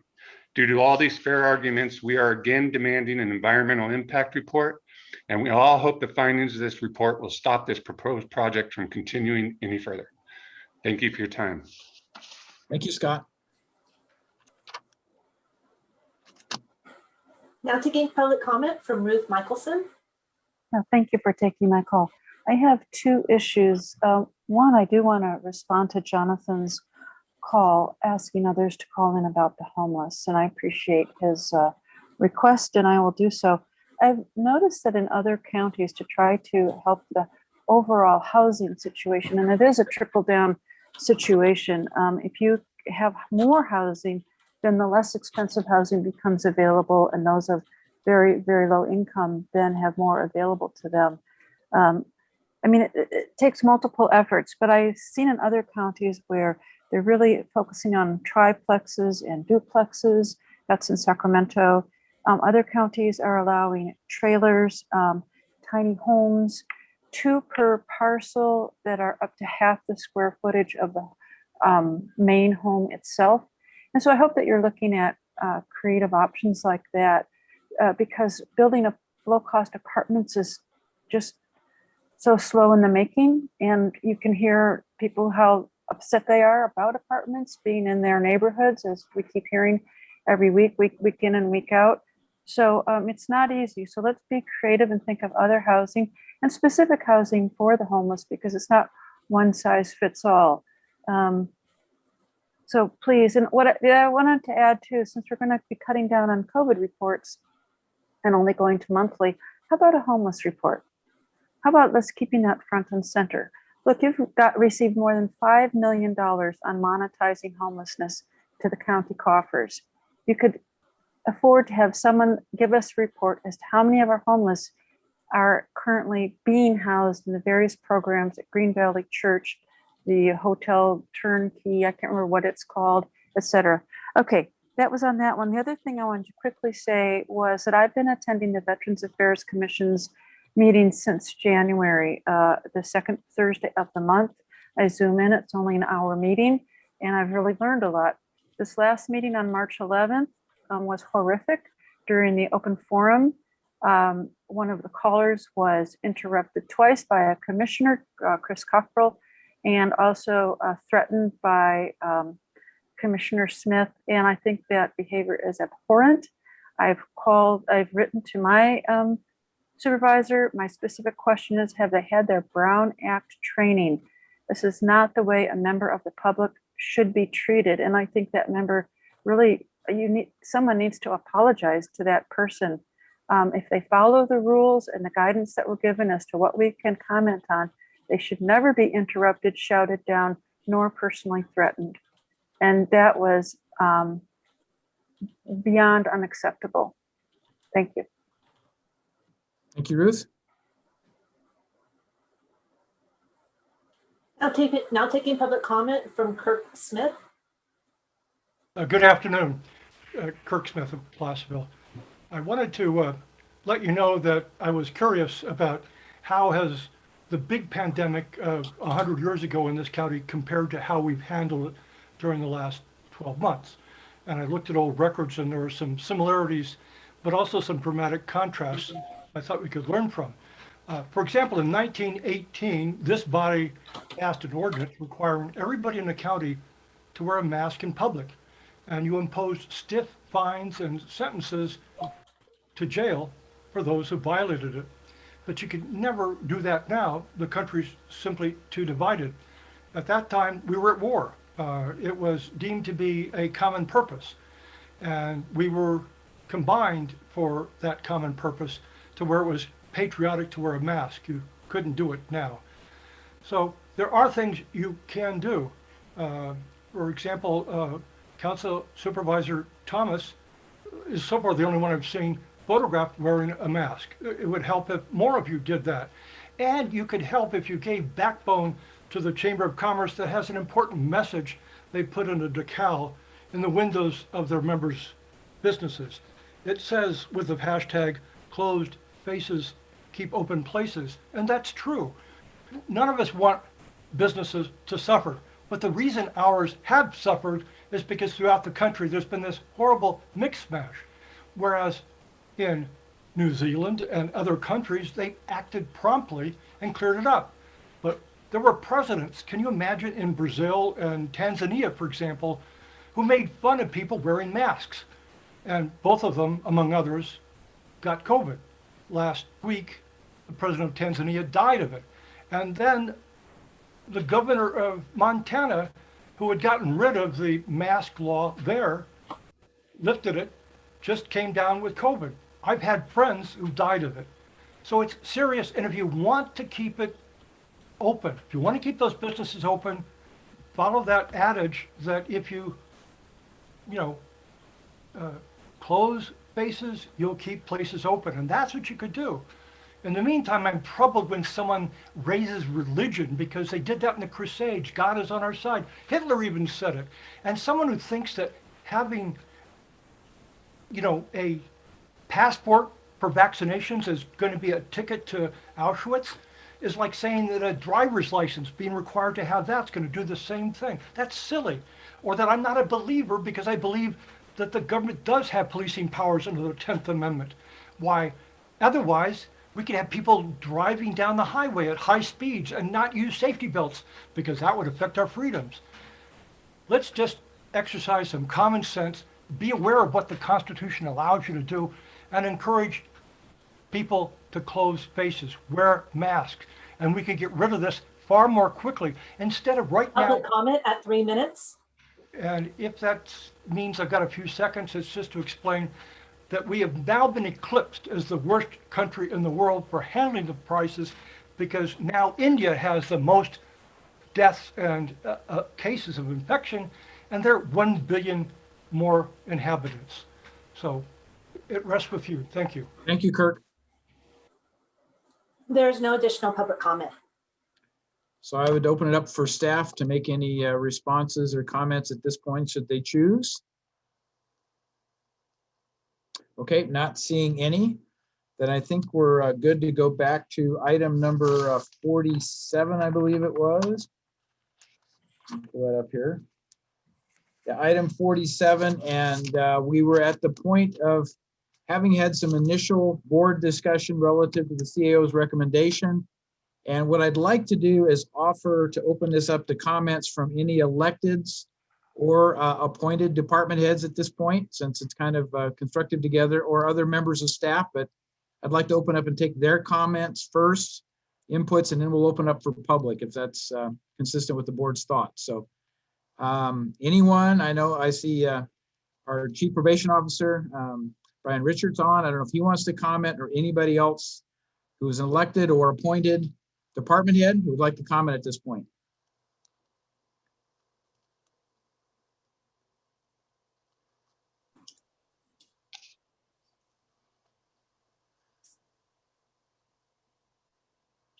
Good afternoon, Mr. Chair. Brian Richards. Can you hear me okay?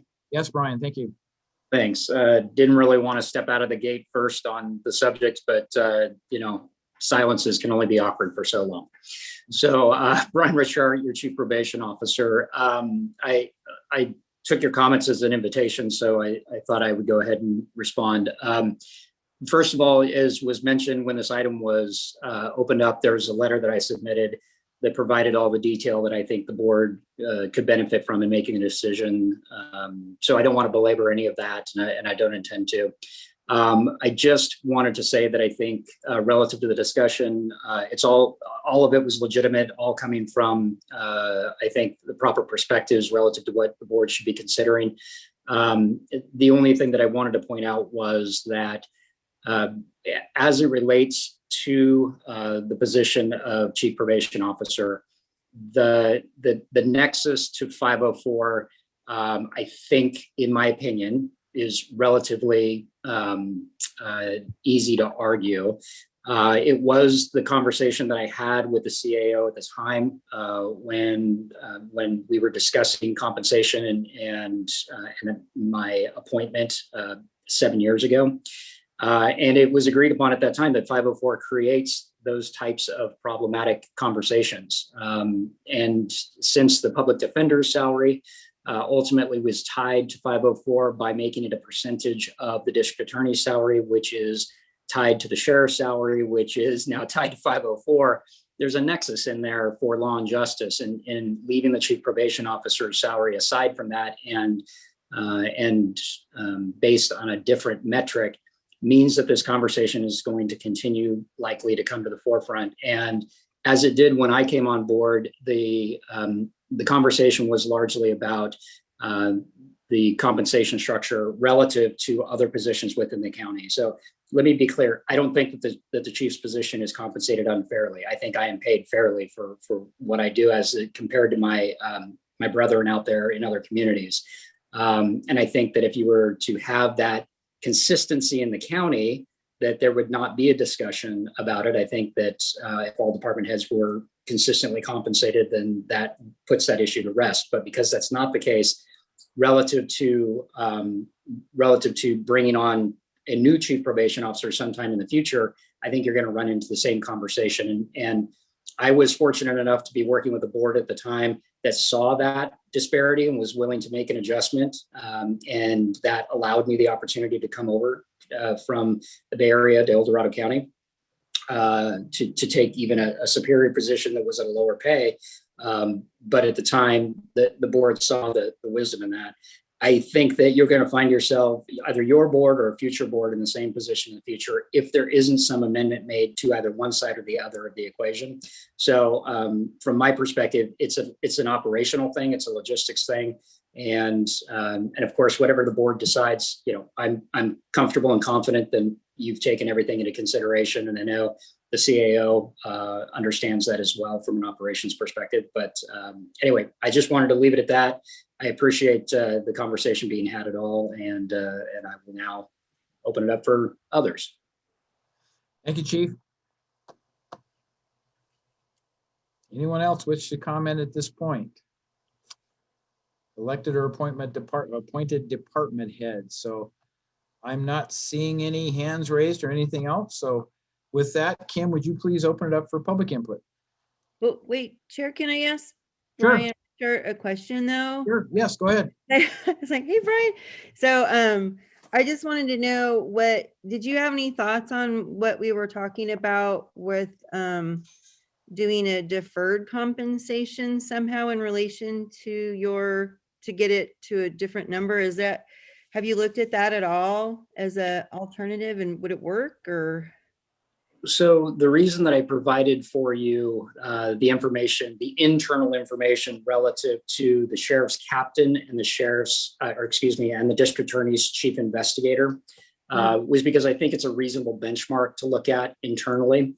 The numbers differ between cash compensation and total compensation, and I gave you those percentages. And the reason I did that is because if you increase the cash compensation, obviously that has a downstream effect relative to retirement. And so that is something that anybody coming in for this position is going to be interested in, because they don't want to see that their highest year is in the past, and they want to have the potential that their highest year will be in the future when they retire. So that's a consideration. Alternative methods of compensation are something we've talked about a lot at the department head table with the CAO. And I think that there's a good conversation to be had around alternative compensations that aren't reversible. I don't think that gets you near resolving the question on the table regarding the pay disparity, the cash pay disparity between the sheriff's captain, DA investigator chief, and the probation chief. That's a considerable, percentage that you would have to span to get near that. And I think alternative compensation isn't going to get you there, but that's just an opinion. no, I appreciate that. That's why I asked. I wanted to hear your opinion. So thank you. You're welcome. Thanks again, Chief, for that. Any other board questions or comments for Chief Richard? Okay, so Kim, would you please open it up for public input then? Now taking public comment on item number 47. Please make sure you unmute yourself when called upon. Individuals will have 3 minutes to address the board. If you're joining the meeting by phone, press *9 to indicate a desire to comment. If you're joining by Zoom, press the raise hand button. Please voluntarily state your name for the record.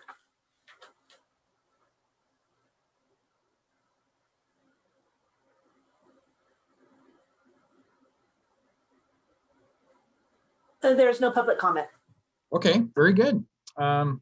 With that, it comes back to the board for additional deliberation and a decision on how to provide direction to staff per their recommendation. So can we conclude that on items 1 through 4, that there were no exceptions taken and that we would pursue those as identified? Is that acceptable to get us back to 5? There they are. Thanks, Kim. I have no issues with those. Yep, I think I support that. Okay, so let's start the discussion with 5 now, because this is where they're asking for specific direction. Staff is asking for specific direction on the compensation paid to the chief probation officer. We just heard from the chief probation officer, and we have, the staff's recommendation here. I guess it's a comment. It's not really a recommendation because they're seeking direction. So what is the board's pleasure on that one? It really comes down to tying it to 504 or not. I think that's the first hurdle you kind of have to go through, and then you have to determine what the appropriate compensation would be if it's not tied to 504 somehow. So Yeah, and I think, I'll just state, I agree with our CAO that, when you start tying more and more things to 504, it's just getting more and more complicated and difficult.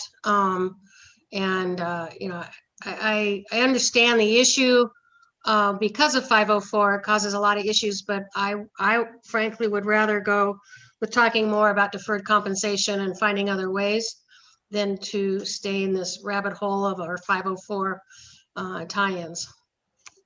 Just my 2 cents on that. okay, I'll just note that staff did provide the fact that the base salary of the chief probation officer is approximately 50% higher than the sheriff's captain in the comparator county. So we just need to keep that in mind.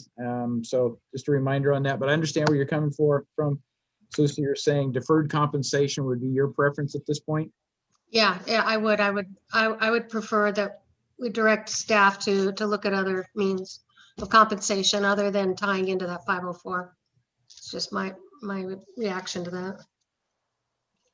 Then we can see what that looks like when staff brings it back. Okay. Right, Further just providing talk about that. just providing direction to look at it, right? Yeah. So what kind of alternatives do we want to see then when staff comes back? Because there's different ways to structure it, right? Right. That's where I would like staff to be able to come back with some Okay. ideas. By looking at those, I think by looking at those comparables, you can kind of take get an idea of what some of those other counties are doing for compensation. As Don mentioned, cars and things like that we don't necessarily want to go into, but perhaps there's other things that, that other compensation areas. Does that make sense, Don? It does. Yes, Okay. sir. Yes. All right, good. So Don, I would just ask the question, is there a hybrid here that might be a combination of things?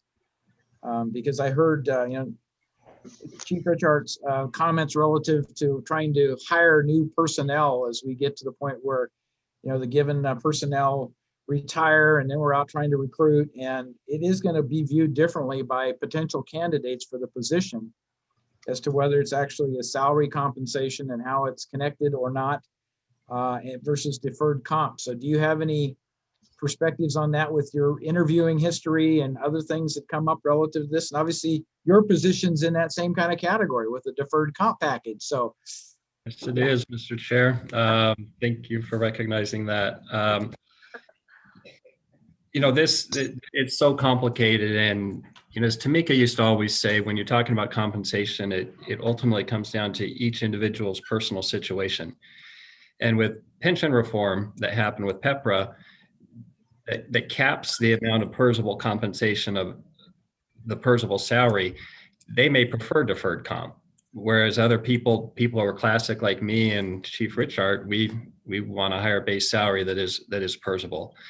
If you're trying to set the chief probation officer's salary some level above the sheriff's captain, which is the right thing to do from, especially, and Brian didn't say this and he hasn't told me this, but someday we'll be looking for a new chief probation officer. And why lose a good one over a few dollars? And I say that loosely, but, and have to recruit someone and then have to pay that other person more. That doesn't make sense to me. If we were to set the chief probation officer's salary at 10% above the sheriff's captain and do it one time, so it's not linked to 504, that would accomplish a couple of things. It creates some difference in the compensation structure. It also addresses the issues of 504 over the next several years. If you go back the past 5 or 6 years, I believe 504 has resulted in somewhere between averaging a 2 to 4% increase to law enforcement salaries.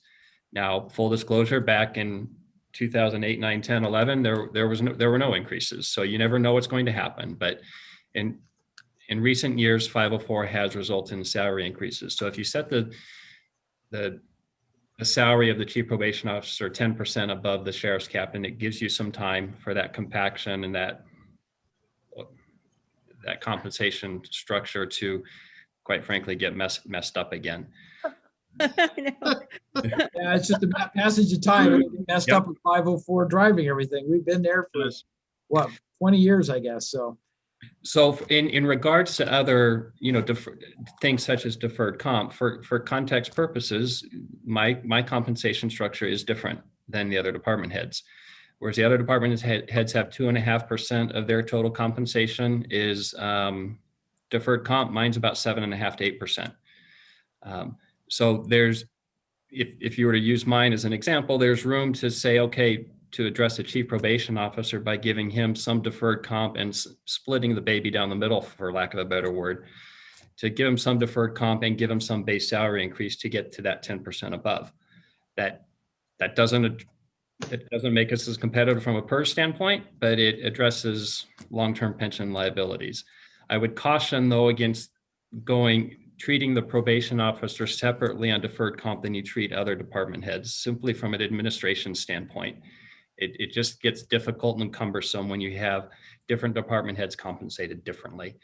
So that would lead you into the recommendation number 6 about how you compensate other department heads as well in regards to deferred comp. Does that make sense? it does. It does to me at least. So I guess, So- go ahead. Oh, I'm sorry. Sorry, John. I was just gonna say, so what you're talking about is a 10% increase, one-time increase, plus looking at number 6, going from the 2.5 to the 5%. Well, what I was actually suggesting, it'd be more than a 10% increase to set the chief probation officer 10% above the sheriff's captain. Right now, I'm guessing he's about 5% behind a base salary. So it'd be like a 15% increase. Okay. But there could be some combination of a percent increase plus a deferred compensation consideration if we wanted to take that on for all department heads. So and Lori, I think had suggested before, well, maybe instead of 5%, if we were going to consider that move, it's 4% or something. So there's always that mixed combination that might help from the standpoint of making a portion of it non-PERSable, but also show and adjust the salary to try to make sure that we are able to stay competitive with trying to attract a replacement and keep the person who's currently in that position. Yeah, and that's why I kind of mentioned that 4% because I thought, 5%, it's a double. I was a little nervous about that. Yeah. So 4% maybe made more sense. I like the direction we're going, and I think, we'll rely on you, Don, with your, experience with this whole issue to come back with the best, recommendation of what that looks like. Yeah, and if 10% over in the history that we've had with 504, if we think that's going to keep the chief probation officer ahead of the sheriff's captain, or, the question is, how long do we get before we reach that level where they're back even? And that's a forecast based upon history. But if it's basically a 4 or 5 year period, I would think that's a reasonable type of time frame. I wouldn't want to think it's a year or two, and I don't think it's a year. But so if you could give us a calculation of what it is, if it's that 10%, how much time would we anticipate it giving us before then the future board, whatever, has to deal with it again? So that would help me understand the longevity of what we're doing today, as opposed to it's going to come back in 2 years and it's right on top of us. So Based on recent trends, you'll get yourself at least 3 years. okay. Could be as much as 5. All right, so that to me is a fair range to work with this stuff. So any other thoughts on direction to Dawn and the rest of the staff as to what to bring back as alternatives relative? I'm just going to deal with the chief probation officer right now, number 5, but recognizing it influences number 6 as well. So Is the board okay with the verbiage that I have down for 5?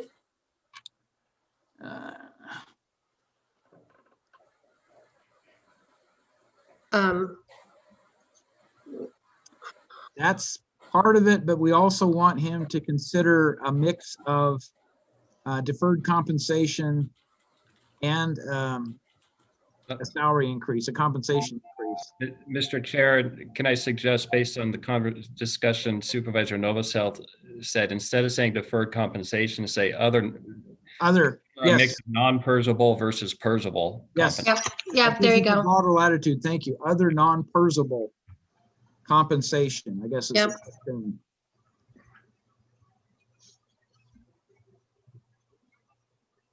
It keeps it more broad relative to what can be considered, because you did mention cars. I'm sure there's other things that fit in that category that people have done and different agencies have done. We can look at those.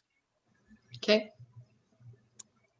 But didn't we also consider the base salary is also on the table here? Am I seeing that in the recommendation? That's the 10% above the sheriff's captain portion of it. Well, That's a good point, Supervisor Thomas. Put sheriff's captain's base salary, yeah, because the other incentives the sheriff's captain gets. right. So, okay, so for clarity, Kim, you got that right after sheriff's captain, put base salary. So you're not including other things like longevity or whatever else that might apply, and it's just the base salary. There you go. That's a good clarification. I think we know what we're talking about there. So Don, do you feel that gives you enough Yes, sir. direction? It does. Thank you. Without having it be so wide that you can't possibly figure out how to encapsulate it. So, okay, then I think we can go to item 6. And this was recommend the board consider deferred compensation to unrepresented elected department heads in order to provide a more competitive compensation package. So I think we've had that discussion. I think we said it doesn't have to be 5%. It might be 4% or something else.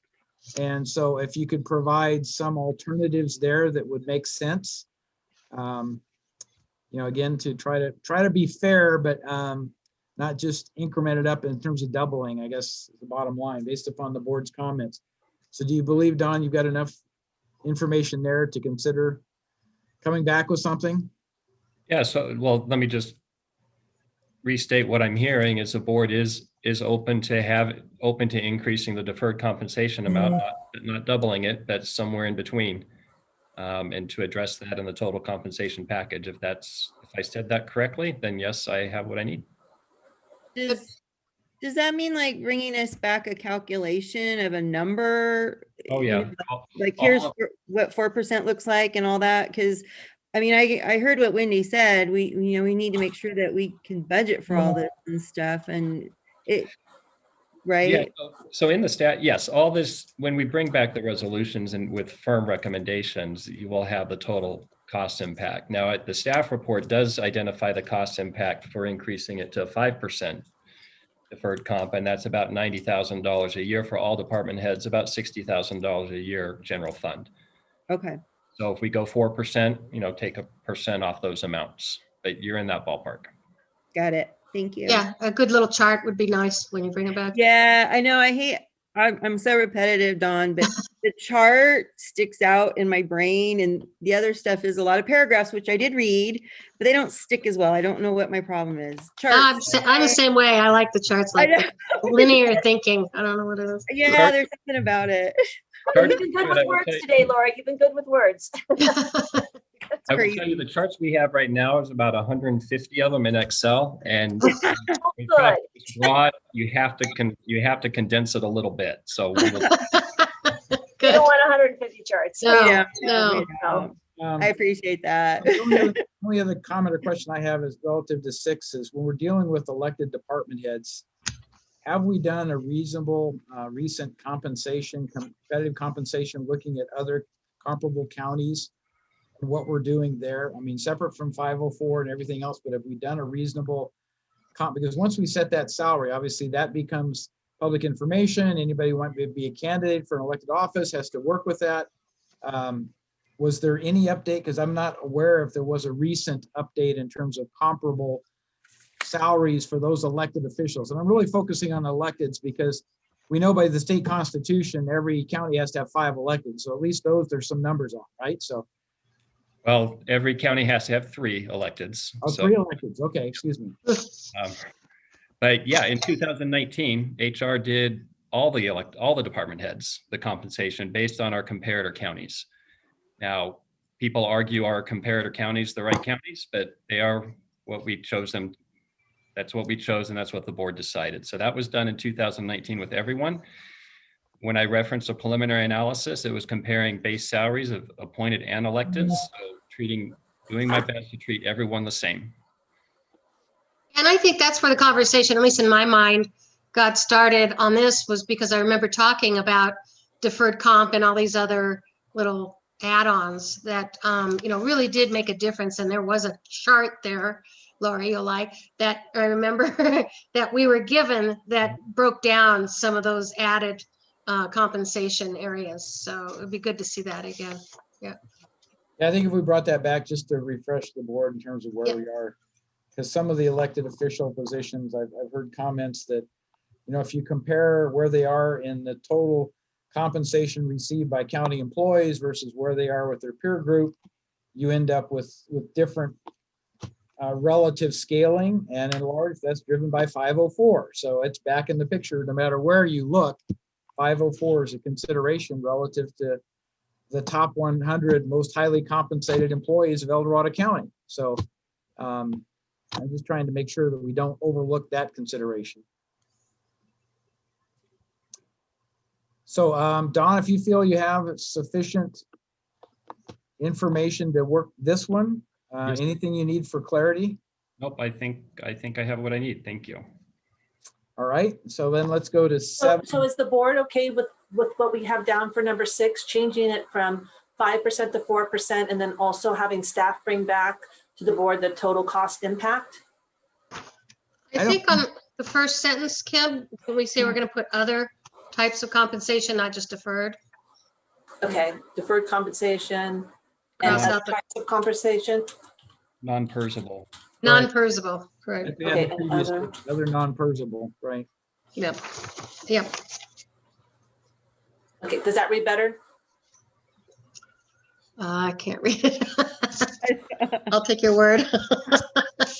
I think it reads better unless Don. There we go. Thank you. Oh, yay. Thank you. Oh, yeah. Thank you. 65-year-old eyes needed that. Okay, Yep. Another. then I think we're left with 7. And this is relative to the Board of Supervisors adjustments. And I suggest that we should consider the Planning Commission as well here. But board thoughts on this one? Well, I'll just add that I think it should include looking at other compensation such as travel and assistant work. Some of my comparable supervisors, such as their supervisor in Placerville, actually has a chief of staff and 2 staff members, and 1 staff member just in Tahoe, 1 staff member. It gets really complicated, but I think that is an important part of our process of looking at compensation is, how much work do we do for what? So I do feel, I hate to make it too complicated for our staff, but at the same time, I think we do need to take a little deeper dive into what's expected as far as workload on top of compensation. Okay.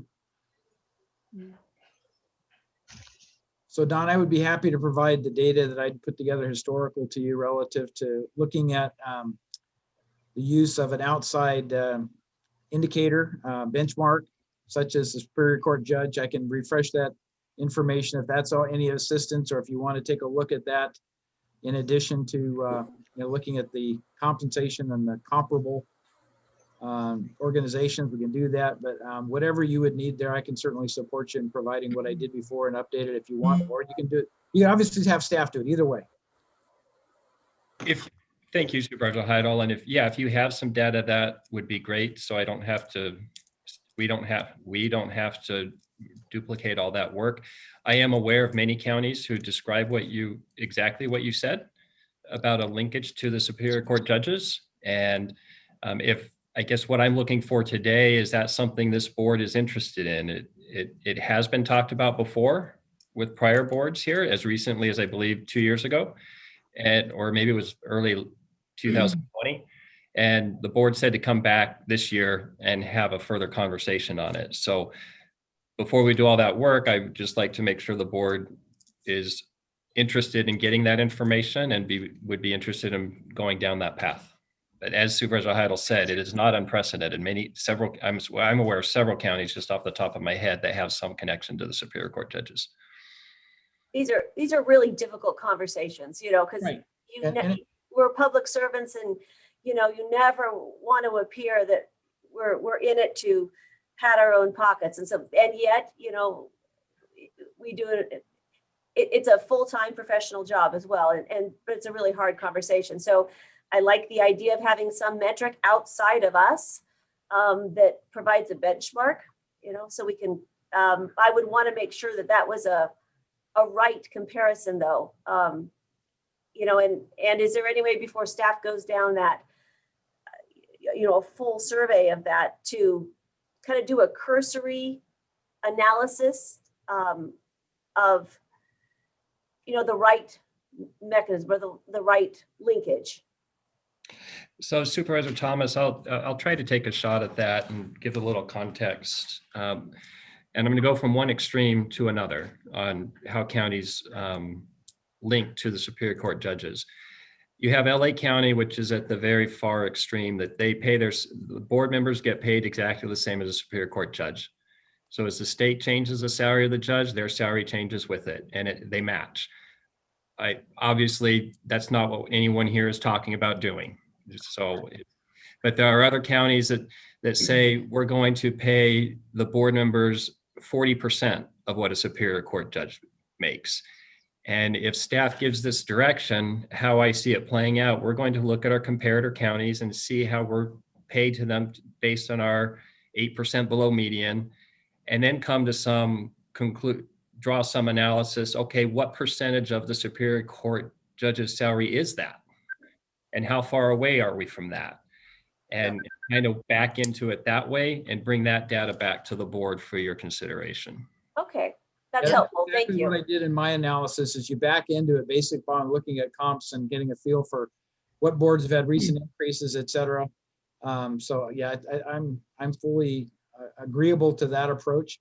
The other thing I think you need to bring back for us, Don, is the actual language in the county charter that says the Board of Supervisors has the ability to set their salary, but they cannot set it as an escalator to any other county salaries.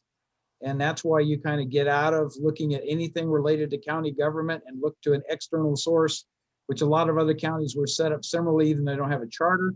They want to use a third individual independent.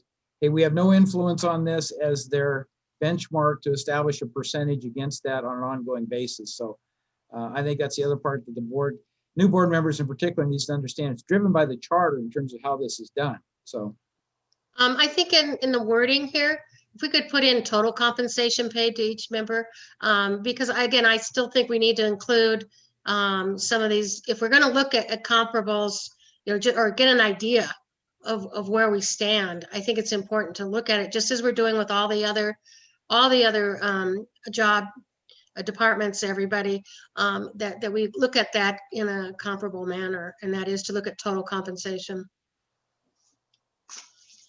yeah, agreed. Sometimes it's more difficult to get that information in a quick survey, but I think it can be determined by, making phone calls and getting documents that show what the actual approved compensation package, total compensation is for the various supervisorial districts, so. Right. All right, so Don, do you think you have enough on 7? Yes, sir. Do you see any issues with 8 of looking at coming back with a recommendation on the planning commission stipend? Because I don't know when that was established, but I gotta believe it was a long time ago. Yes, we need to do it. That I want to be careful that I don't believe we should start linking commissioner stipends. And you might be right, Supervisor Heidel, that the planning commission is the only thing that receives a stipend. I don't remember off the top of my head, but to me, that's a different conversation than staff salaries. Agreed. Yeah, and I was a little concerned about that because I know we have other commissions that have had issues. We've there's a few other ones that if we're going to look at this, it's going to be another whole category, I think. So Kim, are you aware of any other commission that gets paid a stipend other than the planning commission? I believe our assessment appeals, Board of Equalization gets paid a stipend. We actually have I put together a list for HR, and let me just pull that up quick. Okay, because I guess I was not aware of that. So that's interesting. All right. Yeah, and there's another group, gosh, I'm trying to remember what commission it is, but they get paid travel expenses. So how are those historically established by the board? Just as somebody requests it, they'd made a decision and there was no look at applicable commissions, or, I mean, I have no idea how the history of this. I think civil service gets paid travel or something. So I put this together for working with HR for compensation for commission members. So you can see the agricultural commission gets okay, $100 per day. stipend, assessment appeals, Supervisor Novosels's right about civil service. Yep. Okay. There's several of them, travel costs. Okay, so I think it's probably a bigger discussion. Yeah. It is separate from this discussion, but I do think it's something that if the board is going to consider changing our salary structure, we should consider looking at least at those commissions that are getting compensation today. Yeah, I think one of the other ones is the grand jury too. I think they get mileage for to and from is what because I remember I was paid a compensation just for mileage with the grand jury.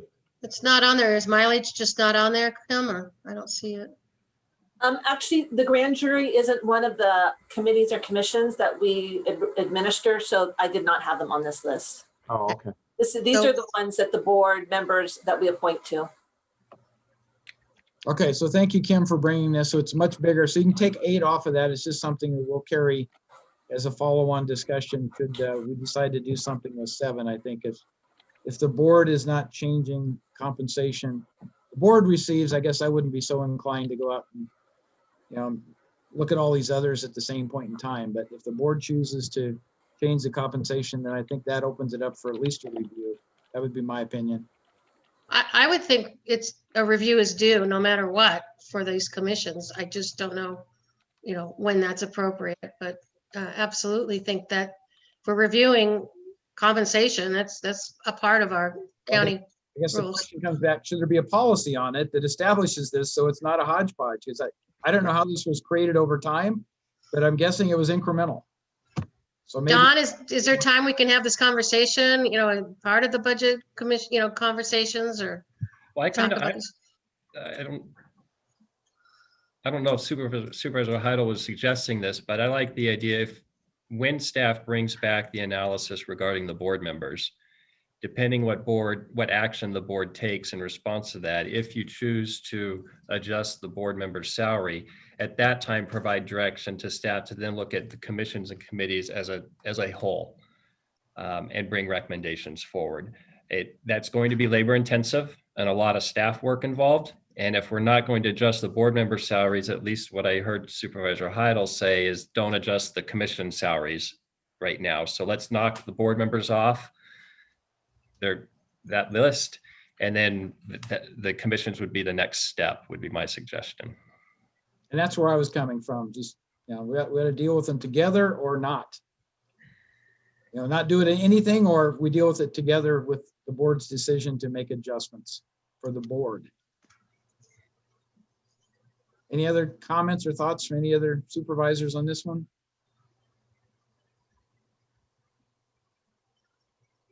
Okay, so is it acceptable then, is what Don rephrased it, but did a much better job than I did, but if the Sounds good. board, if Sounds the board good. changes their compensation with 7, then we will look at the commissions and committees to determine what the appropriate adjustments might likewise be there.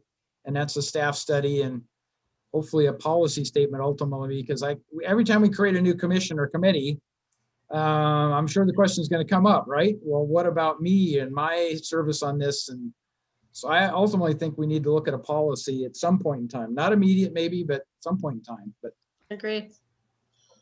okay, so kind of wrapping it up, is there any other inputs, direction, advisory that you need, Don, to be able to go ahead and move forward this in your opinion? No, just a vote of the board to approve the changes as documented by Kim.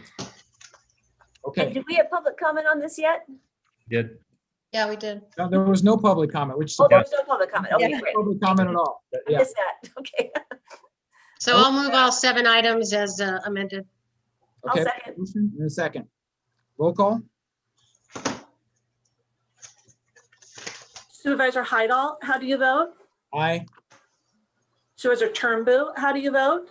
Aye. Supervisor Thomas, how do you vote? Aye. Supervisor Parlin, how do you vote? Aye. Supervisor Novosel, how do you vote? Aye. Motion passes 5-0. Excellent. Okay, so I think that takes us down to the closed session items and to and froms. So, and Don, I'm guessing you'd like to do to and froms now, unless we think we're gonna have to come back for report out of a closed session, and I don't, David maybe can help us with that. I don't know if we're expecting a report out or not. No, I'm not expecting a report out today. Okay, then let's do to and froms and kind of conclude that part, and then we can adjourn to closed session if that's consistent with the board's desire. So seeing that, why don't we start with District 3 this time? We'll work from the middle out. All right, mixing it up. I like it. Gosh, let's see. Attended the special board meeting on TOT funds, of course. Had a great community meeting about the sports complex in the proposed sports complex in Diamond Springs. It had been a little while since we'd brought the community partners that were originally, wanting to participate that into the fold. And so we met to make sure with staff, make sure that everyone was still on board and things are moving along nicely. So I expect to see some movement at the board level soon, but that's a really important project for not only Diamond Springs community, but our whole community. Had a great meeting with John Clarici, my planning commissioner. I like to touch base with him from time to time. Had another meeting with Bonnie Gore. She's the chair of SACOG this year. She's also a supervisor with Placer County. It was really, we often talk about Placer County and some of our similarities and some of our differences. And it was good to sit down one-on-one and chat about county government with a fellow colleague. Had a really fabulous meeting with our staff, our DOT staff. This month, we're ramping up the plans for harvest traffic season. It is not too soon to talk about that.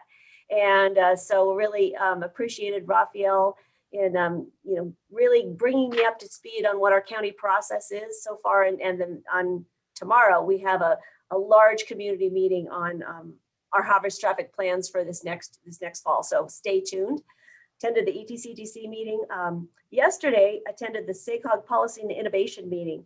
And the good news is that SACOG in their grant funding has fully funded the Placerville Drive Bike and Pedestrian Improvement Project. It was their #1 project, that's really exciting to see that project going forward in District 3.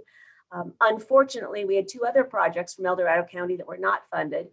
And that one was improvements to Ponderosa Road and the Missouri Flat pedestrian overcrossing, which I was real sorry that neither one of those, they came in middle of the pack and neither one of those got funded. But there's always more opportunities.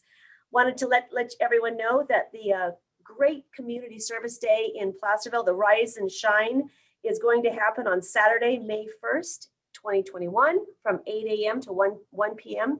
And if you haven't taken part in that, it's just a really great, you can go online to Rise and Shine Placerville and sign up online for a project, and the community comes out and just does about 400 or 500 volunteers descend on Placerville and the parks, our cemeteries, and we fix up the community. And it's really a great service day. So that's a really neat event, and I'm happy to see it going this year. And I know we're probably going to close in his name, but I also wanted to honor Diamond Springs resident Bob Smart, who passed away unexpectedly this last week. And that's a real loss to our community. I adored Bob, as did so many of us. He was just a critical and important part of the Diamond Springs community. He was so effective on the Diamond Springs Advisory Committee, and I have tremendous respect for him. He went to a community meeting 2.5 weeks ago, and was instrumental in the conversation that was before the board. So I love that, you know, till the very end, he was providing amazing service to our community, which is remarkable. He was a mighty advocate for bike and pedestrian facilities. He was champion of the bike connector from Missouri Flat Road to Placerville Drive. In fact, that bridge is in honor of him. That he also won Sagehog Citizen of the Year for his advocacy for that project. He worked regularly with all the staff at the El Dorado County Transportation Commission, and was just a really important voice for being active in our county. And he will be just dearly missed. So thank you. Thank you, Wendy. So let's go to District 4. Oh, right. Last time we did to and froms was on the 23rd. So I just want to make sure everybody's following this. So this was action by the Board of Forestry on the 22nd, Monday, the 22nd, that they went ahead and voted on a 6-2 vote to move ahead with their proposed fire safe regulations, which is just causing local governments everywhere a lot of concern. And I don't know where that's going to land, but what they're proposing is going to prevent a lot of housing being built, which is contrary to, you know, where our state government is trying to get us to build more housing. So I know everybody's keeping an eye on that, but that decision was on the 22nd. And I don't know if the public or the comment period opened up or not yet. I haven't seen that posted, but anyway, it's coming. So, and I'm sure our planning department is keeping an eye on that too. And then on the 24th, I had a meeting with my Fish and Game Commissioner, which was great. We finally had our first in-person meeting. It's so fun to actually, you know, everybody's getting their vaccinations and stuff. It's nice to start meeting with people again, safely at a distance, of course, but it was great. And then staff reached out and had a meeting with Shelley and I to kind of explain the right-of-way process, which I've never been really clear on, and I'm clearer, still not clear, but it's better now. So that was nice of them to reach out. I appreciated that. I had a meeting on Thursday, the 25th, with Shonda Crane of Marshall Medical. She might be making the rounds, I think, in the offices. And so that effort to create her community health workers program will really benefit, you know, the remote parts of our county. I'm really looking forward to that program getting set up everywhere, and reminds me I need to follow up with her on something. So that's always good. And then, the El Dorado County Fire Protection District is starting their 5-year strategic plan update. So they launched that with a Zoom meeting last week. And I appreciated that Chief Cordero reached out. And I attended most of it. I had to go to another meeting. I think it was our hemp ad hoc or something. I don't know, another meeting. So I couldn't stay for all of that. I had a nice meeting with some HHSA staff. I don't know if everybody got the same inquiry, but about our suicide prevention program and where that's at with behavioral health. So had a good conversation. So I understand where that process is better. And then I reached back out to constituent to let them kind of connect them with staff and get me out of the middle of that, because that's always better. And then Forest Service staff reached out, and I had a Zoom meeting with a couple of them. They are tentatively planning on holding the fishing derby in Georgetown. We didn't get to have it last year. And they're setting it up with some very strict guidelines to mitigate for the COVID. And they do have a contingency plan in case things change. They're ready to have to cancel at a moment's notice. But hopefully with all the safety precautions in, everybody's excited. That's always such a fun event every year. I hope to be able to go up and visit that too. Saturday the 27th, thank you to Vicki Sanders for arranging the open house for the Chili Bar study.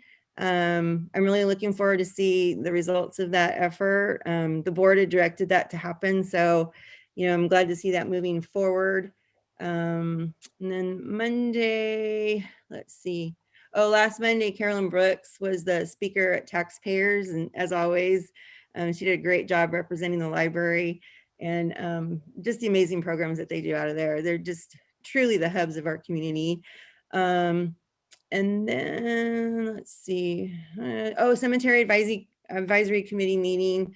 I think that because we're still in Zoom mode, some folks had a hard time. We're just out of habit of meeting. So we barely had a quorum, but we did get our quorum. But we'll kind of need to ring everybody's bell and make sure they start attending again, because there's a lot going on with our cemeteries, believe it or not. People always think there's a lot going on there. I had a really great Zoom meeting to catch up with Bill Roby. He and I haven't talked in quite a while, and there's housing and that kind of stuff. It was good to catch up with him.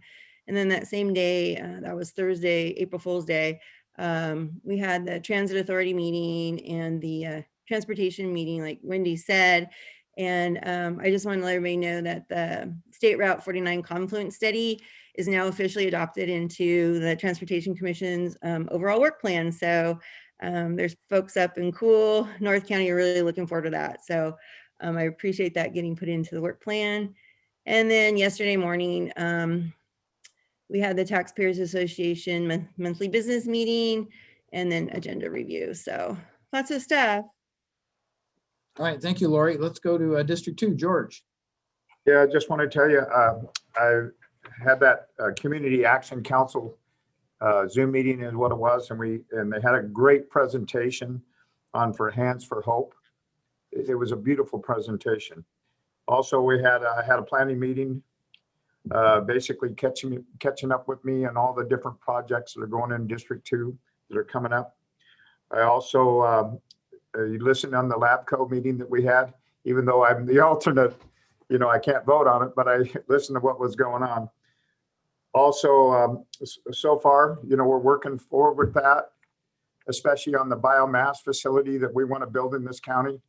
So we're working on that. We're looking at grants right now to be able to fund that in a particular place where we can put it, because we also talked about Placer County wants to join us in building one of these cogen plants, which in a perfect spot would be in Truckee. So we're looking at that too. And then there's also portable biomass plants that are actually portable, and we can pull them in different facilities. So that's another thing we're looking at. Also had with transit, I had the meeting with transit and also the transportation meeting, so we're moving ahead with a lot of different things and stuff. Yesterday, I walked, believe it or not, 2 miles, which I needed it for my lungs after going through COVID, and at the new Bass Lake Park that's going in, it's going to be a beautiful facility, and it's going to really be great for our community. They're talking about opening it up. They're opening it up right now to the public, and for kayaking, it'll be pretty soon for kayaking, also for paddleboard, no motorboats allowed, and all the different trails that they have proposed, and also the 2 ball fields that they're going to build too. So it's going to be a great park, for our community and stuff, for all those residents in this area and for our county and the residents down there. I also, Bob Smart, we lost a very dear friend, my friend, and he had a vision, the El Dorado Trail, and we walked it together. Bob did a lot of volunteer work, a lot on his own to be able to make that happen. But also, I also want to say I lost a dear friend, Larry Hennick, who was, it's hard. He was a deputy sheriff for 32 years, but also was my campaign manager. So he's going to be dearly lost. He was a great friend, all the way from grammar school to high school to college. Also, he worked at Denny's, is what he was as a cook there. And then I was working at Standard Oil of California in Lower Main Street. I owned my own business for 19, and then he ended up joining the sheriff's department. So we've been friends for a long time, and I'll remember him always. He used to wake me up at 6 o'clock in the morning and tuck me in bed at 11 o'clock at night. we would talk. So he's going to be dearly missed. Thank you. Thank you, George. Sue? Thank you, Chair. You know, as we've been talking, I was just glanced at my emails, and we are now officially going into the orange tier tomorrow. And yeah, that was great. And then the governor announced that he's going to be planning reopening, God willing, June 15th, with taking all the tiers down. So, excuse me, was it April? Yeah. So in just a few weeks here, hopefully opening by summer, everything back up with everything, if everything goes as planned. So that's exciting news. You know, I've had a busy kind of week, met with Department of Transportation, Raphael, talking about something up in Tahoe that's near and dear to our community up there, and that is the traffic issues on Sundays and holidays.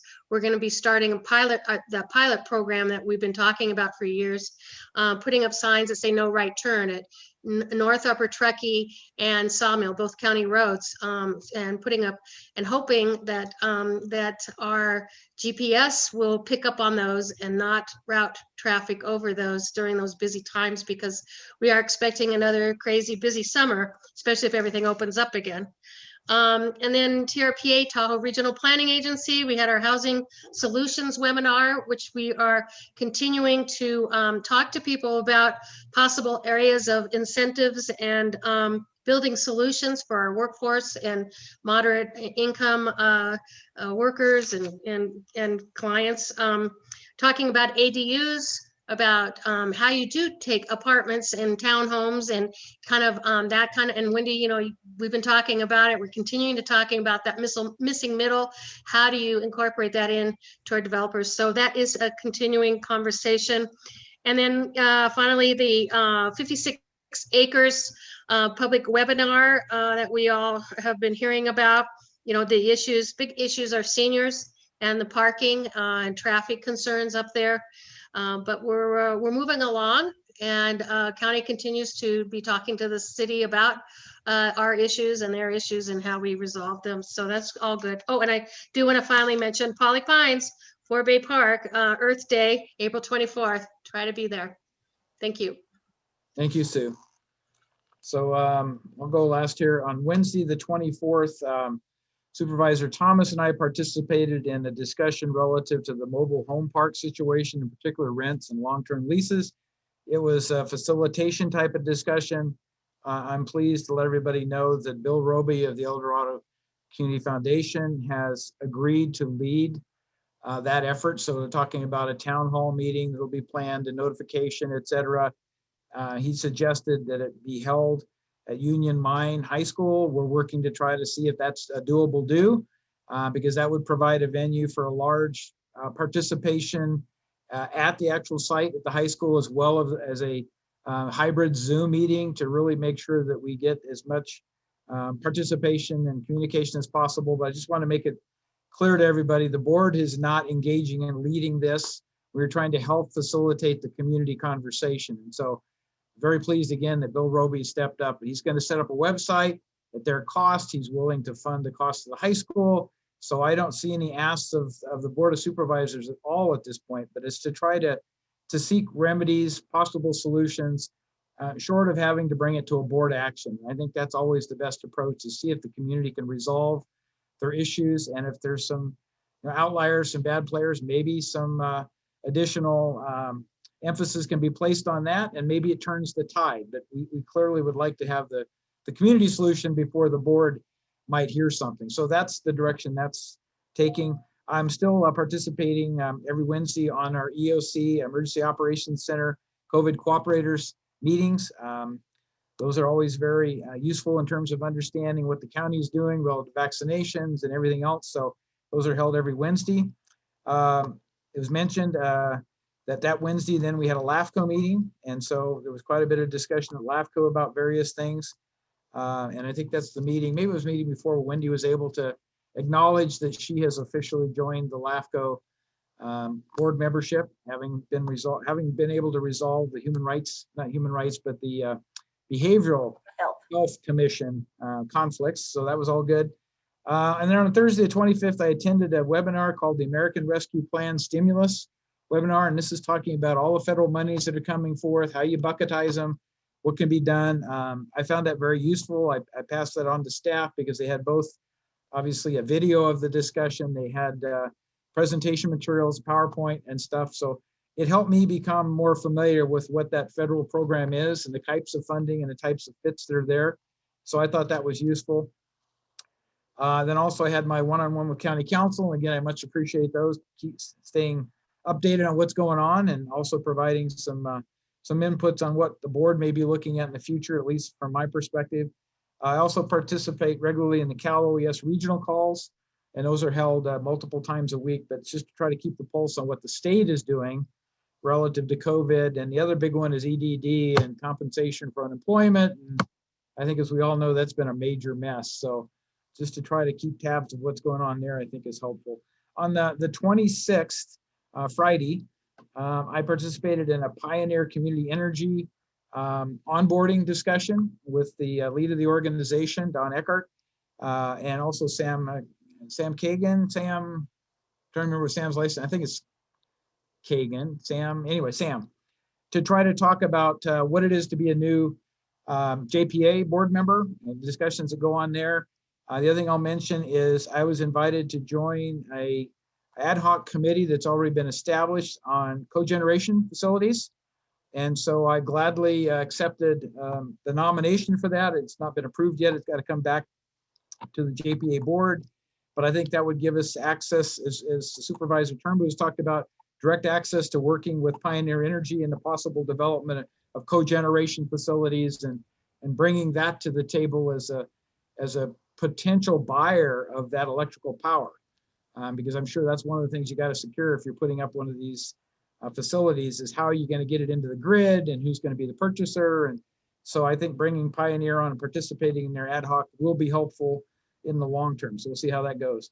And then on Monday, we had a renewal of the Human Rights Commission meeting, and Sue and I participated in that, and we really led the discussion because we felt it was necessary for the board to share with the commissioners what the scope of their role was as best we could define it. And we had some good dialogue and stuff. So I think we got off to a good start there. The next meeting they have scheduled very near term here, they will control their agenda. We will participate as the ad hoc members, but I think it's gives them the authority then to start moving forward after a significant hiatus long-term, right? So there's been a lot of consternation over that, but that has been restarted. So I'm pleased to announce that. Then on Tuesday, we all know we had the special TOT Board of Supervisors meeting. I think that went well. On Wednesday, the 31st, we had a follow-up to the mobile home park discussions. And so again, gaining more fidelity, more definition of how that meeting would be led and how it's going to be held. I did tune in and listen to the South Lake Tahoe Sixers Zoom seminar, as Supervisor Novosel mentioned. I was a little disappointed with the lack of questions that were asked, but maybe it was well defined and people are satisfied with it. But yeah, so anyway, I learned a little bit more about the project, and I don't want to be a designer, but it helps just to, I think, stay on board with where that planning is going. So on Thursday, April the 1st, we held the El Dorado Transit meeting, followed by the Transportation Commission meeting that was mentioned.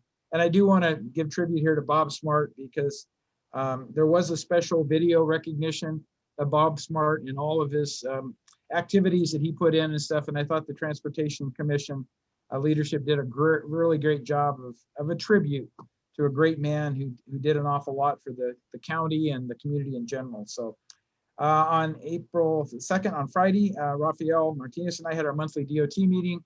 Those are always interesting discussions because, as we all know, the area of road maintenance and road improvements and capitalization are always active discussions. So that was very helpful.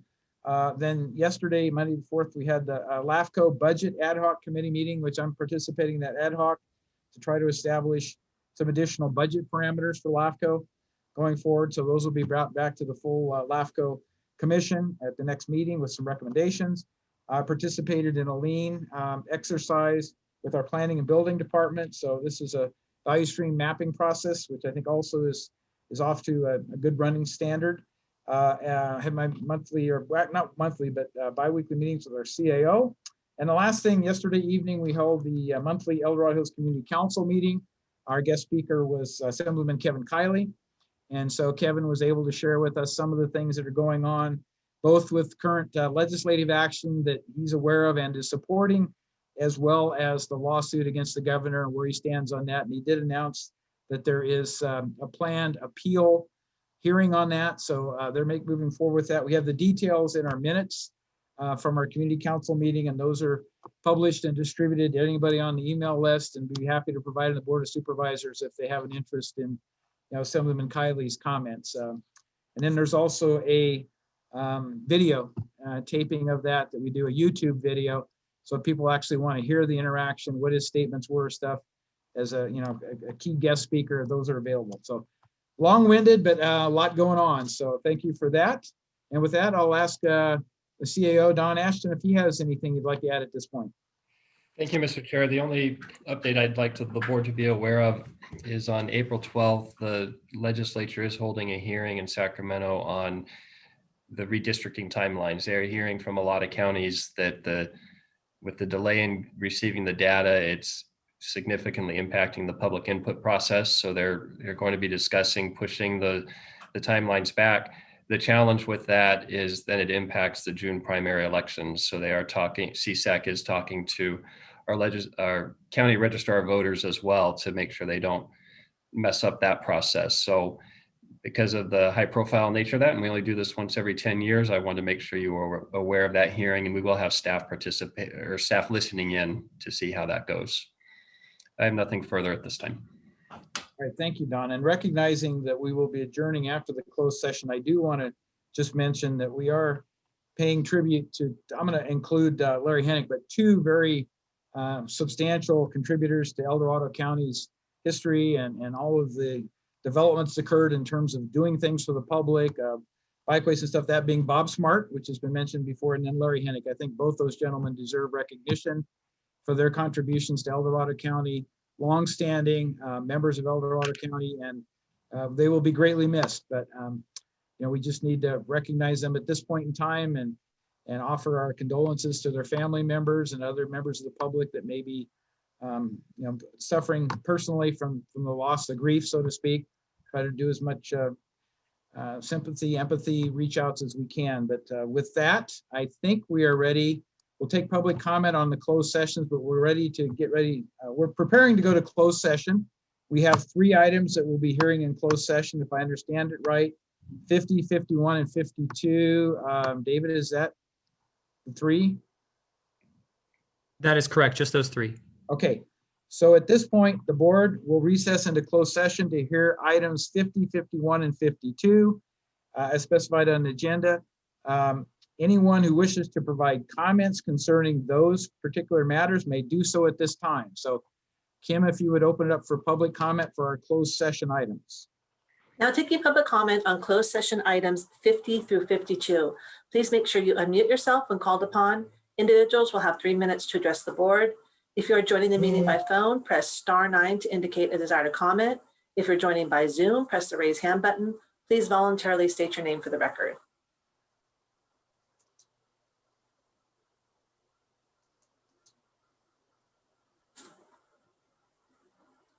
Now taking public comment from Gaitha Williard.